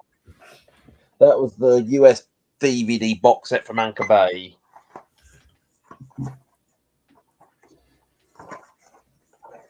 That was the first disc box set I got. Let's have a look. Here, what's this got on it? US theatrical version, Argento's European version, the extended version, the Cannes cut, basically, and a bunch of documentaries. And then there's this beauty. Oh, you've got the one that I wanted. This is the Second Summit one. I got this one, but mine's the skinny one compared to yours. Oh, right. Yeah, no, this is a special edition. Is yours 4K or Blu-ray? So this is the 4K. Oh, mine's the Blu-ray. Oh, yeah. But to be honest with you, I'm not sure given the age of the film, I'm not sure that a 4K would Doesn't make a difference. It really doesn't make that much. difference. It doesn't. It doesn't. No, it doesn't. No. All right. But yeah, it's got all books in there and stuff, soundtrack CDs. I know. I wish I could have got that one. I really wanted it. There's very, very, very few films I will actually splash out for, when it comes to these limited edition box sets. But Dawn was definitely one of them. Yeah. I really wish I could have gotten the Hitcher as well. It's one of my favorites, but I've just haven't had the cash this year. Second Sight did the Hitcher as well. I really wish I'd gotten that one. Yeah, I've got that one on DVD.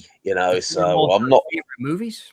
Absolutely. Yeah, I mean, that's the trouble. I've got so many films on DVD. I'll only upgrade them if I think it's really necessary, like they've got a shit ton of new extras on or something. Yeah. Same. I've definitely been like that with 4K. I've got a very limited selection. I mean, maybe it's 50 or something. I really haven't gone into 4K as much as other people have. No. I did get the Jean Roland ones from Indicator because ever since the Redemption days in the 90s of Jean Roland on VHS, I've been a really big fan of Roland's films since then. So every time they've had a new DVD release or a Blu-ray release, I've bought them. And I did when Indicator started releasing those. I've bought them as they've come out, the new releases. But I mean, I've got each Roland film about 4 times, I think, now, because I bought because Redemption released them 3 times: VHS, DVD, and then Blu-ray. Why? And then they sold the rights to Screenbound, and Screenbound was selling the Roland ones as well. But I have splashed out for those. I remember I had to review. Used to be a magazine called Vengeance, and it was mostly martial arts, but it also had a large section on horror and cult. And I got asked to review a load of films for them, DVDs. And the amount of Gene Roland and Jess Franco stuff I had to sit through, I went, these films are absolute shite. Oh, I love Jean Roland. I love them. I think mostly Franco. I mean, the Rolling ones were passable, like Grapes of Death. That was half decent, even if it was ripped off the Crazies. Oh, totally. But oh dear, some of these Franco ones. Oh, should have passed on to Glenn. Oh, this is why I've developed a loathing for Jess Franco. The fact that I had to sit through all these awful films of his to review for this magazine. I remember the first time I saw Devil Hunter. We did in fact, I think it might have been Lammy Man who said, when you watch it, play a drinking game with it. And every time, because the dude's supposed to be naked, he says, every time you see him in a blue Speedo, have a drink. So you're drunk after 5 minutes? So the guy's supposed to be a naked zombie, and like after 5 minutes, that was mortal because it was edited together so badly. You kept seeing him naked, then with the blue Speedo, naked, then. I don't remember any scenes of him with the blue Speedos on. It was all I can remember. He had bloody ping pong balls for eyes. That's the only bit I can remember. Well, not every now and again. Almost every time the camera drifts down, you see a blue Speedo. It's like so by the time I got, I don't know, 15, 20 minutes in, I was... I'm here tonight. Oh, don't make me watch that again just to see where the blue Speedos appear, please. I won't, don't worry. Oh, man. Nightmares Come at Night, I really like by Franco. I've not seen that. And what was the one that Glenn... Lammy was really good. No, and Job Laloon, but there was one that was really good with the trumpet player. Oh, it was like a Venus and Fur. Yes, Venus and Fur. Yes, I really enjoyed that one. I thought that one was good. Yes, I enjoyed that one. But I do love Rolando. It's like he's one of them directors, and it was because of Shameless in the 90s, like promoting his work. I loved not Shameless, Redemption. I loved the Redemption front covers because the artwork was. I loved the gore, the kind of. The bloody, the gothed up models they used and stuff. I liked all that. So I used to collect them because I liked the new artwork. I thought it was pretty cool. They really put a lot of effort into, John. But I know. Just buying them for the T&A, really. Yeah, because wasn't Eileen Daly like the figurehead she played the lead vampire in, There was a couple, aye. She was in a couple of them, and she was in. Who was the other actress? There was another actress who was in loads of them as well. When just the opening montage where it says Redemption Films. You see these vampire. I'm sure it was Eileen Daly that played the vampire for the old Redemption logo. Sure, it was her. I'm trying to look it up. I can't. I have no idea. I'm sure it was her.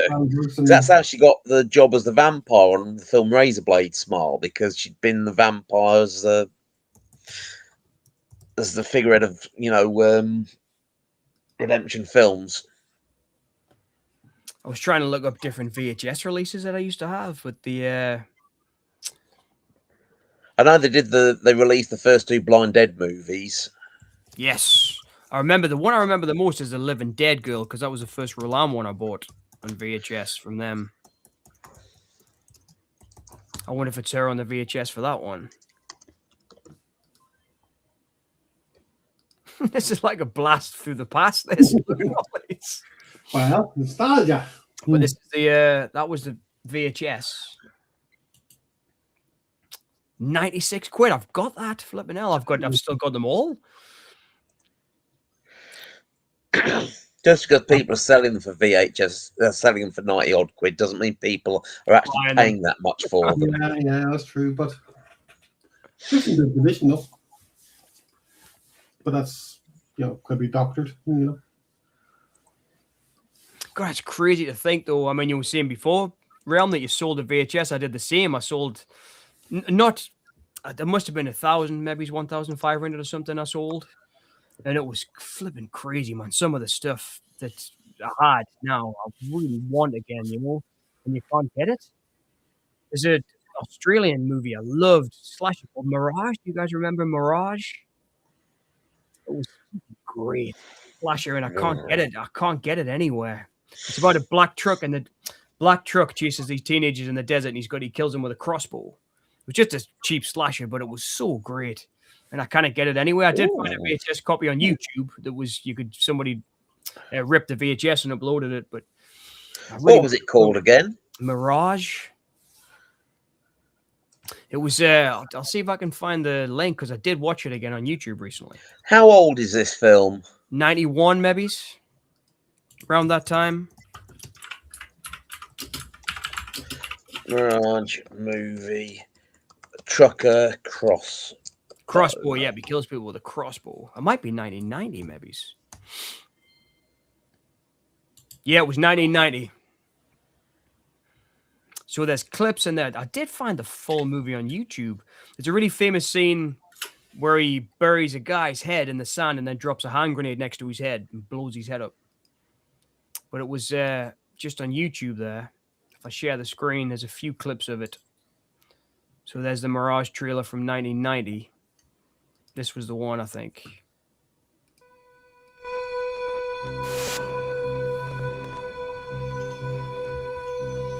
Hey, careful. That one is a hunting arrow, okay? This thing's a razor sharp. An innocent weekend in the sun Look, I found that in the windshield. Chippy, what are you trying to scare me? becomes a nightmare of unspeakable terror. You are all going to die?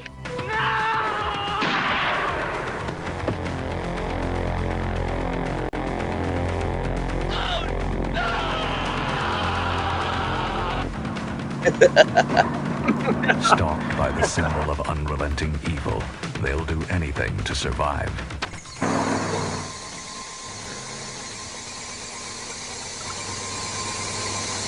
Look at that image. Fantastic. Come on, joke's a joke, but this is kind of crazy, don't you think? All right, so he doesn't have a crossbow. They're fighting him with. Yeah, no, he's got one too. I think he's got one as well. Yeah, so they get it off him, I think, at some point in the movie. I want to be your friend. But as you can see, he kills him in That's why I two saved different you, ways. Sylvia. But you're right, though. Yeah, they are fighting him with a crossbow. Yeah. Too deadly to be anything else. Mirage. I loved that movie so much when I was a kid watching that on I'm just looking VHS. here for it. And, But you can't get it out. You can get very rarely you get copies on VHS popping up, but there's been no other physical media releases of it. And I really enjoyed it. It was one of those movies I'd really watched a lot, growing up. Has anyone put it on YouTube? Yeah, they did, but it's been taken down. Somebody did put the full movie up, but it got taken down. But that was a VHS rip. I don't know if it's still there. I mean, I don't know if somebody else has uploaded it since. But I can't see it when I've typed in Mirage full movie. There's one there from 2 years ago. Oh, there you go then. That might be a good watch along. download it to have it. Can you download? Have you software to download? I can't download stuff off YouTube directly. I'll have to go to one of these websites or whatever. No, but I've got a bit of software called 4K Downloader.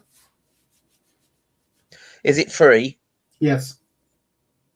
Is it compatible with the Firefox browser? I would assume so, because you paste the link from YouTube. Okay, hang on. I'll show you the interface.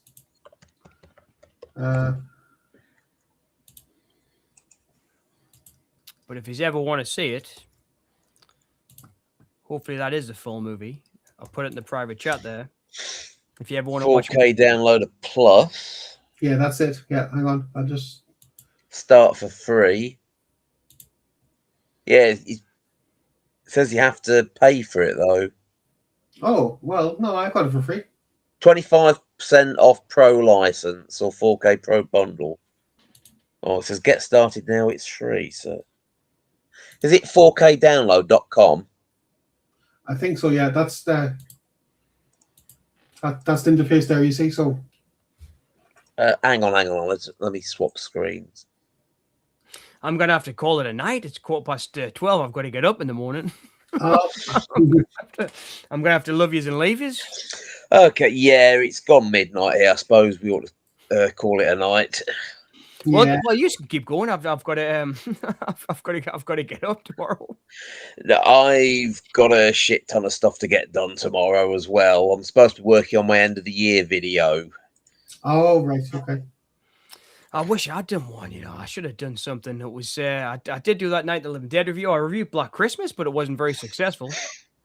I figured I would do that for Christmas, but yeah, I wanted to do some videos, but I've just got so bogged down with real life stuff. It's become impossible. I mean, I don't know if you've seen any of the pictures I've posted on my Discord. I've been trying to redecorate my sister's living room, and it has just been an absolute nightmare. Every time I do something, I find another problem. Plaster falling off the walls, It looks amazing. rising damp behind the bloody skirtings. I had to sort all that out. Where you'd stripped everything to start. Yeah. Yeah. Oh, it was just the amount of bodgery the previous people that lived there had done. Plus obviously because I had a damp problem, I had to replace all the bloody electrical back boxes for all the sockets. It's just so what should have been a 2-week job, 3 maximum. I've been at it over a month and still nowhere near finished. Freaking hell. Yeah, it's just because I've had all these other issues to sort out. I'm literally jumping job to job at the minute. I've got a editing job tomorrow, so I want to get up early and get it started. Because I'm literally Well, Minty's away, so. Well, good night, Minnie. Thanks for joining us. Yeah, cheers, Minty. Nice chatting. It's been amazing, Yeah. as always. That was really fun, though, doing the wheel, I thought. Well, I'll end the stream now, so. Okay, well, thanks for inviting me. You'll have to tell me how you... I've never used Restream before. You'll have to tell me how you did that so I can do it myself. I can do it, anybody can. Well, I'm sure, but since I've never done it myself before, it's... Yeah, we're moving on to a new bit of software for our next stream. Oh, okay. Yeah, Lexi got me a paid option. Well, got us a paid option. Was having John paid option, I should say. And that's live, right? Be live, yeah. Be live. Yeah, so we can have more people on. We have more customization, no watermarks. So basically, it's a paid option. It was a Christmas present from her. So okay. So, Right then. Okay. Well, nice chat.